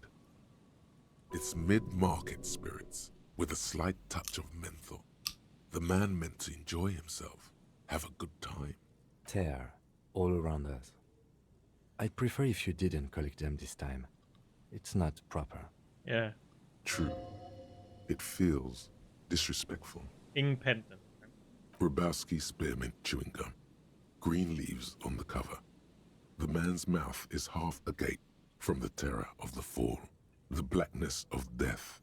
Stench. You think you see white chewing gum too? He ate the whole pack, right? It's to cover the smell of alcohol before going home. The worst thing is, I've seen it before. Almost the same scenario. Even the chewing gum. It's always the same. The entire boardwalk creaks in the wind as you take a step back. Looks like one of the locals. He'd have to know this spot to come here. You don't just walk over here. But that's just a lazy assumption. What do you think? A dead working-class man with a bottle in his hand? Don't deceive yourself. You know who this is. Vi ved, hvem det er. Missing husband. The woman you met at the book stand? Why do you think it's her husband? Læderjakken. Det matcher hendes beskrivelse perfekt. The bright blue lining? Well, he's definitely someone's husband.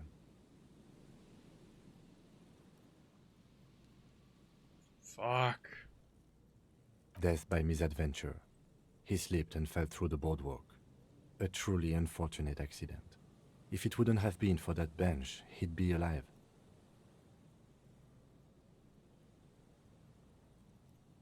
Vi savner dem, der har set bænken der.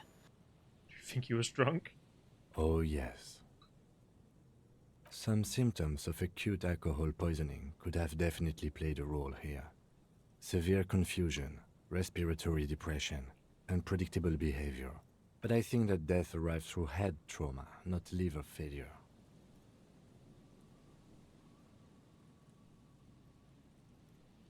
No, I don't see anything that points in that direction.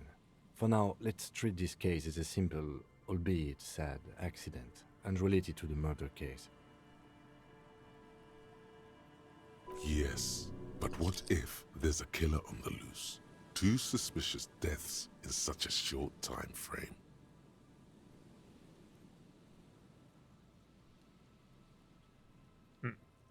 Without any further evidence, yes. Ingen jokes, når der er rent faktisk nogen, der er døde. Virker upassende.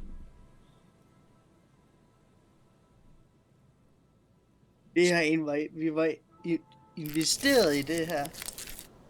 Tid og sted. Tid og sted. What about it? But kebab. The deceased ate some kebab. It's probably from a nearby place, maybe in the box. Nogen burde blive holdt ansvarlig for den her ødelagte They'll seal this place out. Savsø after the news reaches bænkemand. the coalition officials. I doubt that they have enough resources to actually repair the boardwalk. Not that sealing it off would keep anyone away. All it does is keep the city council's hands clean. It does seem to be a pretty straightforward misadventure, although there's still a question of identifying the body. From where I stand, I can see 2 options. We either take the case and follow the leads to identify the body on our own, or we report back to the station and leave this for our colleagues to handle. A field autopsy isn't necessary if the cause of death doesn't appear to be criminal, and this looks like a simple accident to me. I'd say we should just write down head trauma in the autopsy report and leave it at that. It would save us at least 2 hours of unnecessary work. Maybe, but we don't really have much time or resources to spare. The guys at processing will take care of the rest.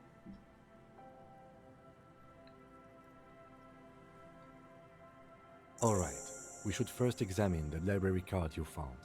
Then we can call the station from Mike and Emma. Let them know we are taking the case. Alright. Shit.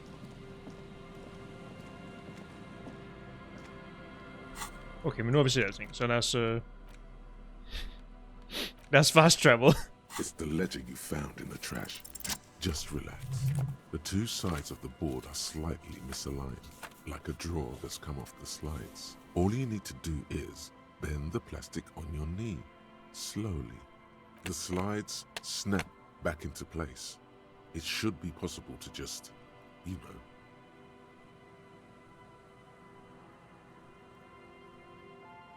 Without resistance or sound, the two panels move against each other. The compartment is now open. Og det er din udgave af at åbne kolonnen. 2 ticket stubs and a handmade postcard.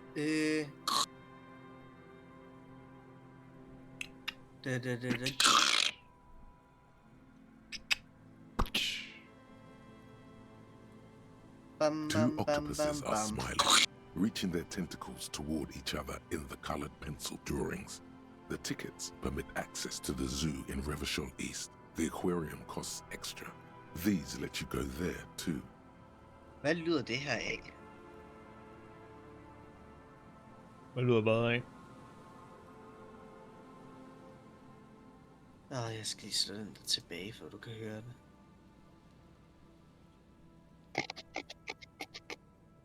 Det er sådan, du skraber på eller andet. Jeg skraber på mikrofon. Så vi kan samle kortet op. Fucking dræb dig selv, dit røvhul. Eller luk lommen igen. Hvad var det? Vi kan åbne kortet, eller vi kan fucking dræbe os selv, dit røvhul. Ikke svaren. Det var et lille postkort. Dræb dig selv, dit røvhul. The words just crossed your mind somehow. Who do you think? You. Thin wax paper has been glued to a piece of cardboard. Sounds like leaves rustling when you pick it up. You see violet flowers, floral patterns, patches of glue.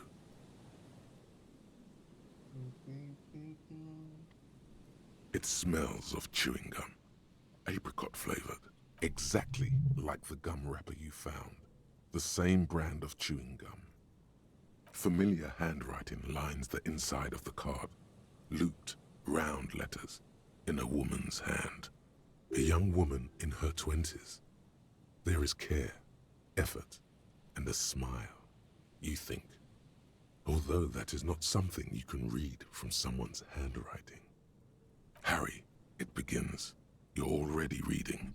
I wanted to write you a letter so you can read it when you wake up. Maybe it will make you happy. Throw it away, please. Your hand shakes, holding the card. Every morning when I step out and you're asleep behind me, it says, I find a little piece of sadness in me. I carry it in my chest, down Voyager Road. Every step I take, it grows. By the time I reach the fuel station, it has filled me entirely. I step onto the light rail and look back. Sparks fall from the bow collector. I know it will be like this until late afternoon, when I get off the 42 and walk back to you. You. Every step I take will get lighter. It almost makes me run. Sometimes I do. I can't believe I met you. I can't believe the happiness I feel with you. You have a vast, vast soul, and I will always, always always come back to it. Kisses, kisses, kisses. You feel the air sucked out of your lungs and the blood sucked out of your head. Everything around you gets dark. Small white dots appear. You feel the ledger slip from your hand. No, no, hold on. To what? There's nothing. Detective, is everything all right?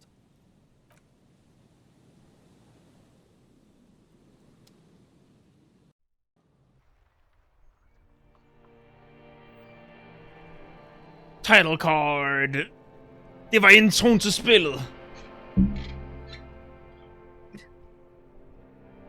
3 streams, og vi kom til introen. Første gang troede jeg, det var en game over skærm. Eller det var rulletekster eller sådan noget. Jeg havde fået et hjerteanfald og død. There is nothing. Again. Ingenting? Nothing sad, brother. No treachery. Just blackout. Well, almost nothing. There is the ground below you. That's still there. And the small light that's on, fluttering, somewhere in the basal ganglia. That's me. Blue eyes, that's me. Who was what? He speaks of the sickening longing, the unwell emotion. Even in the darkness, he's grasping for it. Still trying to hold on to the great sorrows slipping in the water. Slimy. Here in the paleo-mammalian cortex, we call it the shadow. Because it's always there. Tell him. Tell him. Så jeg går stærkt ud fra det gamle postkort. System, they call it Fra the apricot chewing gum scented one. Vokon. It's unhealthy of them to linger on it so. But as they say, what do you do? Og jeg ved godt, vi er Robocop. Men det kunne være lidt fedt at finde hjem. It didn't smell nice. It smelled like betrayal.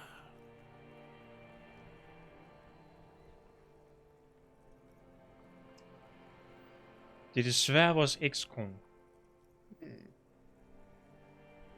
Stadig beholdt brev.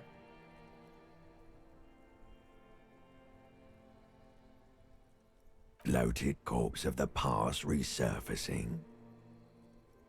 Beautiful. Believe me, stupid ape. Its lack of beauty was not the problem. There is no Voyager Road. There are no roads, no houses, no lights in the windows. It's all on pause. Your name is fuck all. It certainly ain't Harry. Your name is passed out on the ground, dragged around by one of the other evil apes. They're taking you somewhere. Oi. You think they would let you? Until you disintegrate into biomolecules? No. Someone is breathing on your face now, inspecting your pupils, stupid idiot. Yes, they're pouring something on you. It's in you. And It's delicious. Glowing lights on a dashboard emerge out of nothingness. In the upholstered cabin of Lieutenant Kitsuragi's motor carriage, seated in the driver's basket, the air is thick with leatherworks and heavy fuel oil. Cold water runs down your chin. Så normalt, der plejer jeg at læse det kort i baghaven. Jeg kan godt lide ideen med, at Kim han slæder os hele vejen ud fra kysten her ind til hans vogn. Bare sådan, at det der fucking store alkohol ikke over skulderen. Drink. Water. Jeg vil ikke. The water is cold, silvery, the stuff of life itself, as it pours down your parched throat. The pounding in your head recedes. The darkness parts. Drink. You haven't drunk water in 2 days. Did you know the human body is not made to survive on alcohol alone? You need a secondary form of hydration. With greedy gulps, you down half a liter of cold water, Some of it spills on the driver's seat. The lieutenant pays no heed to it. What happened?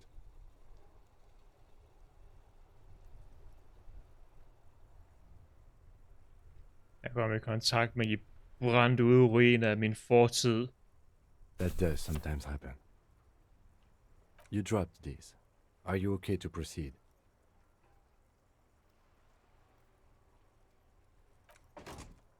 Good.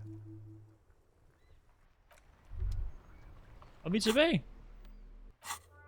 Vi er teleporteret. Vi er fast travelet.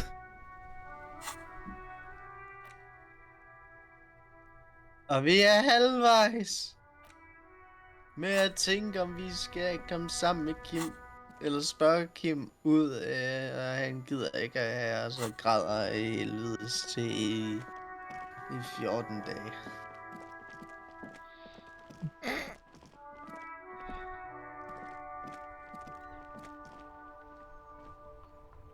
Og siden vi er her nu, så gemmer vi. Så er det endelig tid til at snakke til fagforeningen. Over here.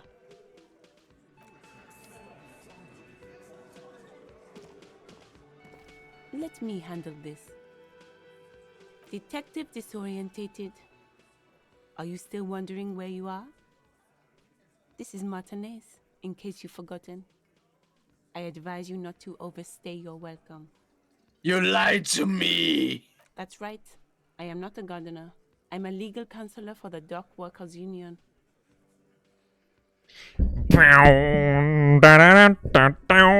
So let's get to it. You're looking for Titus Hardy? You think he has information that will help you? Maybe he does.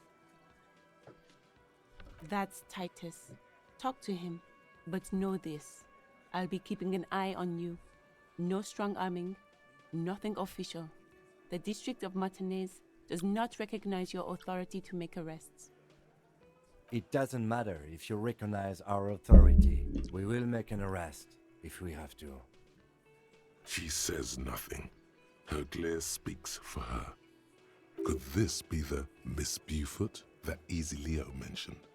The one Mr. Everard sent to law school? I suggest not wasting time on trivial pleasantries and focusing on why you are actually here. Titus Hardy. Og hendes tone ændrer sig fuldstændig.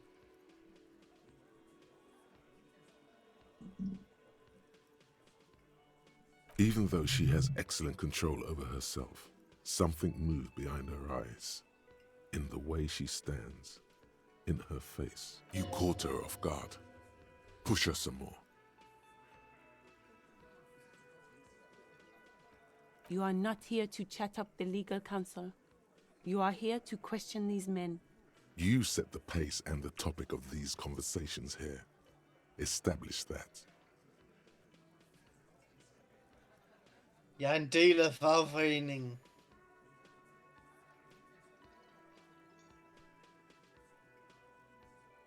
Mr. Edward I represent the union and these men here. Don't make this personal. A very minor victory.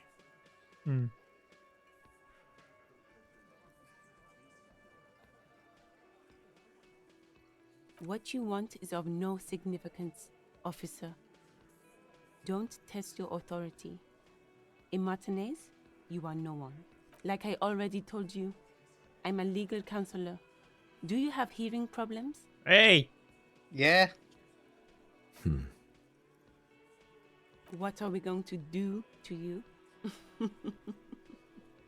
The union isn't going to do anything to you. It is not a crime syndicate. It is a labor organization. Goddamn right it is. If anything, it is the RCM who do things to people. But we digress. I'm the law. Skal vi hen og tale med Skal vi hen og tale med det søde bedstemor? Okay. Oh, hello, dear. There you are again.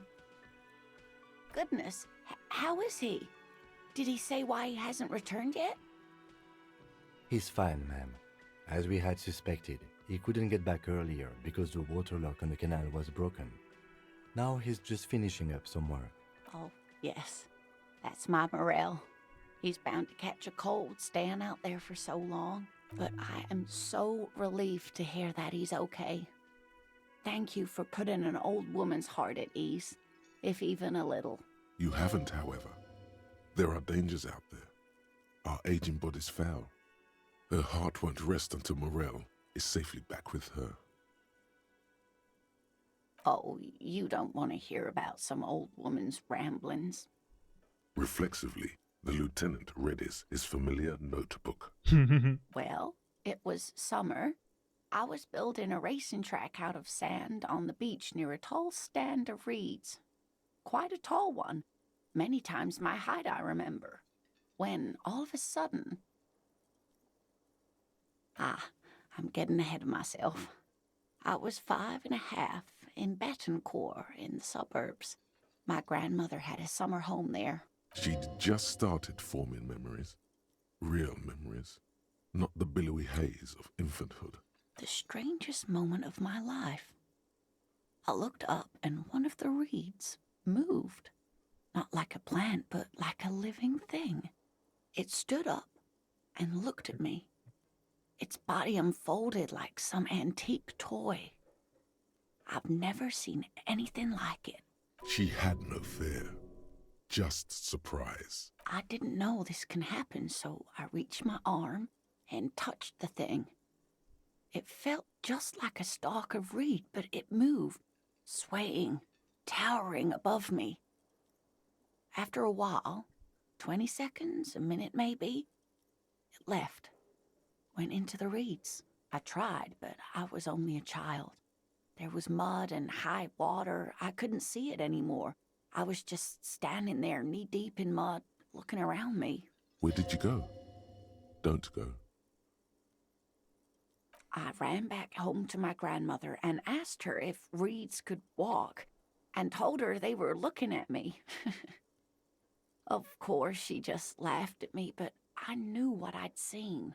For years, it was a story I told at parties when I wanted to impress boys. That sort of thing. Of course, most people just took it as a strange, amusing anecdote. So did I, honestly. But then I met Morel.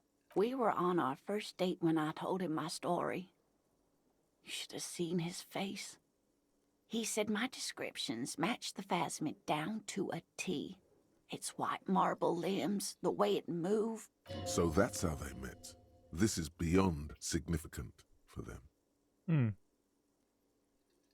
Our first, yes. Not all of them, as far as I remember.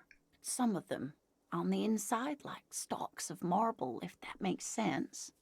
It's hard to say how big things are when you're quite small yourself. To me, it seemed to be taller than I was then, but that's probably not the case. I thought it was a wonderful story, ma'am. But I don't believe it. A child left unattended on a warm day. Children make up stories and then end up believing them. You're welcome, sweetie. I do appreciate the chance to relive it whenever I get one. It was just such an impossibly sunshiny day. So warm. And she could get up and walk right into the reeds on her own. Into the mud. Anywhere. Jeg kommer for at erstatte din fugl. Can I help you? What is this thing?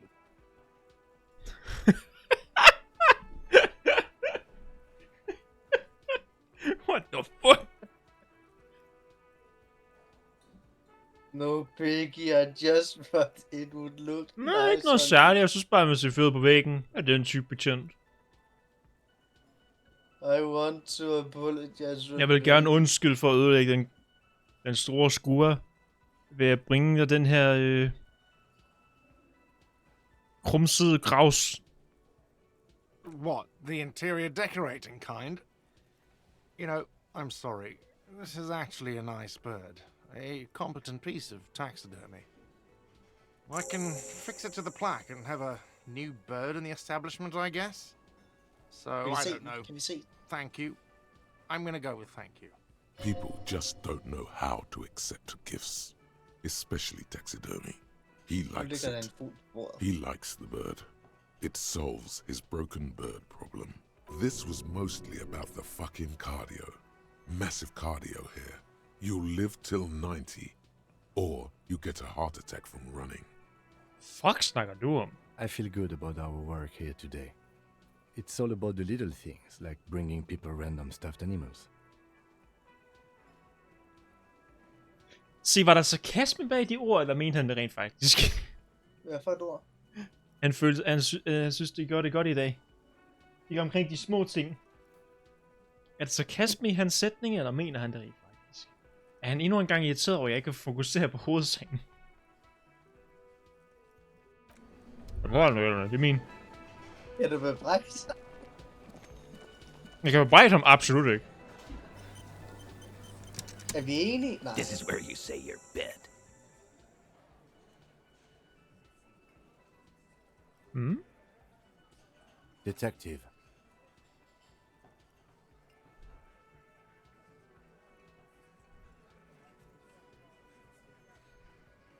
Hey, dipshit. You hard of hearing or something? The boss man's talking to you. What, is he fucking kidding? This guy high or something? Hey, asshole, up here. We're talking to you. We're looking for Titus Hardy. Oh, this is about him. A real looker, that won't. You sure took your time, huh? Waited for him to get real ripe and pretty for you. Oh, he was a real pretty boy. Hanging up there, letting out that pretty boy smell. I can't for the life of me understand why you did it. I mean, I would have just left him up there. You must really like cleaning up other people's shit. You might want to start asking your questions now. It's not going to get better than this. These guys are so macho, they're ready to confess to first-degree murder. Ask if it was them. Do a head count first. Connect these men to the tracks you saw in the yard. Chances are they're going to match. Starting from the right. Boot size 44. Blonde man. In his 30s. Overbearingly masculine. Sitting on his right. Standard working boots. Size 45 or 46. Eldest in the room. Probably mid-50s. Smoker. Quiet. Across at the other table. Hobnailed working boots. Size 43. Gang tattoos.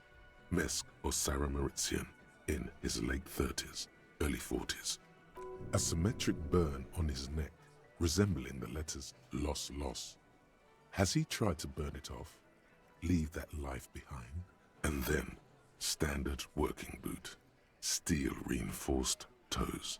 Size 46. The big dick. Wide at the shoulders and lean at the hips. Rugby cap. Fingerless gloves. And numerous scars. A little under 40. The emblem on his vest says Rowing Club. A little patch below it reads T. Hardy, Captain. In the far corner, standard working boot. Steel reinforced toes. Size 44. 40-something. Non-alcoholic beverage in hand. You squint. Is that a plectrum on his neck? Forget it. It's not important. Size 41, with the light step. Not a child, after all. An older man, with a rat face, mean, watery eyes, and 2 front teeth missing. In the middle, heaving and wheezing. Big guy. Boot size 46, deep marks. Probably carried the victim over. He, alone, is 130 kilos. Add the man in armor, and you could easily exceed 220. In conclusion, these 7 are the actors on the crime scene. The footprints were theirs, but there's a discrepancy. Exactly. You've stood there for about 4 seconds, not saying anything. Hit them with questions. Where's the 8th Hardy? the fuck is with you, fella? What are you talking about, madman? There's no 8th Hardy Boy. There's 7 of us and we're all here. Or what? You want to be the 8th Hardy Boy? We ain't hiring. Actually, boss, we've been talking and we think she could maybe... This person Glenn wants to hire, he really respects her. Shut the fuck up, Glenn! I do the talking here. Now what the fuck do you want, cop? So let me get this straight. There is an 8th Hardy Boy. It's a she, and you don't like us talking about her? That's right. We're not talking about this. This is a private Hardy Boys matter. Nothing to do with your shit. And you're not cops here. Don't go digging around if you don't want a bullet in the back of your head. I'm watching you. Good. We are all watching each other. Officer, your question. There's no point in pushing it further, he thinks. This is already a victory. We'll learn more about this 8th Hardy sooner or later. Den hængte mand i baghaven. Gjorde det? The pretty boy. You guys really love talking about that pretty boy. Funny. But my partner and I have a serious matter to discuss with you. Vi har snakket med formanden for fagforeningen. Everard? Ja, ham. And what did he tell you? That we killed him? That we took a cargo belt from the harbor, went out back, and used it to hang him? Because we did. All of us together. I hope he told the story straight. I hope he told it well. Aha, så du har lige sagt ja til morgen. Goddamn right. No. These 7 honest men have equally come forth. They told you what happened, so that you don't waste any more of your time. Beskytter du dem? Hun er deres advokat. Fucking Saul. Fucking Sal. Fucking Kim. Ikke dig, Kim. Men Kim.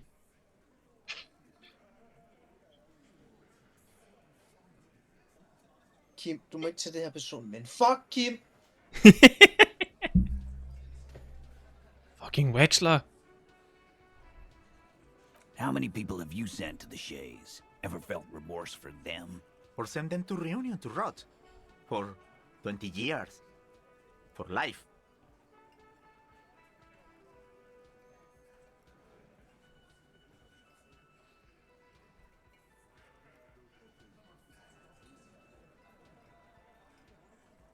But you see, a lawman, is something people agree upon. And here in Martinez, we agreed that this man had to die. Hvem bestemmer den nat? Are you deaf? There will be no singling anyone out. You can't arrest a Hardy Boy without arresting all Hardy Boys. Do you think you could do that? Do you think you could arrest them all? I am the law. Jeg behøver ikke. En af dem er mere ansvarlig end de andre. That's for the courts in Le Jardin to decide. Not for the officer making an arrest. Which we all know you won't be. What you can do right now is go back to your station and write a report. No. We'll stay here and discuss what happened that night. Hvornår skete You don't have to keep answering his questions. situationen? I know, Lizzie. Relax. We killed him last Sunday night. Seemed like a good way to end the week. Hvor længe kendte du manden? Known him? We don't associate with scum like that, asshole. Yeah! Who do you think we are? Quiet. He came around about 3 weeks ago when that Pines cow first sailed into town. Happy? By the Pines cow, you mean Joyce Messier? The representative for White Pines? The same company you are striking against? No. I mean the Pines cow. The stupid-ass cow they sent in to fuck us over. But you know what? Why don't you ask her about the pretty boy? I'm sure she has interesting things to say when you ask her hard enough. That's enough insinuation for today, Titus. Officer, Your interview is drawing to an end. Don't waste your last questions. Hvorfor dræbte de ham?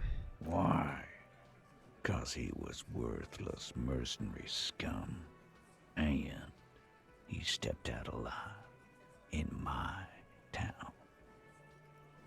And he stepped out alive. What kind of mercenary?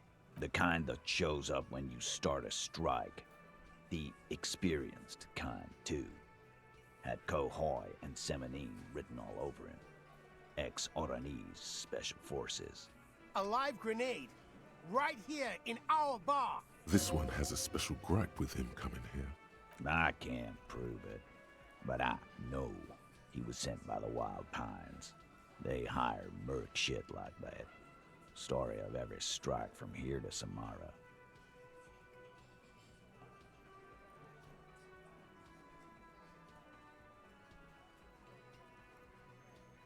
Cause one night, he walked straight up to the mic and said, I'm Oranese goddamn Special Forces, and I'm gonna fuck you all!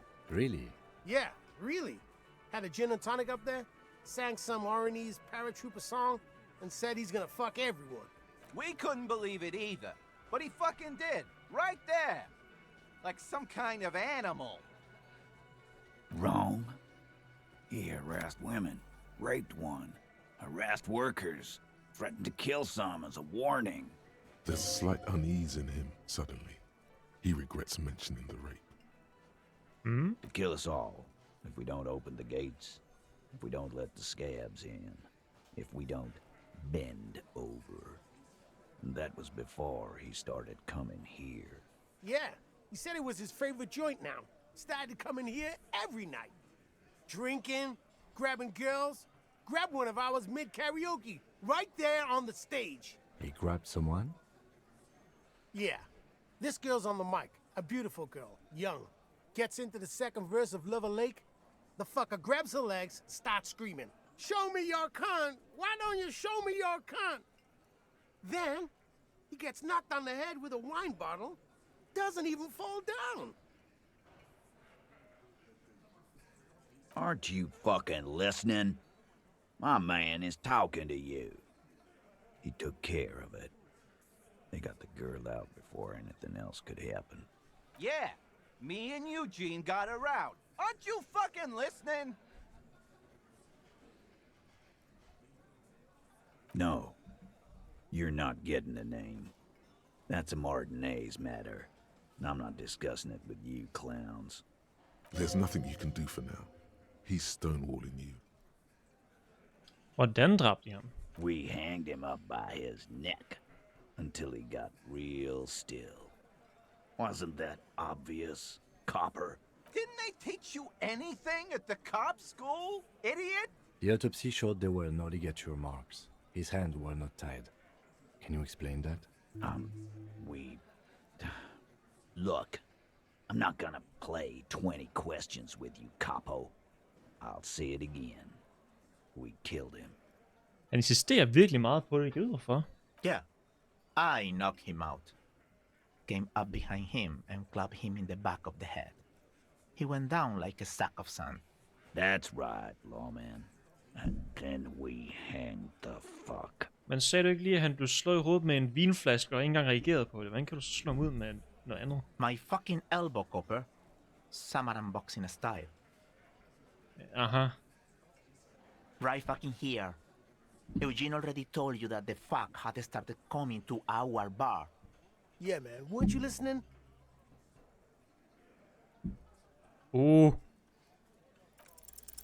Titus is solid as a rock, and so are a few others. Der er noget, der ikke giver mening her. Står der mere eller mindre. Alain, who looks like he might be Titus's right-hand man, the least antsy of the bunch. Definitely not his first time being questioned by the police. This little rat-faced fellow is solid too. Always fidgety, yes, but no change there. Him neither. Mostly keeps to his tomato juice, or whatever he's got there.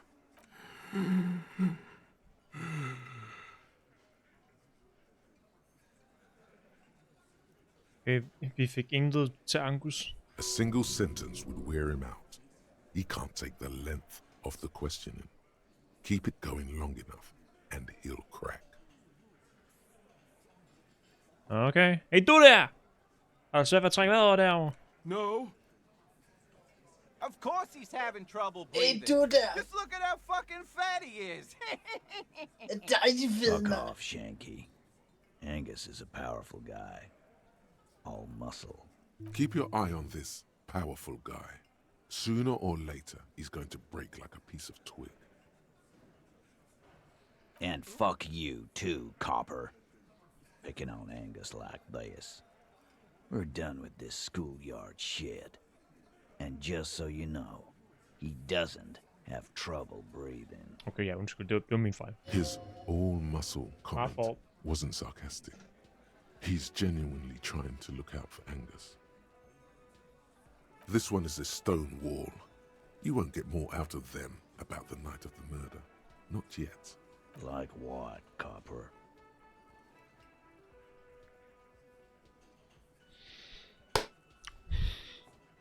Hvordan hænger kuglen i baghovedet af hans hoved sammen med alt det her? Huh? There was a bullet in the dead man's brain. Why was it there if you hanged him? How the fuck do I know? Anyone could have shot him. Target practice, maybe. This line of questioning is over. You got the cause of death already? Hanging. If there's any post-mortem trauma, it's your problem. This will not turn into a cross-examination. Yeah, lawman. Why don't you? Not in the arresting mood? A fearful readiness, like an electrical charge, raises hairs in the room. By your side, the lieutenant keeps his hand away from his holster. You hear the nylon of his coat hiss as he steps closer. Easy. Walk back from the provocation.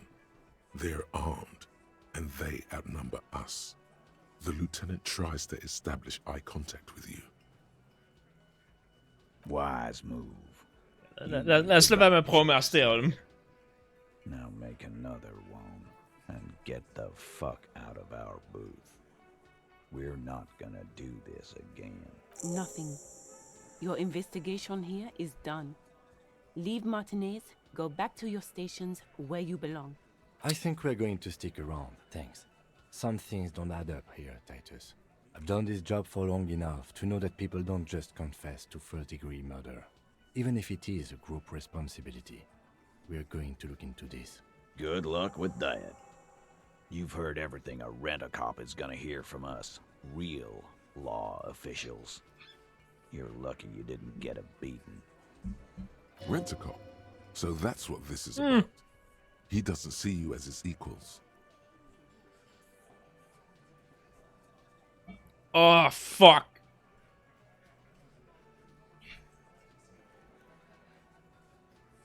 Hmm? 3% autoritet.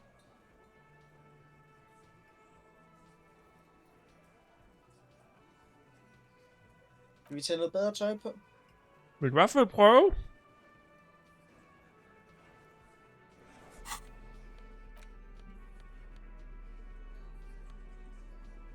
Autoritet.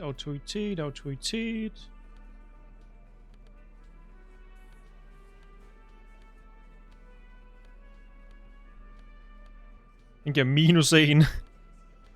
Autoritet.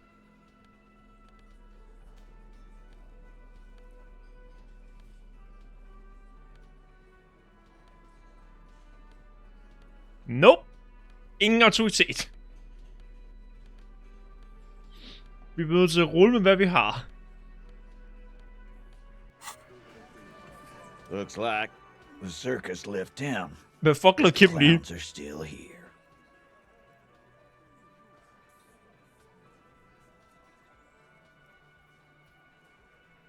You still on about that bullet? A bullet in a hangman's head. You're right, Copper. That is mighty curious. Indeed, Mighty. How did it get there? Well, there are so many bullets in the world, and so many heads. I guess it's only logical. At some point, one of them bullets had to end up in one of them heads. It's bound to happen again, you know? Just statistically speaking, of course. Og det er en trussel. Jeg spørger bare en gang til. Hvorfor var den her, trækker pistolen frem, i offerets hoved? Wow!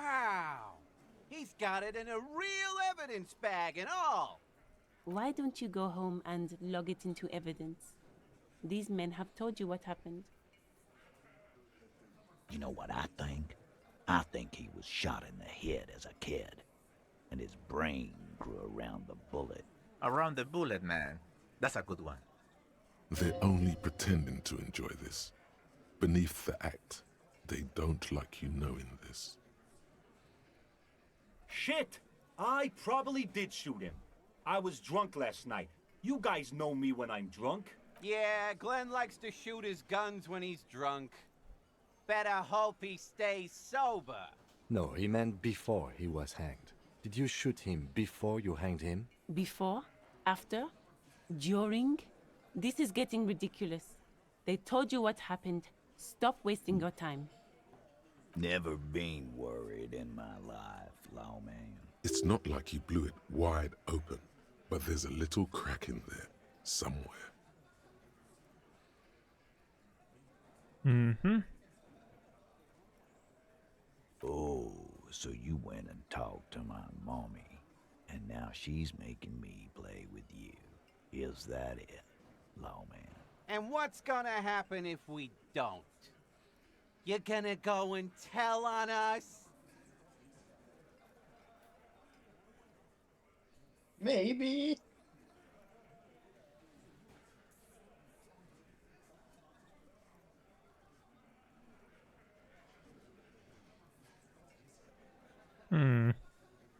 You gonna let him talk to me like that, Titus? Let's see. Yeah, I guess I am, you big pussy. The old man sent word you'd be around again. Har du tilføjet lidt? I'm being so forthcoming with you. Don't wear it out. A witness? You ain't got shit. The locals would never come to you with this. That's just tactics, Titus. Next, he's gonna tell you one of us already rolled on the others, and he's in witness protection. Well, let's hear it then. Who is your mystery fella? He's not alarmed by the sudden appearance of a witness, but he is surprised.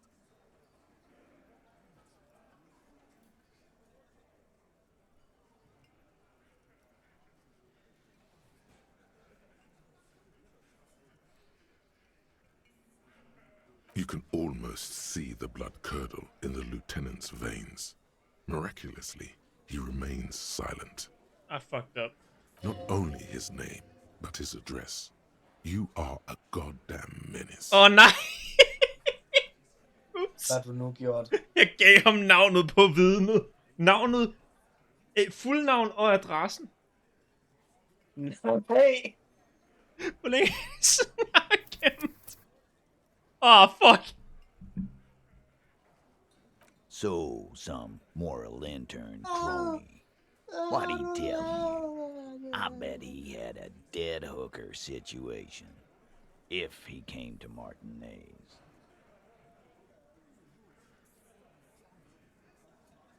Nu er det ikke, fordi jeg ved så meget om kriminal efterforskning, men... Selv jeg ved, at det er en fucking dum idé.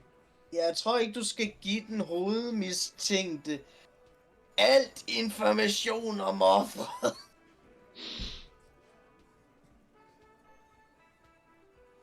Men så igen, han var en af de værste mennesker at snakke med.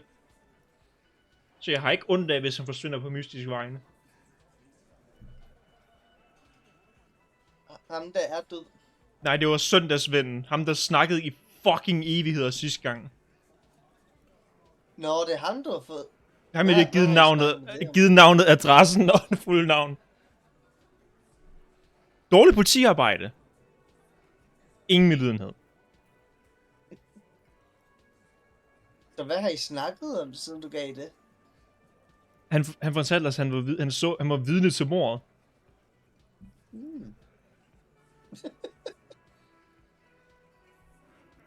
Det er elendigt politiarbejde. Men hey. Jeg har ingen medlidenhed. Kim er fucking pissed dog. Du kan næsten se blodet boble i Lieutenants. Kim, du var ikke med til fascistsnakken. Du kan nærmest se blodet boble i hans åre. Han skulle til at fucking kvæle Harris lige ud af ham. Gå op til Kim og spørger, er du okay?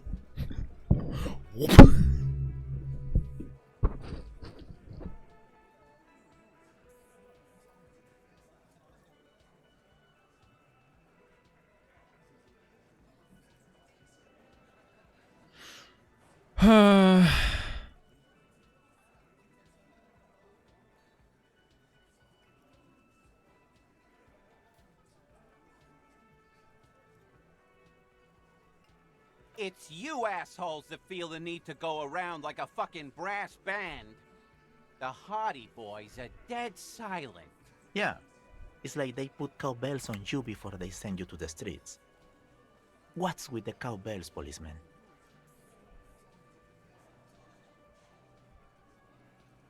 Arab guy? Boss, I think he's trying to say me and Theo. Well, yeah. What is confusing you? Eugene, Theo, and Elaine were there too. I already told you.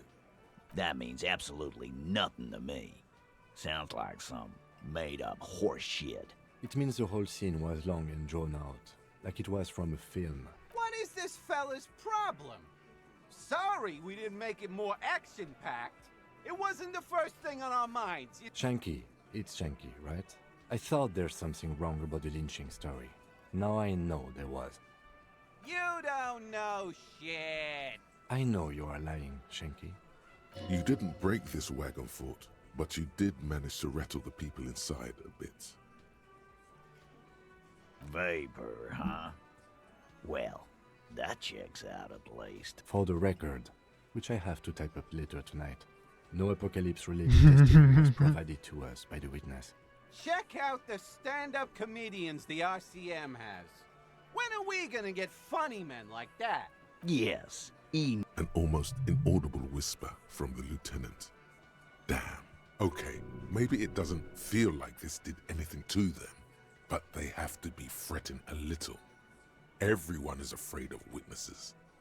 Witness is a scary word. It is a white check. Okay. Again, just get about fucking time. Vi kan smide en i autoritet og prøve.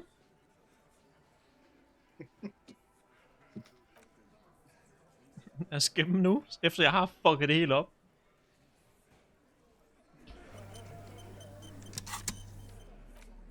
Er der virkelig noget, vi kan smide, vi har, der kan give mere?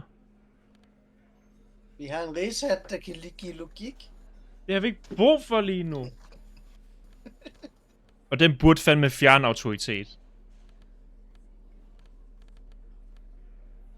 Alright, well, fuck it. Here we go. Looks like the circus left town. Det kan godt lide, at Kim spinner 350 grader, når vi starter samtalen. Establish authority. Yes. Authority. Feverish thoughts race through your mind.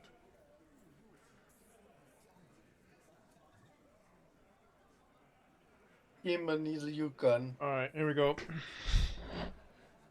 Først fortæller du mig, at nogen er blevet voldtaget. Og du synes ikke, hvem det er. Det er fucking lort! Stop shitting your pants. You don't need to know, all right? We took care of it. The law handled it, all right? Yeah. I am the law. You're not the law, I am the law. For God's sake, stop shouting! Stop crashing into people in my establishment! Stop provoking those oafs! Sounds like someone's damn broke. They're not going to give you anything, can't you see? I can't have a police interrogation in here. People are trying to eat. Det har ikke noget at gøre med dig, kafeteria. Hold on, vi kan sige, det har ikke noget at gøre med dig, kafeteria manager. Eller hold kæft, bartender. Skal vi virkelig pisse ham af? Ja. Nu bruger vi eller tredje, jeg river dit dumme hoved af. What is your fucking hoved af, Gert? What is this? I can't have a slap fight in my bar. It's embarrassing. We are deep in Far's territory. We need to cool off and re-engage later. Everyone can see you picked some wrong options. Next time you have to come up with better things to say. Okay, det var meget bedre end hvad der normalt sker. Hvad sker der normalt? Hvis du beder om din pistol, hvis du... Fuck, jeg kan også bare vise den. Looks like the circus left town, but the clowns are still here.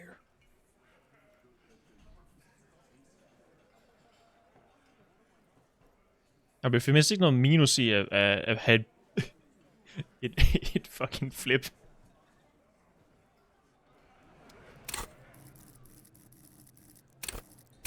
Du kommer til at se, hvad der sker i den city nu. Looks like the circus left town, but the clowns are still here. Ja, det har du sagt. This time it's going to work. You already ruled out the first bad option that didn't. Kim, jeg bruger for din pistol. Why? This is not what he thinks it is. This is a great idea. I'm afraid it's not what you think it is either. Alle sammen, slap af. Det er kun en demonstration. Kim, din gøb, tak. What in the name of fuck are you doing? But I don't want to give you my gun, not after the last time. The fuck is happening, Titus? What are they whispering about? Easy, Shanks. I want to see where this is going. Stol på mig, Kim.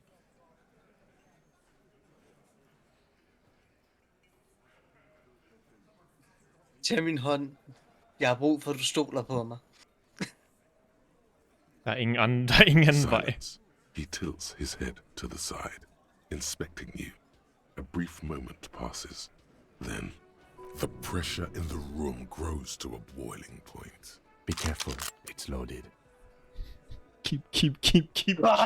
Kim. Good. Now put it in your mouth. Plejer han at give den til dig?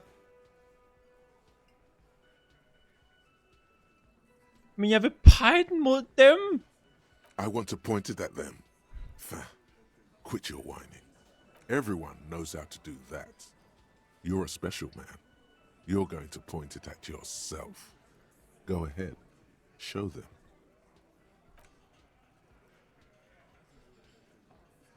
What are you doing? Genuine panic flies across the lieutenant's face. Fellas, you getting any of this?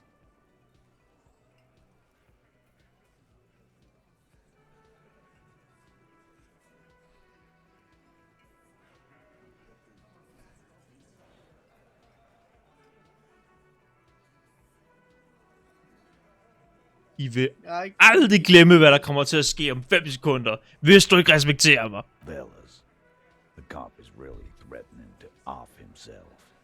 This is insane. No, that is not what is happening. This show is unnecessary. Give me my gun now. Don't. There's this itch in the middle of your skull where you've never reached, never scratched. Du har bare fucking respekteret mig. Om 5, 4, 3. He's not gonna off himself. Come on. No. He'll do it.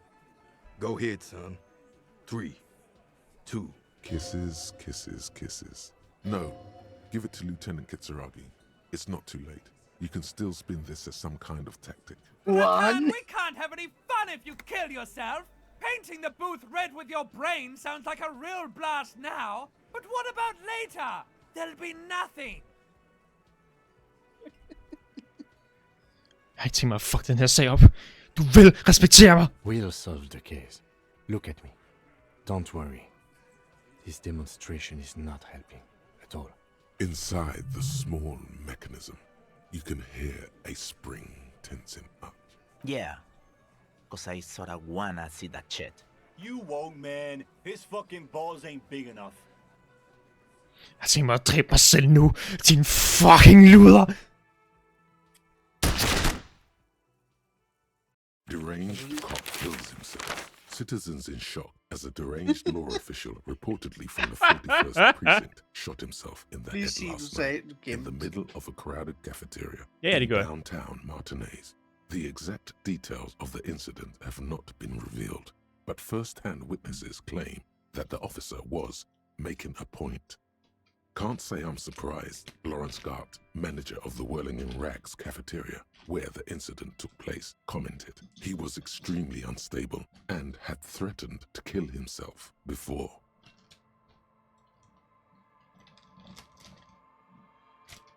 But that was only threatening. Så en rimelig tung ting. Hvis du gør den her, og så bakker ned, så får du permanent selvmordstanker igennem spillet. Hvis du vælger ikke at trykke på aftrækkeren, så gør du hans psykik så mange 1000 gange værre.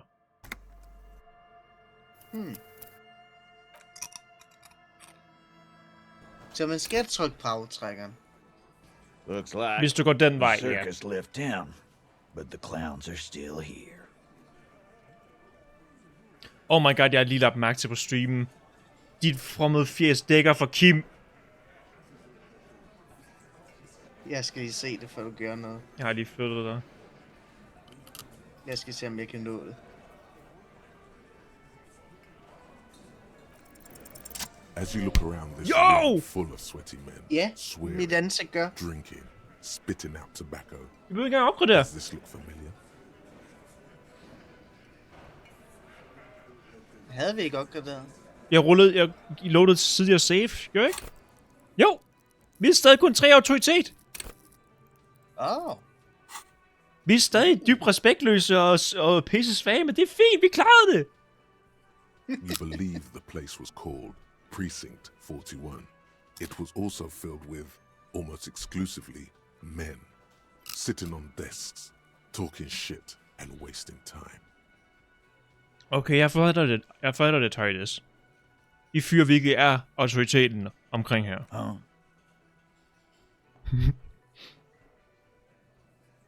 Det må jo være. I er ligesom rigtig betjente. Drikker øl og sidder med jeres pik i hånden. You got a problem with beer now? Not quite there yet. Push on. No, I got drunk. So drunk, I doubt my gear in the sea. And I don't give a shit either. Just like you guys. Jeg har et ølproblem, men ikke et problem med øl. Jeg har heller ikke nogen idé om, hvordan man gør mit arbejde, ligesom jeg er. Hvilken en er mindst ynkelig? Vi skal ikke sige, at vi har kørt vores bil i vandet. Vi skal ikke fucke op, at vi har klaret tjekket. Hvad er nummer 2? Nummer also a big fan of Ja, jeg er også en stor fan af øl, og at spille pik i stedet for hjælpe andre. You saying we don't help people? I've been doing this job for 10 years. Martinez was a dump before we put this outfit together. They don't know, man. They weren't here. We had 3 shootings a week, kids dead, fucking graffito everywhere. You cops haven't shown up since the 30s. Congratulations on the graffiti removal. All I see is you sitting around talking about Monica's titties while there's a rape victim. So what? What do you want from me? We took care of that fuck. Don't let him drink that. One more push. Quick.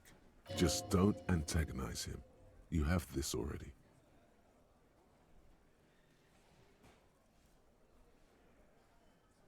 I don't want a big deal. I just want your life. Det er ikke omkring jer. Det er ikke omkring, hvem der gjorde det. Det er omkring offeret. Hvorfor hjælp? Titus? She stops mid-sentence. That's it. You got him. He's going to give it up. but on his terms. You wanna help her, cop? Fine. I'm gonna let you help her. But you treat her with respect. Til at banke If you don't, på døren. if you question her, harass her. A freight train of pain, buddy. What is her name? Glacia, I'm on due. She's staying here at the Whirling in Rags. A real pretty one. Silvery jumpsuit, blonde. That's I'm on due with an O-U. Shit. The girl. The girl upstairs? That can't be her. Remember what you said to her? You told her you want to have... Oh, it's her! It's definitely her! It's Miss Oranje, disco dancer! Oh no! Disco dancer! Åh nej! Prøv lige at se! Said you don't remember being a cop. Clarice? Yeah. Blonde. Tall. 2 rooms over from yours. Missa und disco dancer. Okay, minus 1. Sagde du ikke, sagde du glemte, du var en betjent? Minus 1. Sagde du, Gud verden sagde, jeg vil have fuck med dig. Minus 1. Sagde du apokalypsebetjent? Minus 1. Sagde, jeg gav mig lige mindre selv. Sure. Why not? You've probably seen her around. Lad os se, vi kan klare det. You inexplicably add cool after the victim's name, with your eyes bulging like some Det næst værste. Your fingers are fidgeting and sweat starts forming on your brow as Titus looks at you oddly. I don't understand what's so cool here. Nothing. We just have a few more questions. Then we'll be on our way. Whatever you do not tell him you know her. That would sound off. Det er hende, jeg vil have fuck med. There was no relationship. He raped her. That's their relationship. Something is off here. His anger is possessive. Was like that karaoke incident all over again. Or like some of the other girls he was harassing. Okay, enough. All of this is irrelevant to your stated investigation. No. It's very He important did it before to we killed my... him. He's not gonna do it again. So what does it matter? It would help if we establish a timeline. All right. 2 weeks, maybe? I don't know. I need another beer. Here you go, boss. I know her. How well do you know her? A small twitch in the corner of Kim's mouth. He has a hunch about what knowing means. Well enough, Copper. We party. She's been here for a few months. Han er jaloux. He tries to make it sound real casual, but the muscles on his neck tighten. You mean Revachol? Nah. Our Miss Oranje disco dancer is an immigrant or a drifter of some sort. Been staying over here over the winter. Don't you give her any more trouble. She's just had some bad luck, that's all. Shut up, Angie. She doesn't need your help.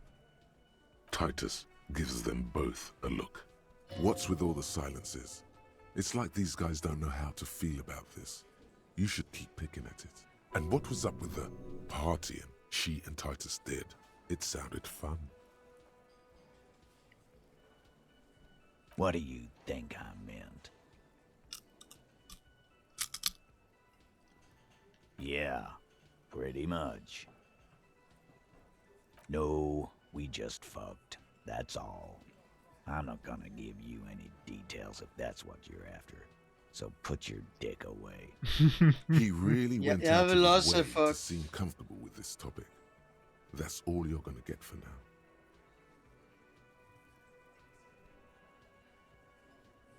Eat that bitch. 6 fuck! Remember what I said. Freight train of pain.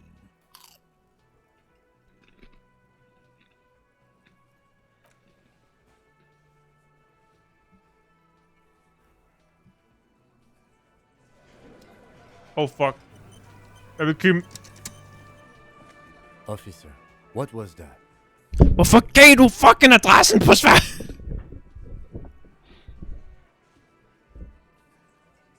Kim.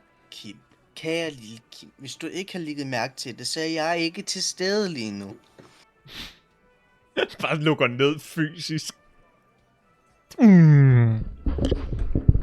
You looked strange when he mentioned the assault victim's name. Do you know that woman? Hvad kiggede jeg på? What? Det er tredje gang, jeg aktiverer noget uden at bevirke. Hvad gjorde du nu?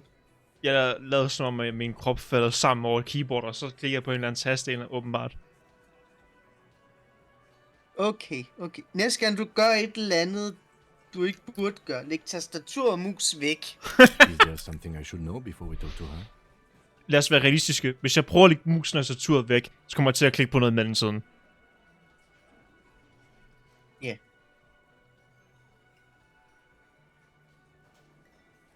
Understood. You were not in good shape on Monday. Hun ved, jeg har glemt, hvordan man...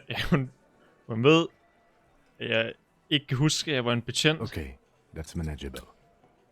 Jeg tror, jeg prøvede at flirte med hende. Understood. Hun vil ikke kan fuck med mig. Af en eller anden mærkelig grund. Hun sagde, nej, jeg jeg skal... ved heller ikke, hvorfor.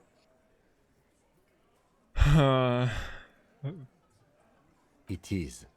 This would have been good to know before. Vi kommer ikke op. It should have. Ja, det skulle. Anything else? Nå, men nu. We'll be all right, Lieutenant. This is nothing. Og han er mindst ikke sur med os.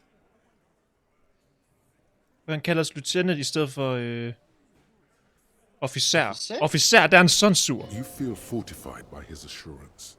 It's going to be all right.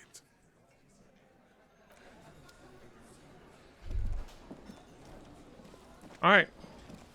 Lad os snakke med Clarice, og så stop for i dag. Får jeg chancen for at smadre hendes dør en sidste gang? Ja. Yeah.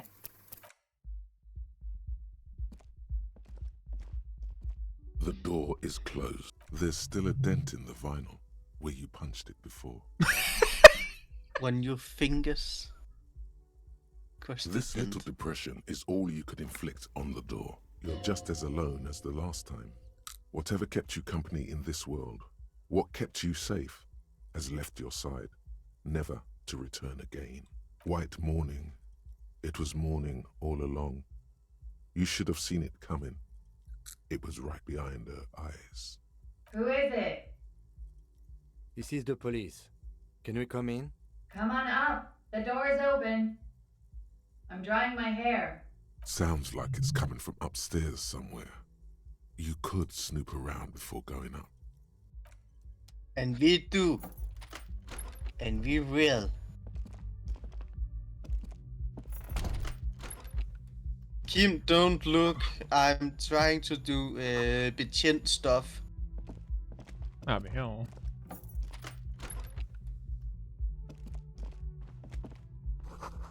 This medicine cabinet is full of wares. Sheets of pills, haphazardly stacked, one on top of the other. There's also a toothbrush somewhere in there. It's been used quite a lot. Pharmaceuticals line the shelves. Sheet upon sheet of pill bottle next to pill bottle. Acetylic acid, APAP, eye drops, blood thinners. Noget af en samling her. Anything of note? Pill bottles rattle like bones as you search the cabinet. Paracetamol, histoperidol, something in a foreign language you can't read. Behind them, an unusually shaped nasal spray.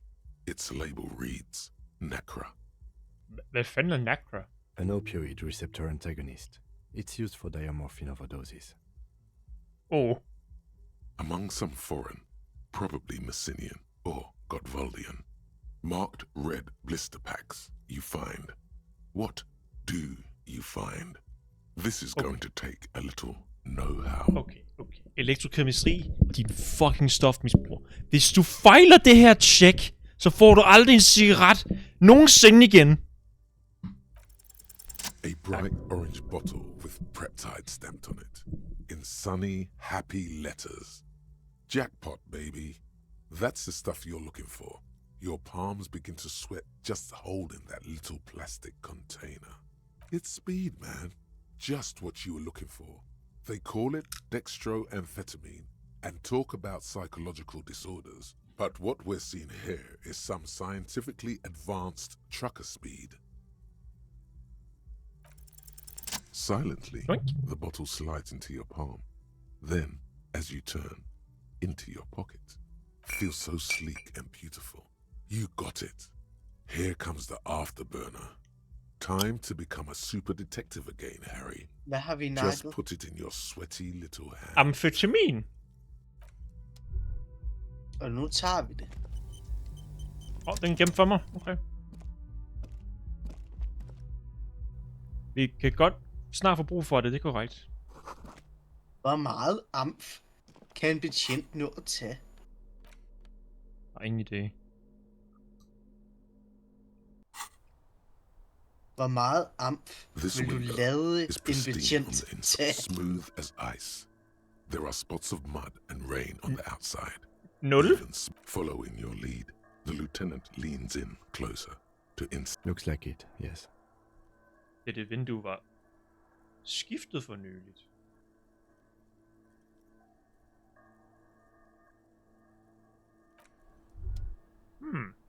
Jeg sværger, jeg har ikke ødelagt det. Jeg var med at kigge på mig sådan, Kim. Det er ikke mig. Hvad skal jeg på den her dør herovre? the same small, heavy door. No lock in sight. I don't know, Lieutenant Yefreiter. It is not the first closed door we found in this building. There is also your mysterious blue kitchen door. I don't know. The further we get, the more this building seems to be tied to the case. Below, the hostel cafeteria creaks and groans under your added weight. A skeleton of composite support beams and cantilevers. A dull thump. Somewhere inside, a wind brace rattles from the imperceptible motion of the building. The vigilantes, the cadaver, and a number of people connected to the case are in or around this building. This door is part of it. It's not unimportant. Se. Undersøgelsen og døren under begynder at flette sig ind, begynder at blive stereoundersøgelsen. I hate it when that happens. It's barred from the inside. You hear the bar rattle in the brackets. Sounds like it's heavy, too. Very sturdy. Nemt. Hold on. Fysisk instrument.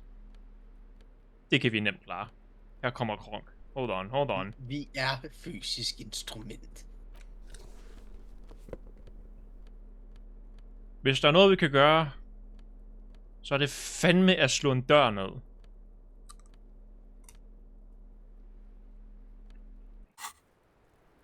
The same small, heavy door. No lock. Hvad?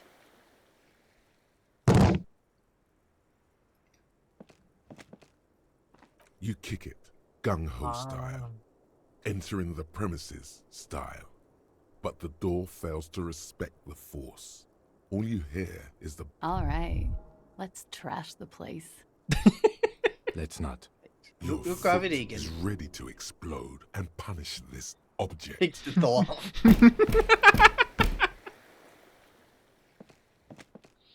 Vi får ikke nogen straf for det. Thorough disciplining. Its pain and groveling is much to your liking. Suck on that door. Nej, vi kan fandme ikke putte flere... 8. Vores højeste stat nu er fucking fysisk instrument. The same small, heavy door. No lock in sight. Det har den også bare at sige, at vi kan. Yeah! Hold This kæft, jeg time, kan godt lide den something der cracks effekt. inside. Ja, det er fedt. It is an unbelievably Vi satisfying sparker med sådan en force, at vinden bliver tydelig. Vi er en luftbetvinger. Det var lidt Dragon Ball-agtigt. Nice. Filling you with a belief Nice. in your own body.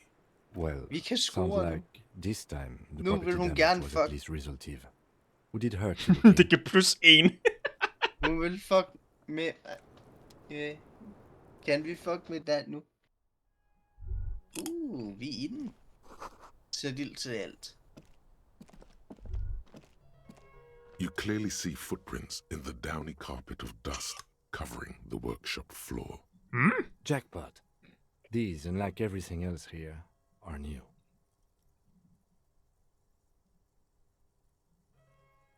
Three weeks maximum from the dust coverage. It could easily have been 1 week too. You know, officer. Han er sur på os. This is good. He likes it. There's a little smile there, in the dark of the workshop. It was a stereo investigation. Han kan after all. lide det, men han er It has ikke no glad for conversion det. with our main investigation, adding a new fact to consider. It means someone snuck through what seems like a secret route, behind our rape victim's room, in the recent weeks. This may prove to be significant. Large prints, most likely made by boots. The size is hard to determine. Sole could be bigger than vamp. The soles have left a pattern, uniform, horizontal lines. De kan jo få sådan, det ligner ikke sålene fra gangsted, Kim. The size looks about the same, actually. They're not the same shoe, but they could be the same person. No, these little horizontal lines are different. They look custom-made to me. Or some kind of foreign print. Hard to say. Still a boot, though. Everything around you is quiet. The prints crisscross the workshop floor.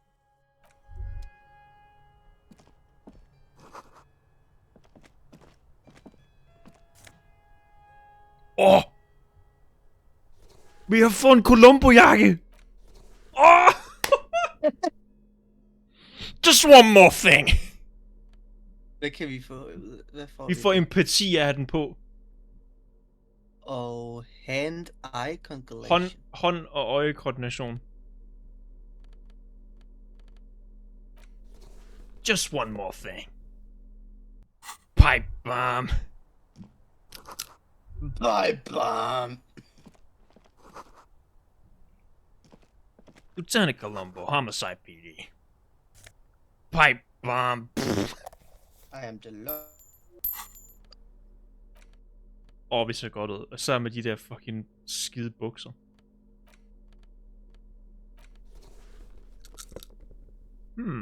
Mark.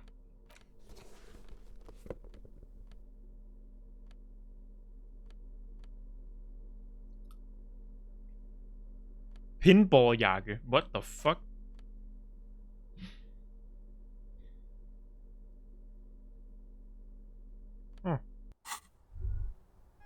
Du skal ikke pisse maling på min jakke. Ikke paintball. Pinball.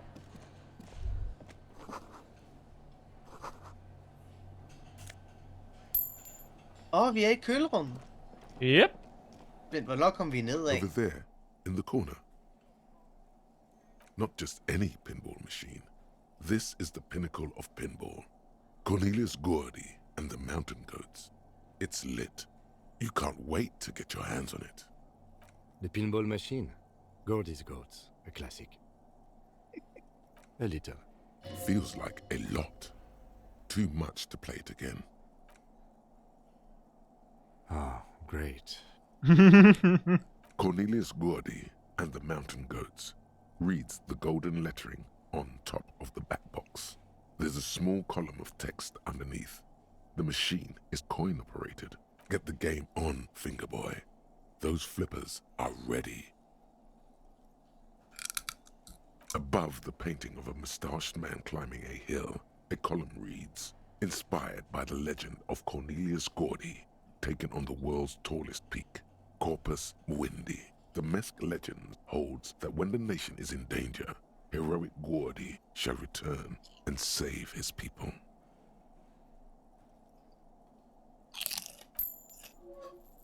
It takes a while to get into a rhythm, but pretty soon you're able to keep 3 goat-faced balls in play with relative ease. Go, go, finger boy. I feel sorry for the goats. If they only knew the kind of guy old Fingerdreng. he was. The kind of a guy who uses the word savages a lot when recounting his travels. A masked nationalist. Ugh. An avid huntsman too. He was often photographed in his dining hall, surrounded by wall-mounted hunting trophies from every continent.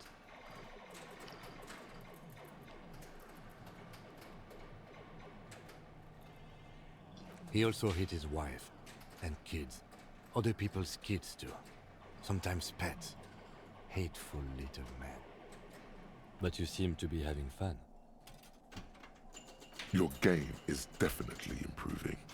The jolly goats are flying all over the board, and although a few plummet to their deaths, you're never left with less than 3. Suddenly, a special passage leading to the summit slides open at the top of the board. This is where the balls need to go. Maneuvering a goat ball into a position for a perfect hit isn't easy.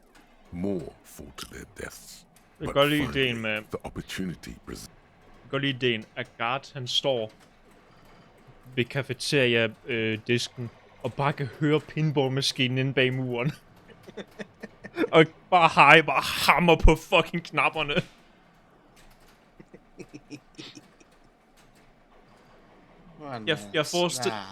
Jeg forestiller mig lidt, hvis du kan huske i den der Nicolas Cage-film, den måde han grønter, når han spiller fucking pinball. Jeg forestiller mig, at Harry laver samme lyd, mens han spiller. Han stønner. Og seksuel kontakt med den. Han fucker maskinen. The words pale rupture light up on the speaker panel, and the machine starts filling with a thick, milky fog. Something's happening. Congratulations. Det er den Nicolas Cage Five Nights at Freddy's film. Cheap way of getting more money out of Altså, det er jo decideret seksuelt, hvordan han rører maskinen. Mhm. Der er intet spørgsmålstegn. Det er direkte. Han har sex med maskinen.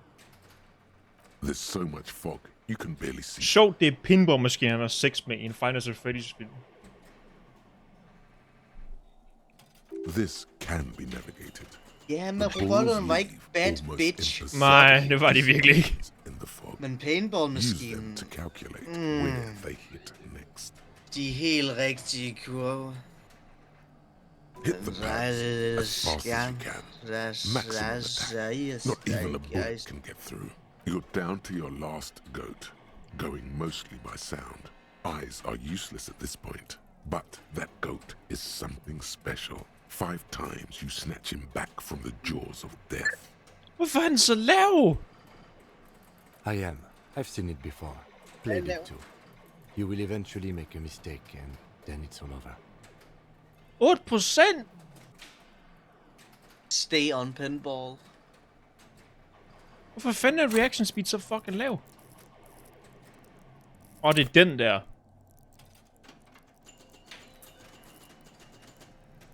Skal vi smide et point i? Det var ham, der kom op, da der blev sagt gul mand. Yellow man. Vores reaktionsevne reagerede sådan. Hey! Kan du ikke sige? Hvad fanden?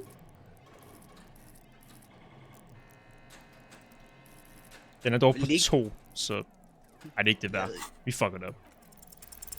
How, if you can't even see it? The last goat plummets into the fog with almost suicidal glee. There goes nothing, finger boy. Fingerdreng. Det var sjovt. The machine. The machine is dead and silent. It needs serious maintenance before anyone can play again. Vi smadrer den. Well. You see a heavy steel door with a prominent dimple lock. It's painted blue. The door does not budge. A challenge. The steel doesn't even tremble. Now you're hanging from the handle. The door remains immobile. Okay, it was a challenge, and you failed. What now, loser? Fuck dig! There must be a key somewhere. Probably somewhere in the whirling. It's not too important. We can get in and out using the roof door. Det er ikke sjovt. Det er tid, Kim. This small elevator smells of nougat and sweat. Your head brushes up against the ceiling. There is a control panel to your right, and just enough room for 2 people to fit in. The maintenance card under the control panel reads, Last maintenance, 10th July, 88. There are large rectangular buttons, monter, descend, and an international call for emergency assistance. That third one appears to be broken. That it does. I say, let's brave it. Den elevator var sidst håndteret i fremtiden? No, it was maintained in 88 of the previous century. Så det er ikke en besked for fremtiden. No, I think the bureaucrats just forgot about this backroom elevator after the revolution. Seems so, although it's pretty quaint for a freight elevator.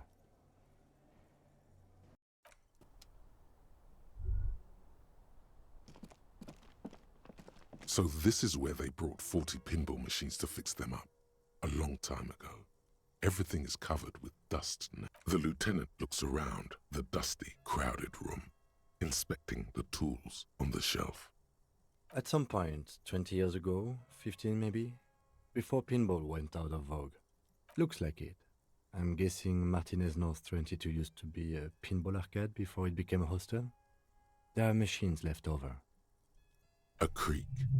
Some dust falls off a shelf. Downstairs in the hall, next to the main door. One of them even works. I've seen one of the artists bang away at it. Remember the dice maker? Then that means...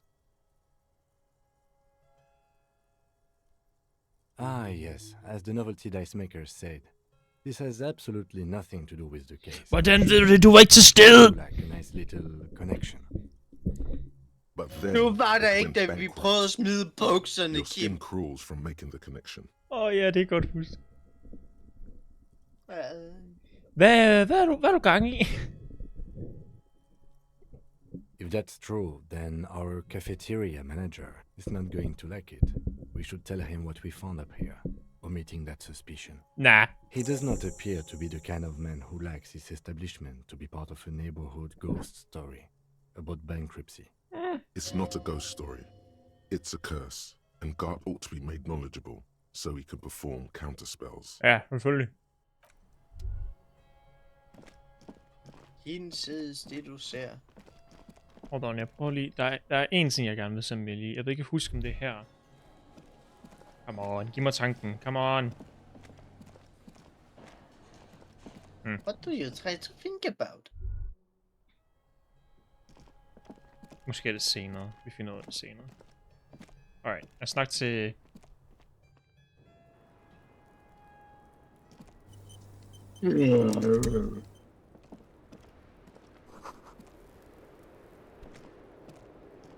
Welcome to the roof. Her hair is still slick from the shower. Below her silvery jumpsuit, an athletic young body, built long and lean, then toned over several years of self-defense training. You can sense it in the sharp pointing of her elbows. I'm sorry for the mess down there. The cleaning lady hasn't come by in days. I'm beginning to wonder if she ever will. Du skal se mit rum, det ligner skrald.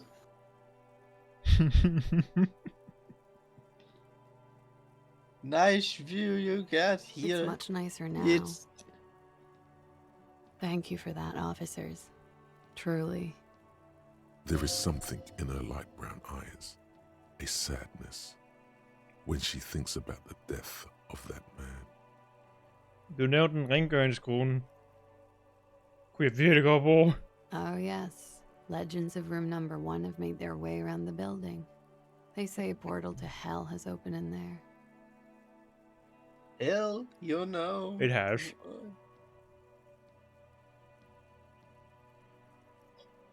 Of a furious spark.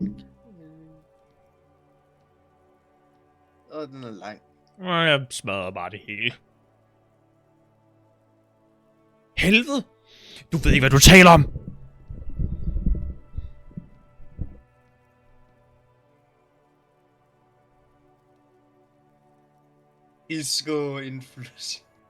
Disco Infernium. They also say that's why the cleaning lady quit. Because of the infernum. I'm Kim Kitsuragi. I'm a detective from Precinct 57. I believe you have already met my colleague from Precinct 41. Have I ever? This is the fabled cop of the apocalypse. What happened, You got that man? right. The end was supposed to be mere seconds away. Why we're still here?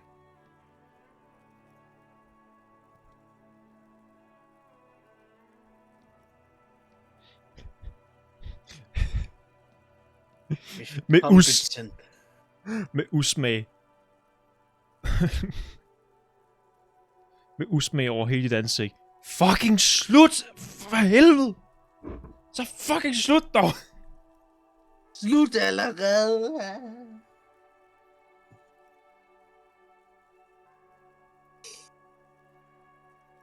Ved, at jeg ikke længere er betjent af apokalypsen. Profetien var forkert. Tegnene betød ingenting. Tømmermanden er overstået. Jeg er pænt sikker, hvis vi tager den her, så mister vi fucking... Vi skal ikke miste den. Men har vi den overhovedet? Ja, vi har den. Den er lige smæk i midten. Jeg tror faktisk, vi mister den, hvis vi siger det her. Vi skal ikke miste den. Nej, den er for god at have. Og ja, den giver stats. Så jeg begyndte at sige ting om dommedagen mindre og mindre. Mere fordi jeg synes bare, det er sådan pænt ens.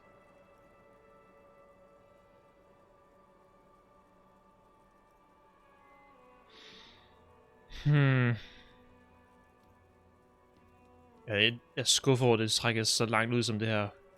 Sikkert møg. I know. What now? Miss, we are investigating the murder of the man down there. The people who put him there have asked us to talk to you. Huh. I see. Be careful. Ask something else first. When you go there, use words like, I hear you have been through something difficult. No need to dilly-dally. She's tough.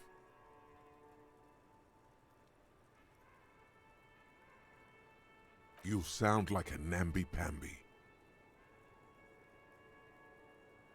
Clausier Amondu. You should like a nearby pamby. You sound like a namby-pamby. Du vil lyde som en lille spædbarn. Hvor er du fra? Vredefort, Republic of Oranje. Hvad er Oranje? The bad memory, officer. Mhm. It's the past. People can't go back to the past. Hvor gammel er du? I'm 28. Okay. Og hvad laver du? Hvad er dit specialarbejde? Something stupid. Og det er? Oranese lit. Oranese lit? Oranese literature. It's what I studied at the university. Okay. Fear of failure, fear of death, how it sucks to be Oranese. All national literatures are... Only the name of the nation changes. If that's true, then Revacholian lit would fit you like a glove. Og hvad gør du så med det? Nothing. I do nothing with it. Hvordan tjener du så penge?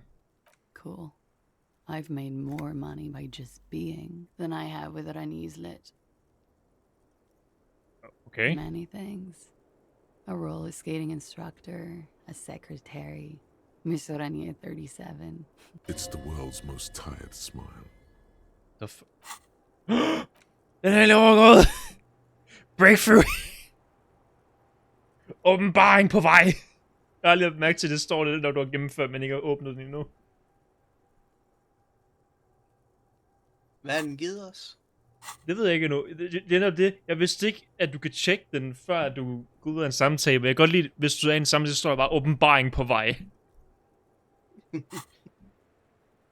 Så vi har ikke fået svaret endnu. Nope. Now there is something you should linger on. Er der en chance for begge dele? Nej.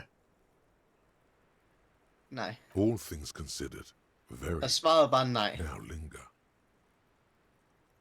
It's a beauty pageant Åbenbaring på vej. held in the year of our century 37 in Oranje. It's a competition for stupid girls. Men look at them and choose the most beautiful. Mhm. Og hvad er skønhed? When you have the fewest deviations from the norm, I've been told it's a type of mediocrity that I possess. Så du var den mest smukke, eller så du var dum? Du er dum og middelmodig. No. I was the most stupid and mediocre. And I got a crown and a sash and a scepter for it. And a scholarship to study Oranese lit. Mhm. Mhm. I would offer you coffee, but it's garbage. Jeg får en million. Literally tastes like poison.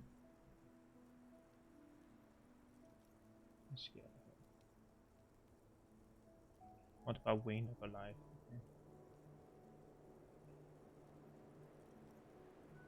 Åh nej. Det er den undergang. .i8. Kan vi kigge på dit pas? Tak. I'm afraid you can't, officer. Why is that? Because it's buried in a sealed plastic bag at an undisclosed location on the coast, along with cash and airline tickets. Thank you for your candor. Why? They say so in your tourist brochure. Keep travel documents away from your person when west of the river.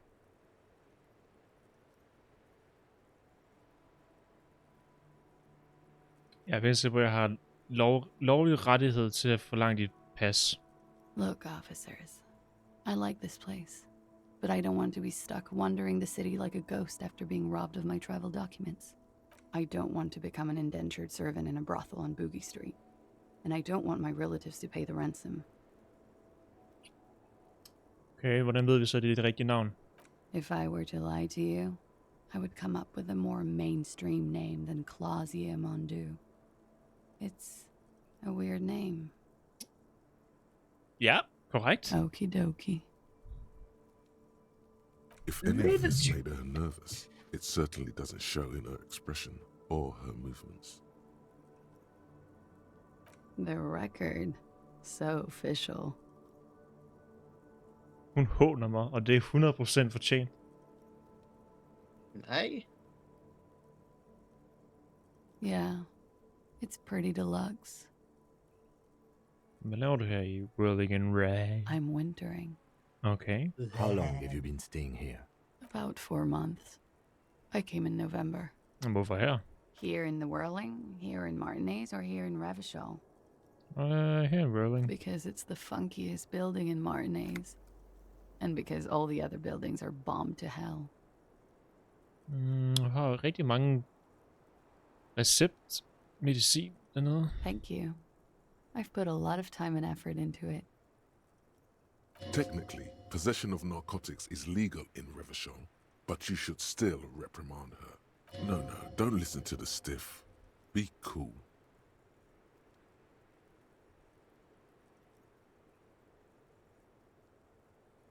Det var rimelig imponerende. With money, sir. It's not exactly the NT-star size caboodle I intend for it to be one day, but it's getting there. Mhm. Comes in handy when you've done too many opioids. Is that something that happens to you often, miss? Better safe than sorry. Mhm. Oh, yes. One of my favorites. It cures many ailments. Like not being able to stay up for 36 hours. Not being happy. It cures those ailments. It's just a merit speed molecule, basically.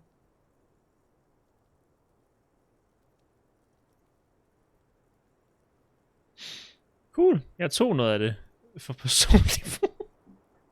Skal vi fortælle, vi stjal fra hende? Nej, prøves vi ikke. Huh? Motherfucker took my Preptide? Looks like you owe me one, officer.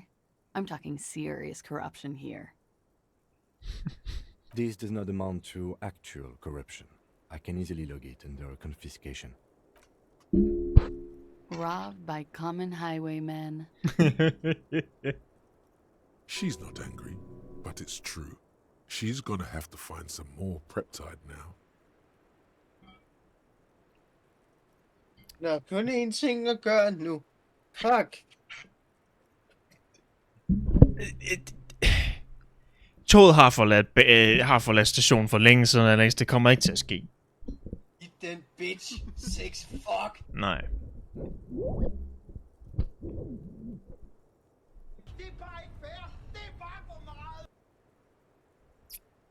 Vil du vide, hvad der sker, hvis du klarer den check lige i starten af spillet? Succesfuldt. Hvad? Hun siger stadig nej.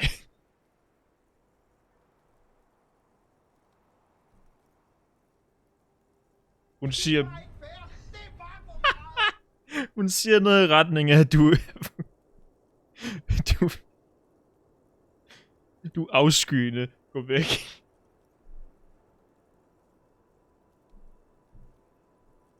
Nu sparker jeg til den. I did not. Mystery solved then. I kept wondering where it led. There may be more to this mystery at some later time. She's holding back. Let's make a mental note for now.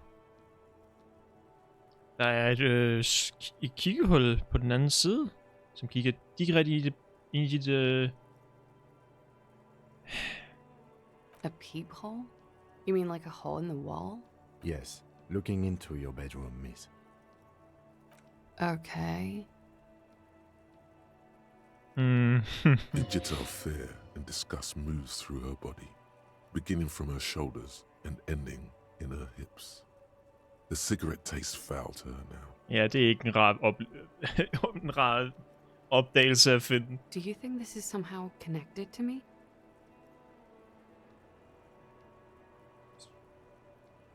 Kunne være. Okay.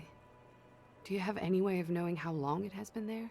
Unfortunately, no. But if I were to guess, long enough. The perforation is under the bookshelf on your wall. It should not be hard to cover with some tape. Hvis det var for nyligt, hvem tror du har lavet det? Shit. I don't know. Maybe it's been there for a long time. Maybe the local kids use it or something. I don't know. I'll be fucking covering it up with a lot of tape, that's for sure. Was there anything else back there? Der var trin, der var Osborn. Huh.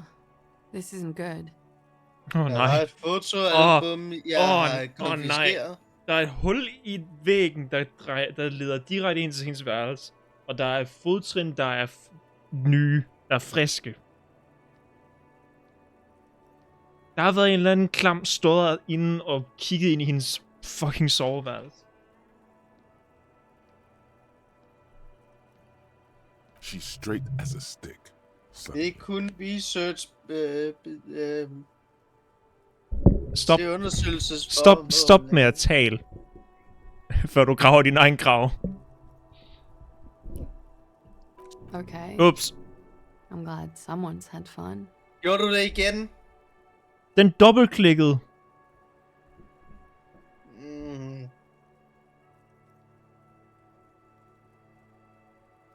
Hvad har du sagt? Det var okay, det var den eneste, der var muligheder. Okay.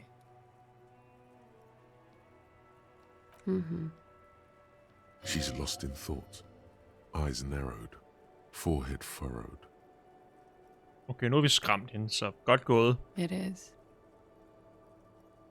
The lieutenant makes a note in his notebook. Nu får vi bank af He Titus. finds the answer unsatisfying.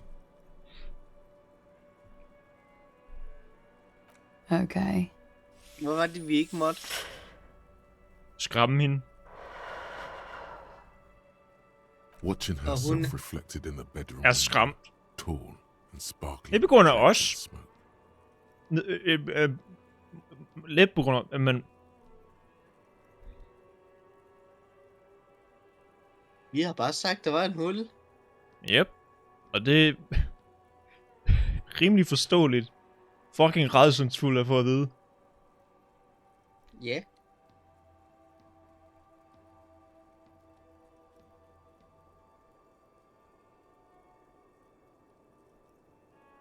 De fortæller mig, at du har været igennem noget udfordrende. Something difficult?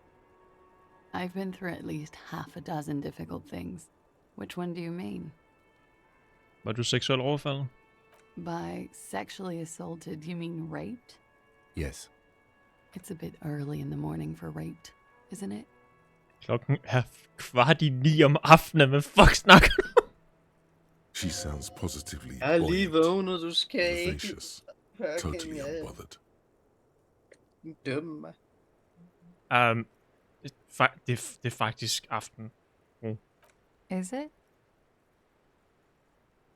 It is evening. Time flies, man. Så du var ikke? Yeah. I'm gonna go with not raped. I don't want to say that shit about him. Okay. By him, she must mean the victim. Tell them it's not my style. They'll have to, you know, if they want to jazz up the charges, they'll have to get someone more, rapeable. Are you saying that you were asked to tell us you were assaulted? Not explicitly, but I understood what they meant. It wouldn't hurt to spice things up a bit. Some assault and battery. Sexual assault, maybe.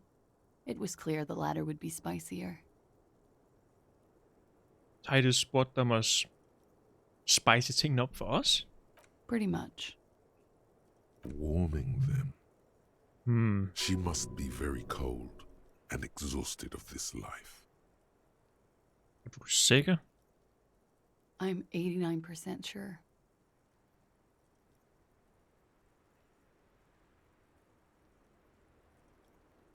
Så du er ikke helt sikker? You know how it is. Do you?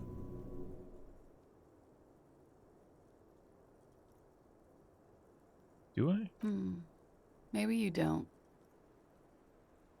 There are numerous cigarette burns on those silvery scales.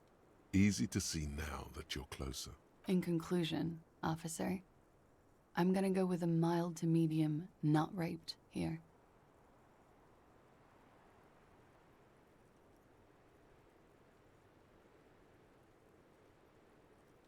Det er sådan, der er sket noget, og du vil ikke...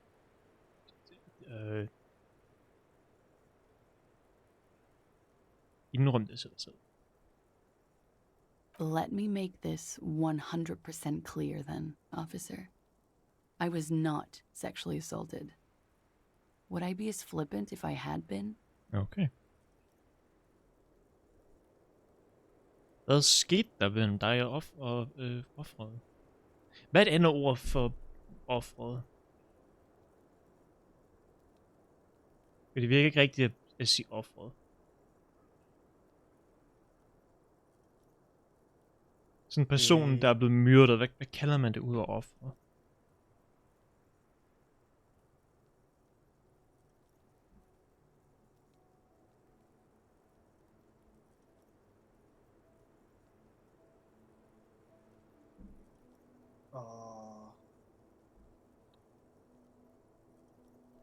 Jeg googler det.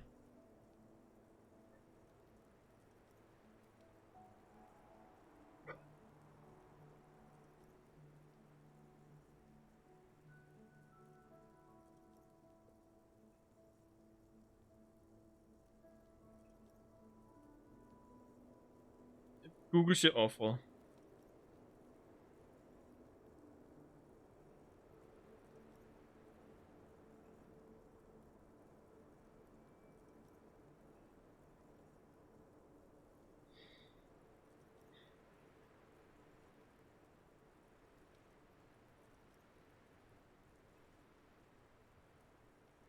Google siger specifikt forbrydelsesofferet. We partied.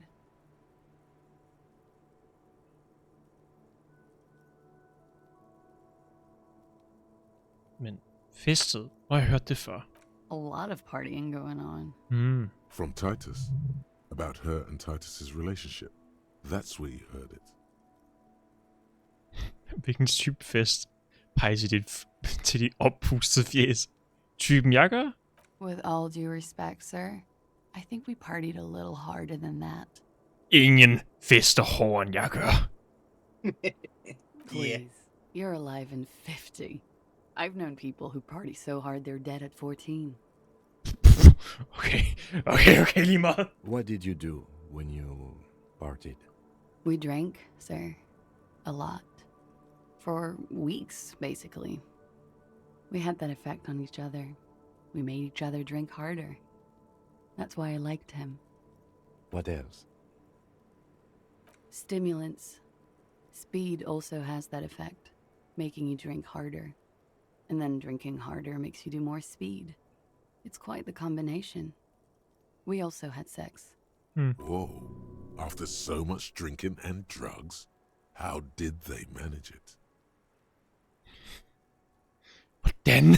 Untraditionally, officer. Your imagination starts whirring, whether you want it to or not. Var der nogle følelser involveret? A little.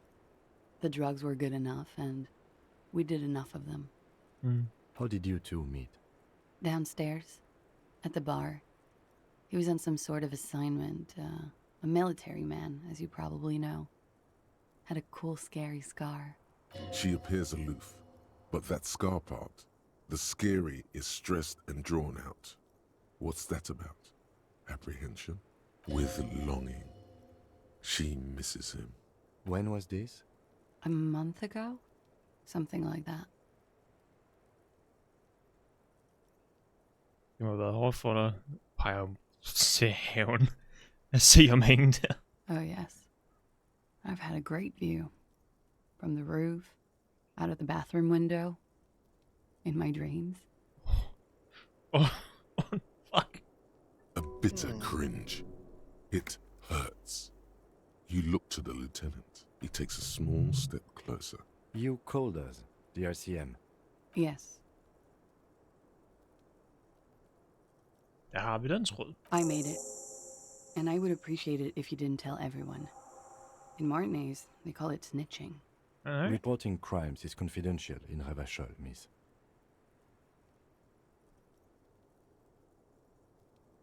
I didn't exactly disguise it. I just muffled the mic and nicked the landline a little. With nail clippers. And I diverted some radio fuzz into it. Into the cold wire. So, she's God's mystery foam cutter. Oh. Did I? Fuck. I didn't mean to. I had no idea what I was doing. Still, that's pretty clever tampering. Simple and clever. Crossing the lines like that.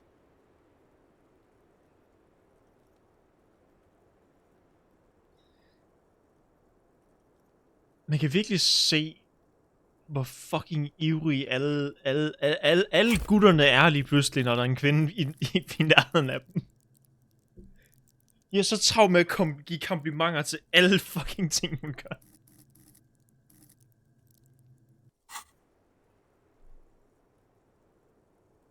She must have had training of some kind. I don't know, sir. It was stupid. I was drunk, too. I was probably afraid the Union was listening in. Locals say they have ears in the wires. Thank you for making the call, miss. It was the right thing to do. I didn't want to, sir. But if I hadn't, he'd still be hanging there. Hvad kan du fortælle mig om ham? Navn, øjne, alder? I'm sorry, I can't do it. Not right now. Later, maybe. I keep seeing him. Like he is now. I can't talk about his... I don't know... hair. I know it's difficult, miss. We can return to it later. She meant she sees him in her dreams. Jeg har også set ham i min drømme. You have? Not like I do, I imagine. She sees them in each other's arms. Bag hinandens arme. Jeg ser ham som mig. Skal vi nævne den der fucked up drøm, vi havde, hvor han hang i en diskokugle i træet? Ja. Nej. Yes. And then he's dead. His mouth agape. She dips the cigarette in the lighter's flame and inhales, then looks at you with her lungs full of smoke. I can see the similarity, yes. Funny. Funny how? Nothing. I also saw him. We had a long inspection and that sort of thing sticks with you. Let's move on. Hvad har de hængt ham for, hvis ikke voldtægt? He had something to do with the strike. One has been roiling since I got here. Rotten timing. But you probably know all about it. And his role in this strike was what? I think he was in a security detail. He was ex-military, worked for Wild Pines, and against the Union. We didn't discuss work much, if you know what I mean. But I understood it was dangerous. And they lynched him for it? She nods. Hvorfor var der en kugle i hans hoved? Bullet? They shot him too? They stripped his clothes and they shot him? You mean after they hanged him? I'm confused, sorry. So am I. Were you aware that he had also been shot, miss? Things are starting to go a little over my head here. I thought he was hanged. I was not present when they did it. I don't know what happened. I just know what they told me. And Sylvie, the bartender. It's hard to know what to think about that answer. Tak for ingenting, logik. She's just tired. Don't push her too much. Mhm. Og hvordan kender Hardy Boys den der? They're frequent guests. Downstairs, they have a booth for union members. They're probably down there now. Over Yes. drinks. It's been a long, boring winter. Festede I? A little, yeah. Like you partied with the deceased? No, not as hard. I'm sorry to have to ask this, but have you had a physical relationship with any of the Hardy Boys? I have. Hvem af dem? Which ones, sir?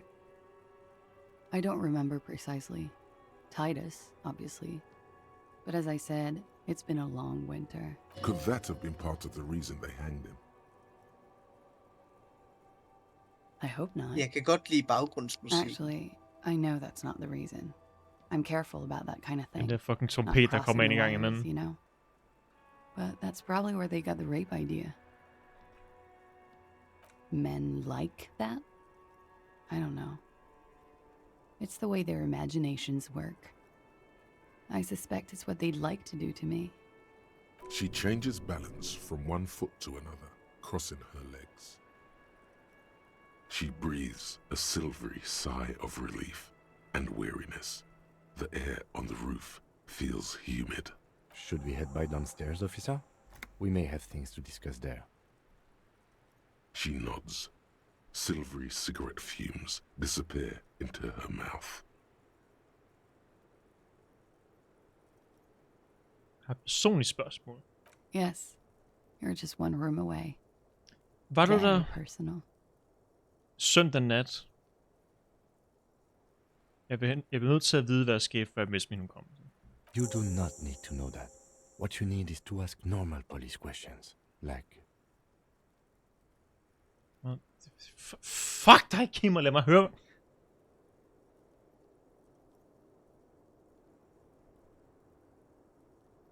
Yeah. Okay, Kim. All right.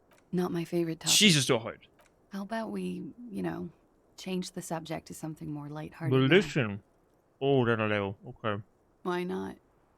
I'll be here until 11 p.m. drinking coffee, most likely. Homosexual underground.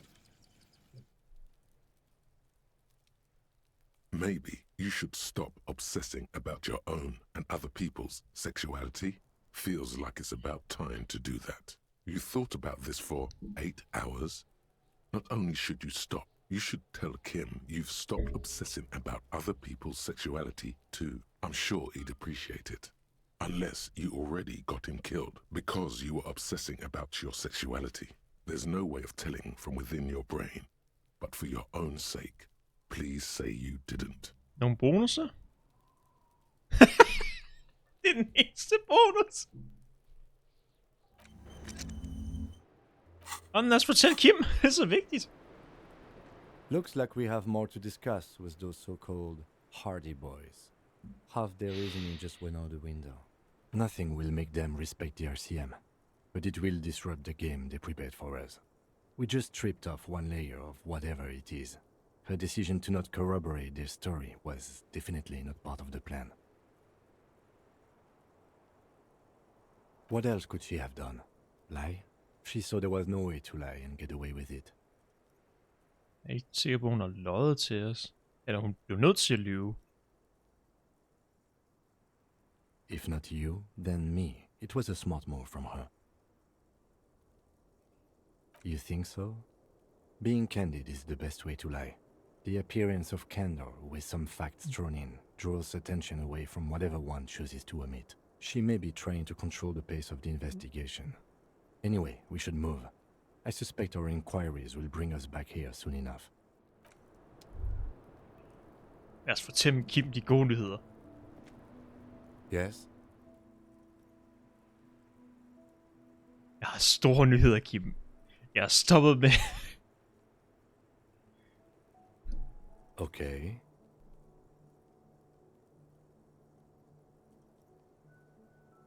Jeg har holdt op med at være...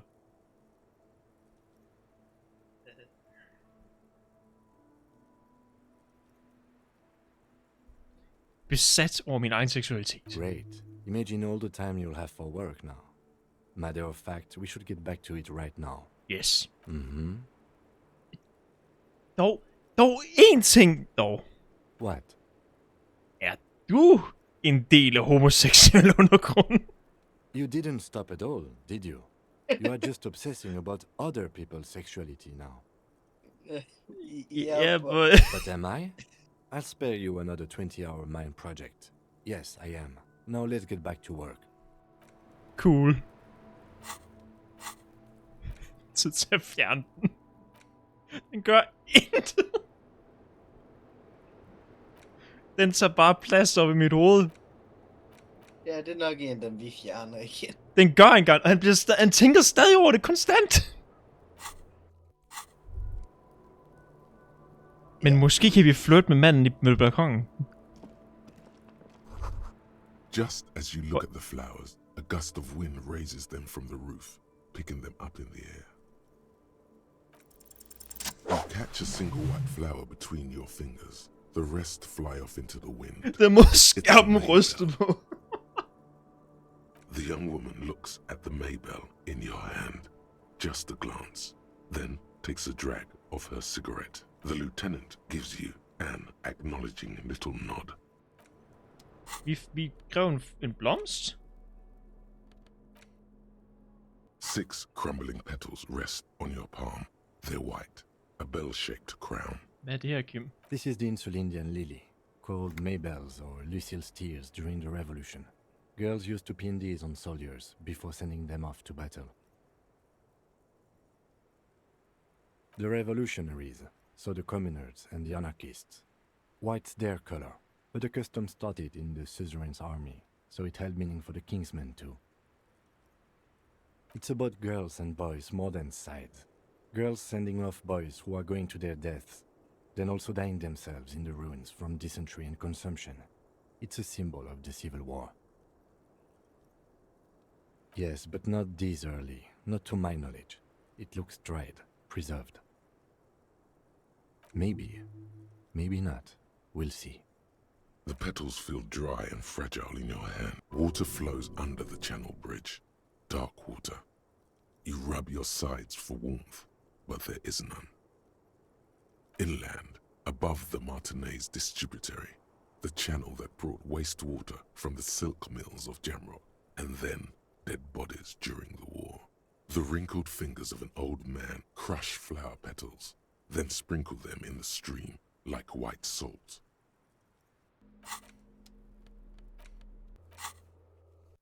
Hvad ved du om den her blomst? I was just thinking, what a nice Jeg kan faktisk evening bringe det it op. is for taking part in a murder investigation. She looks at the dried petals in your palm, then lightly touches one with her fingernail. Chipped white polish covers the nail. It's long and sharp, like a mini dagger. The petal crumbles on contact. Pretty. Looks like a dried maybell. Is that the one you caught? Sambo style? A martial art, sir. Is that it? Samurai boxing, or sambo, graceful martial arts stuff. Sambo style implies stealth and cool. Why was there a flower on the roof? I don't know, officer. Because of the wind? Nah. Admirer? Admires? I'm too old to be a debutante. And this place is no fashionable society. Volition skal være virkelig høj. Okay.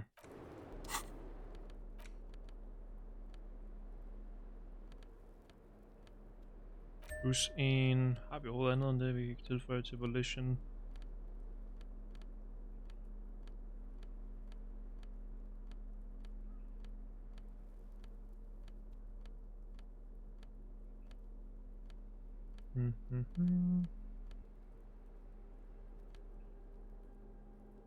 Nope. Alright. I was just thinking, what a nice She looks back. Time moves slowly. The triangles of her face rearranging into a weary smile. Don't worry. We will protect you from her beauty. We will consult you through the reefs and sounds of her persona. You are advised. There are muscles on long white bones that line her limbs, just below the silver jumpsuit. Nothing, just time passing. Don't worry. Anything out of the ordinary and you would be notified. Air moves in your windpipe.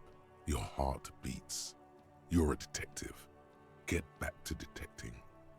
The strange moment ends. It was brief, no longer than 2.2 seconds. Volition. Lidt mere op. Hvad var det nu, den gjorde? Det er den, der holder os sammen. Just thinking, what a nice... Just like the last time. Light Det var værre. brown eyes look back at you. All is as it was. You feel cigarette fume rise from her lips. She's just as beautiful. Don't worry. We will protect you from her beauty. We will consult you through the reefs and sounds of her persona.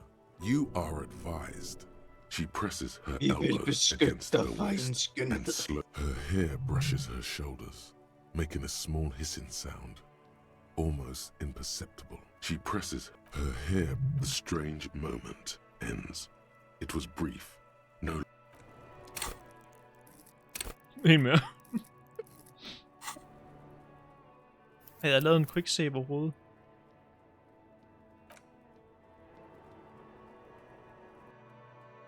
Nu skal du igennem alt igen. I was just thinking, what a nice evening it is. Soft, light brown eyes look back at you, directly into the space behind your eye sockets. You see the smoke rise from between her painted red lips. She's beautiful. I have bad news for you. Well. You know these guys? Who, me? Yes, he's talking about you, you sinewy idiot. You too. Me? What have I done this time?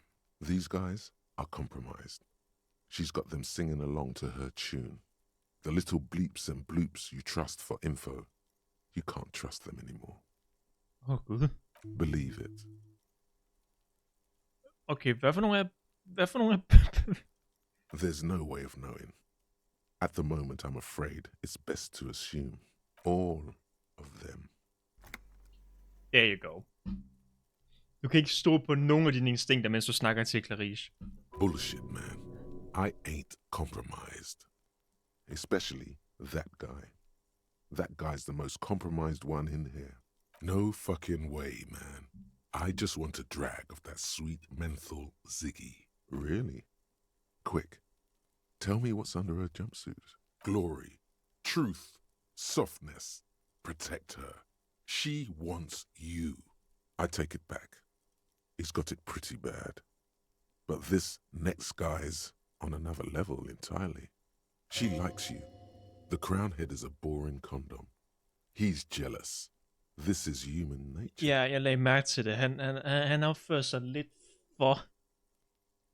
Han snakker for meget. Hvordan er det? Med dem. Suggestion.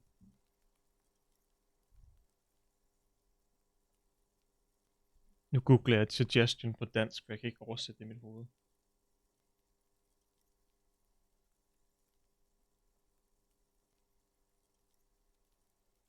Forslag. How it always does. Through subtlety. There's nothing you can do about it. You are how you are, and she is how she is. Things will go as they do. Kan du ikke gøre dem normal igen? No. Hvad fanden er så pointen? It's better to know you're being played than to be played without knowing it, is it not? Betyder det, at hun har løjet for mig?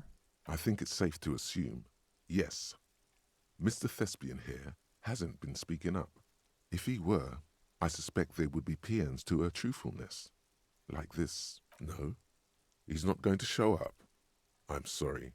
Your lie detection isn't working. Jeg lader ikke mærke til, hvor vores drama ikke virker. He's just totally inept. It looks like you're also an idiot. But that's not her fault. Drama burde have snakket konstant i den, der kan detekte løgn. No, not an idiot. You're just more of a sensitive type. Thinks with his point har vi i drama. This woman's pain draws you in. Okay, måske er det der. Kunne det være derfor? Hvad er hendes plan? You can't draw a sound conclusion. The one he usually does says, huh? No, Mr. Conclusion. You're always kind of limited in your analytical abilities. That's not her fault, but still. Ja, måske vil vi være en intelligens. Don't worry. It's only been 4 or 5 seconds. You've got this. Sig højt. Frøken, manipulerer du mig?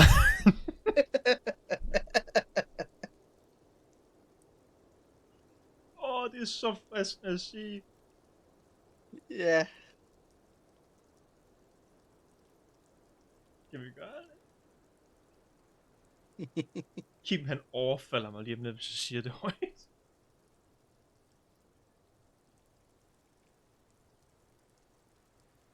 Hvad kaldte han os sidst? Er han glad lige nu, eller sur på os? The silence broken. She exhales a little cloud of smoke and says, God, no.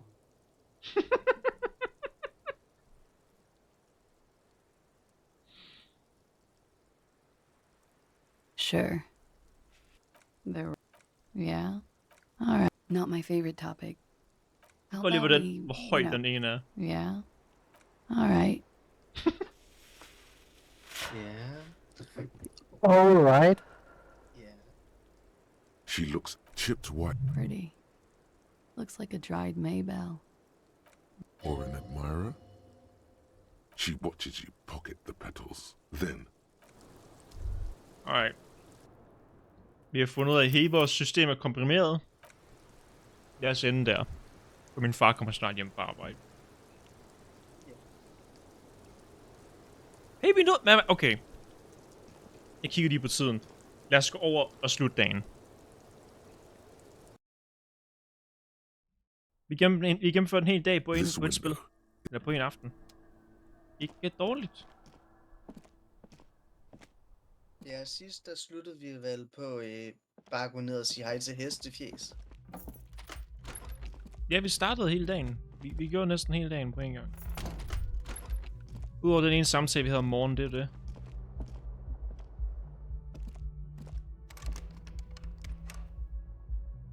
Nej, vi kan ikke komme ind, fordi vi ikke har betalt. Vi bor over søen nu. Ja, hvordan har vi vores debriefing om aftenen?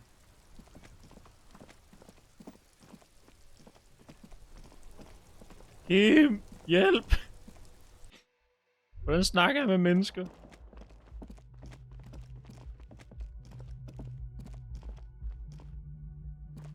Inger. Jeg snakkede med manden på balkonen. Har vi fundet en karaoke-seddel i Hi again, gendarme. No. Bye-bye, gendarme. Du har homosex undergrunds tankesætter, og så kan du ikke engang sige noget. Du er så svag. Kom med en enkelt scorereplik. The clowns are still hanging around. Udulig er du. What is it now?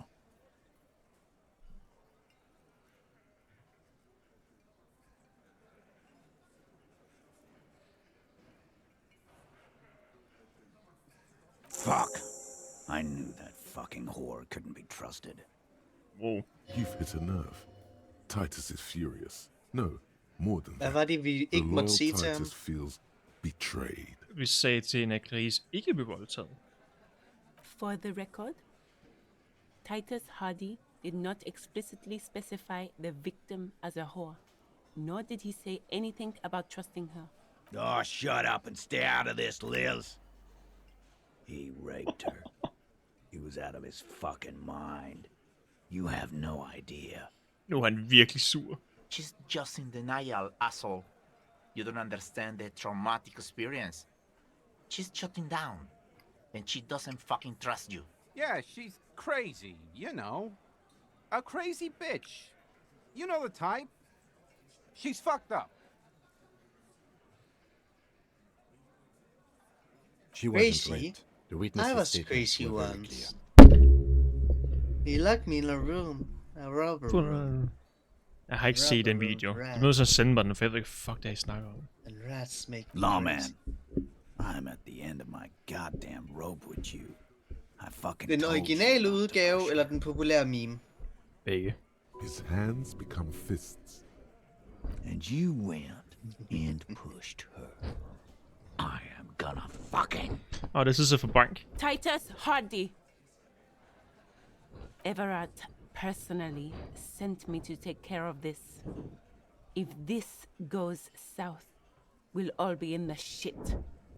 But you, Titus Hardy, are going to be buried. Am I understood? The room is so quiet you could hear a pin drop. The rest of the cafeteria has gone quiet, too. Someone has to rush in to break the tension. The second in command. Look, Copper.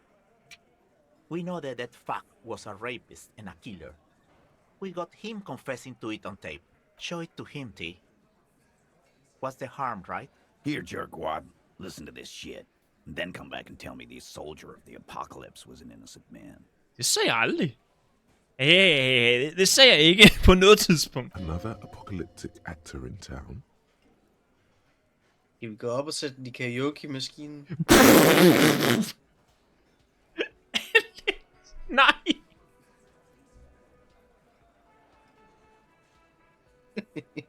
You think we go into this shit deaf and dumb? You RCM aren't the only ones who know how to bug Ah, people. du har ret, There's no du har ret. Vi university skal lige degree høre for den that. først, før vi sætter den i karaoke. We have machines.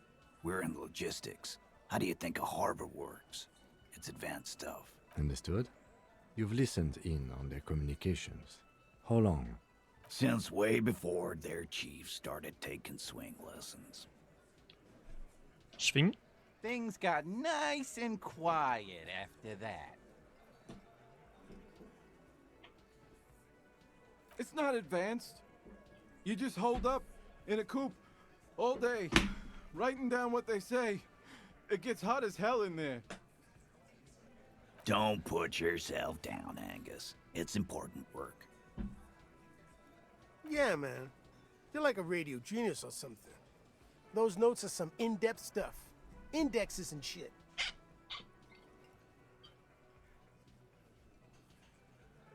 What's on it? We call it the door gun a mega mix. You'll know why once you listen to it. You don't care about evidence. The fuck are you a cop for, then? Pigs, T. They don't care about getting the truth. They care about getting convictions. They are fucking keeping a score on their bulletin boards. I won't be on your bulletin board. If you don't listen to the tape, we got nothing to talk about. I'm sure we can find a tape player. Where can I listen to this? Why don't you try shoving it up your ass, genius? Okay. Yeah, play it with your ass, cocksucker. Alright. Nu går jeg op til I'm sure we can karaoke-maskinen. find a tape player. It's not a problem. Your room had one. Or maybe it's too broken. Oh. Don't forget your tape, lawman. Compliments of Titus Hardy. You do that. Oh, and keep it. Maybe you'll need a reminder of human ugliness someday.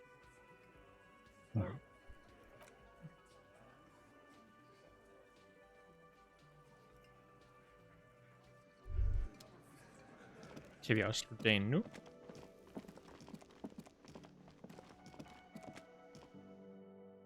Jeg kan stadig komme ind i rummet. Det er heller ikke nødvendigt.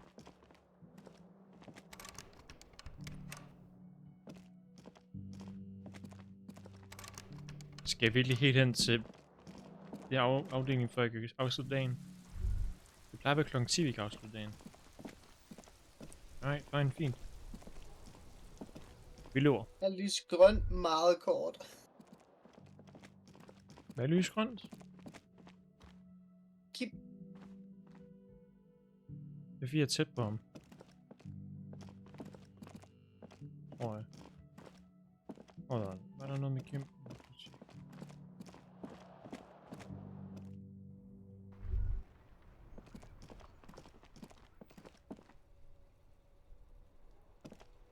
Yes?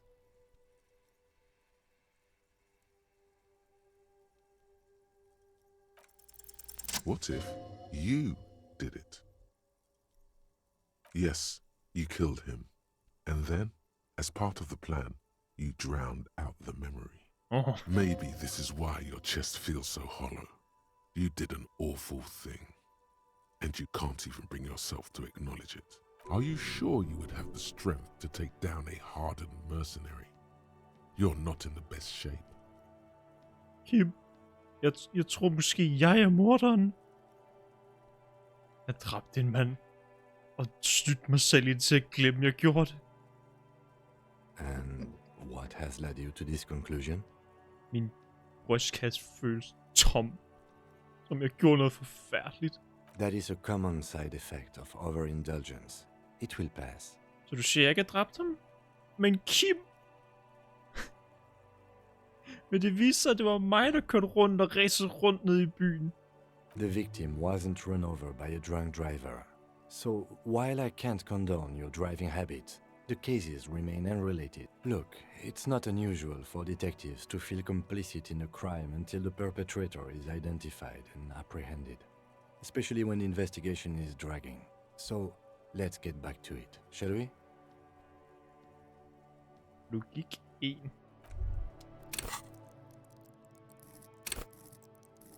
Den har vi fuld opgraderet. Ja, det kan vi godt kalde det. Okay, jeg tror, jeg skal hele vejen hen til vandhytten. Nå, er fint.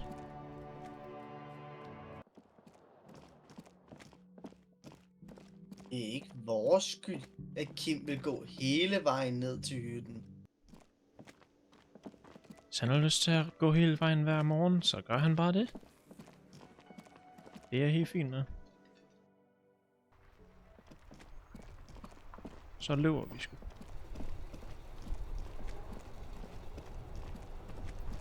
Skal vi ikke lige se, om damen er ude for en boghandleren? Fuck nej, ikke nu.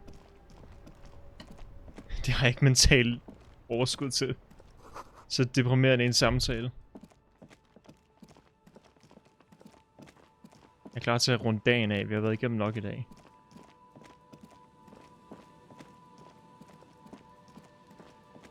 Hvorfor er der en cirkel over os røde hele tiden? Gå væk. Gå væk! En fælde. This trap's not too... The reeds bent. The constant. Nothing. Empty as all of them. One more of these and we're done.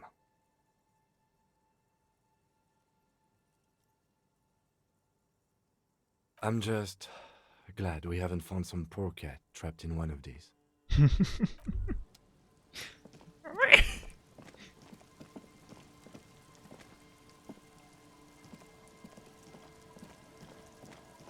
Okay, Kim.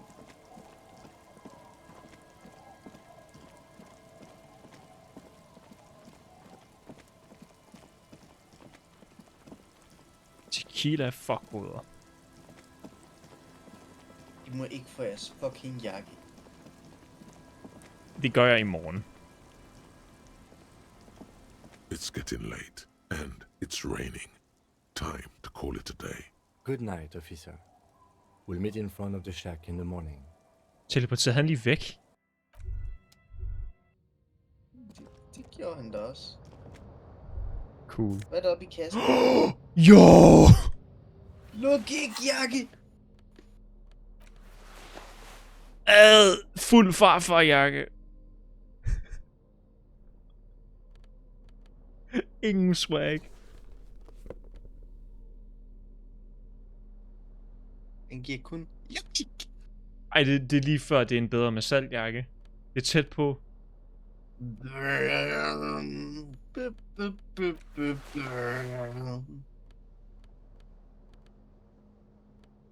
Ligner en golfspiller.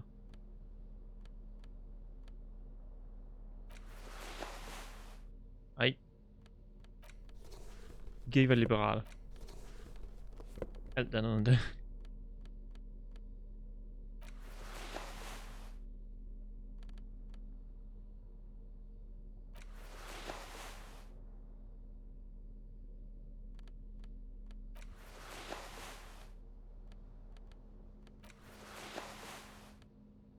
Plus logik. Nah. An old mirror hangs on the wall. You see the reflection of your face in it. Du slår ikke, før du har gemt. Jeg synes ikke, vi er nået til det punkt, hvor vi skal fjerne ansigtsudtrykket.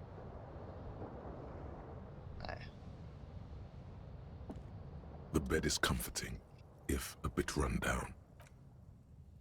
Han skal smile sådan helt ind til Across slut. the room, the heating system hums Uenig. its soft lullaby. Også der, hvor vi The har mattress feels breakdown. soft and sheets warm. It only takes you moments for the world to fall away. Uenig? Jeg synes, du sagde, at du gerne vil have smil. Thoughts, baby. Det kan vi godt have det der, men der er et vist punkt, vi når, hvor vi skal stoppe med spil. You're one fine instrument, brother. All those faces and all those names. All that laughter and screaming and scheming around. Every corner and every street. Recorded in you forever on Ferrotape. On and on it goes, for untold hours. At the disco where you first asked her to dance. Rising, rising, above the dark curvature, the great wingspan of sleep, studded with stars. Giv den her stakkels mand en pille melatonin. Han har brug for det. Han kan ikke sove selv. Behold, there are millions of them down there. The first time. Oh. It's the world, Harry boy, and you're made of it. Hans oldgamle reptilhjerne vil ikke lade ham være i fred. You make more of yourself from it. I'm afraid you can't be unmade now. You can never forget this shit.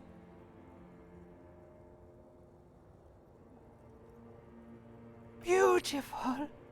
It's stuck on loop, whirling, spitting out words and images. You're the son of the world again. Harrister, a ceaseless agent. Picking up litter and old newspapers. Collecting your little bubblegum wrappers and idiotic picture postcards. Meaningless keepsakes. Reading your awful letters and recalling things, aren't you? The endless names of the world. An address book you are. The map of a city.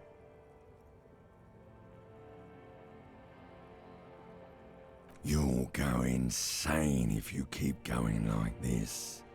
One more day, and you'll be in the loony bin. I just know you will. And for what, brother man? Solving your little crossword puzzles. Doing your tasks. Crossing names off lists. Trying to become some sort of world detector. It won't make it okay. It won't put smoke back in her mouth. 'Cause only love can break your heart. Beep, beep, beep! The alarm is ringing, Harry! The disco circus goes on and on! You barely slept 3 hours last night! You can do it. It's nothing. You're a Do wizard. it for the city. Go. Do it for the wind.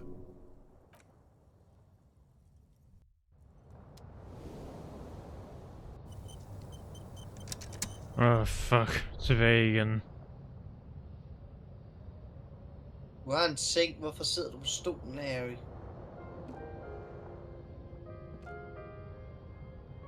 Men sov han på stolen? Ej, det gjorde han forhåbentlig ikke.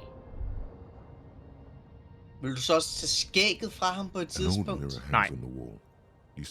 Absolut ikke.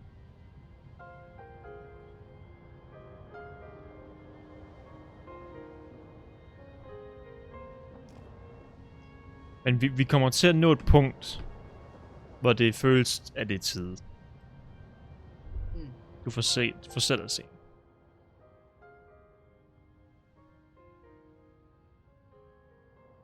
Og den har quicksave?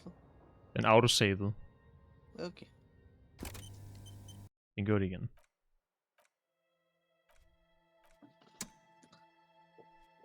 Så vi er nået til dag 4.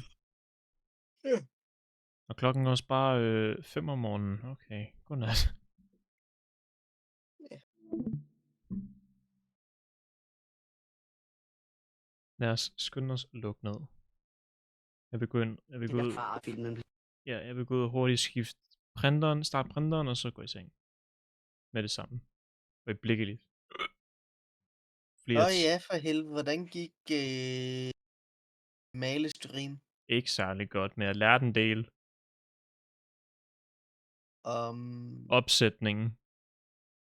Den måde, jeg havde lige nu. Altså, jeg klikkede på den lige hurtigt, og så jeg, du vendte kameraet. Jeg ved ikke, hvornår det var. Jeg havde mange problemer med kameraet, fordi det var i vejen konstant. Jeg blev med at male ude for rammen af fucking linsen. Det er svært at finde ud af, hvor fanden man er henne i forhold til kameraet. Yeah. Men jeg har nogle bedre idéer til opsætning næste gang, så det bliver en gang næste uge, jeg prøver igen, tror jeg.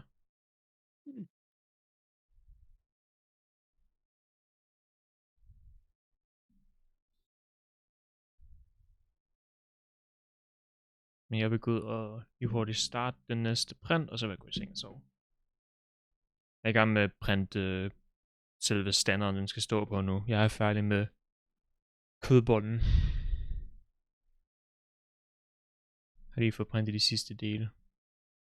Kødbolle. Har du ikke set kødbollen? Den er fucking gigantisk. Og jeg tager et billede af den, sender jeg det så. Okay.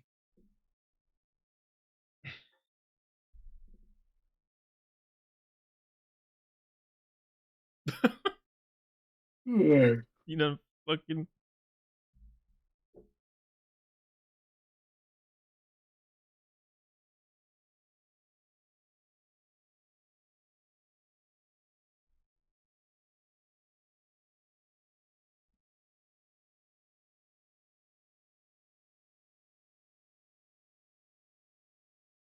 Lige den vinkel jeg tog, hvis den gider fucking sende billeder.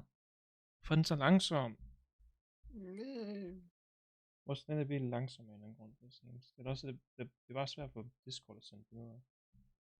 Jeg sender 2 billeder, sådan der. I det billede, jeg sendte først, det ligner en fucking... det ligner lidt... En eller anden grund, så minder mig om guldkornmaskotten. Jeg ved ikke helt hvorfor. Men bare vinklen af kameraet. Han er en god maskot. Sådan gider at sende en mail. Kom nu for helvede. Det er så lang tid plejer den da ikke at tage. Nej, jeg ved ikke, hvorfor den gør det. Den tager virkelig fucking lang tid for det seneste.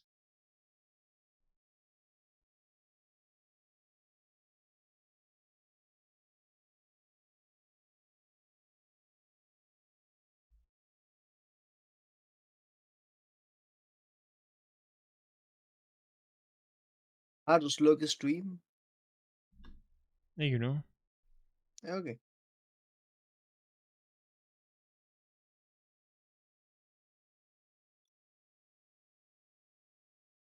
Hvad fuck er dit problem? Kom nu for helvede.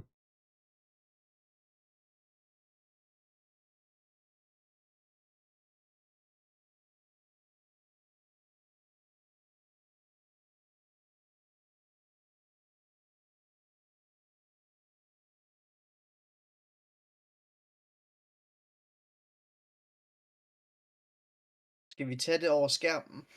Men jeg kan ikke sende den over på min telefon. Jeg kan ikke få den over på computeren. Hmm.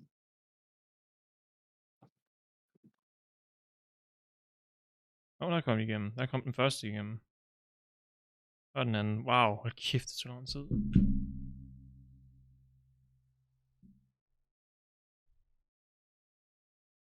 Jeg kan vise den på stream dog.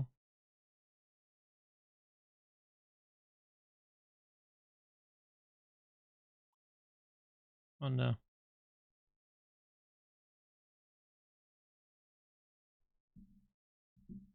Og det er... Det er for Doom af. Og det er sådan, jeg skal kigge på den. Okay. En kødbolle. En kybul. Den er fucking tung. Jeg holder den i min hånd, og den vil kvæse min tommel, min pegefinger. Hold den i hånden. Holder den i hånden.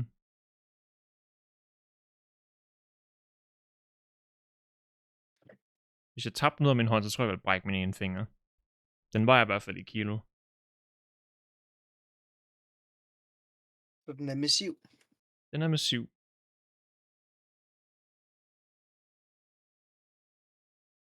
Så tror jeg, der sat med den er tung. Den har en god heft til sig. En god hest til sig. Hestefjes. Grimme. Hestefjes. Grimme. Hestefjes. Grimme. Hestefjes. Grimme. Hestefjes.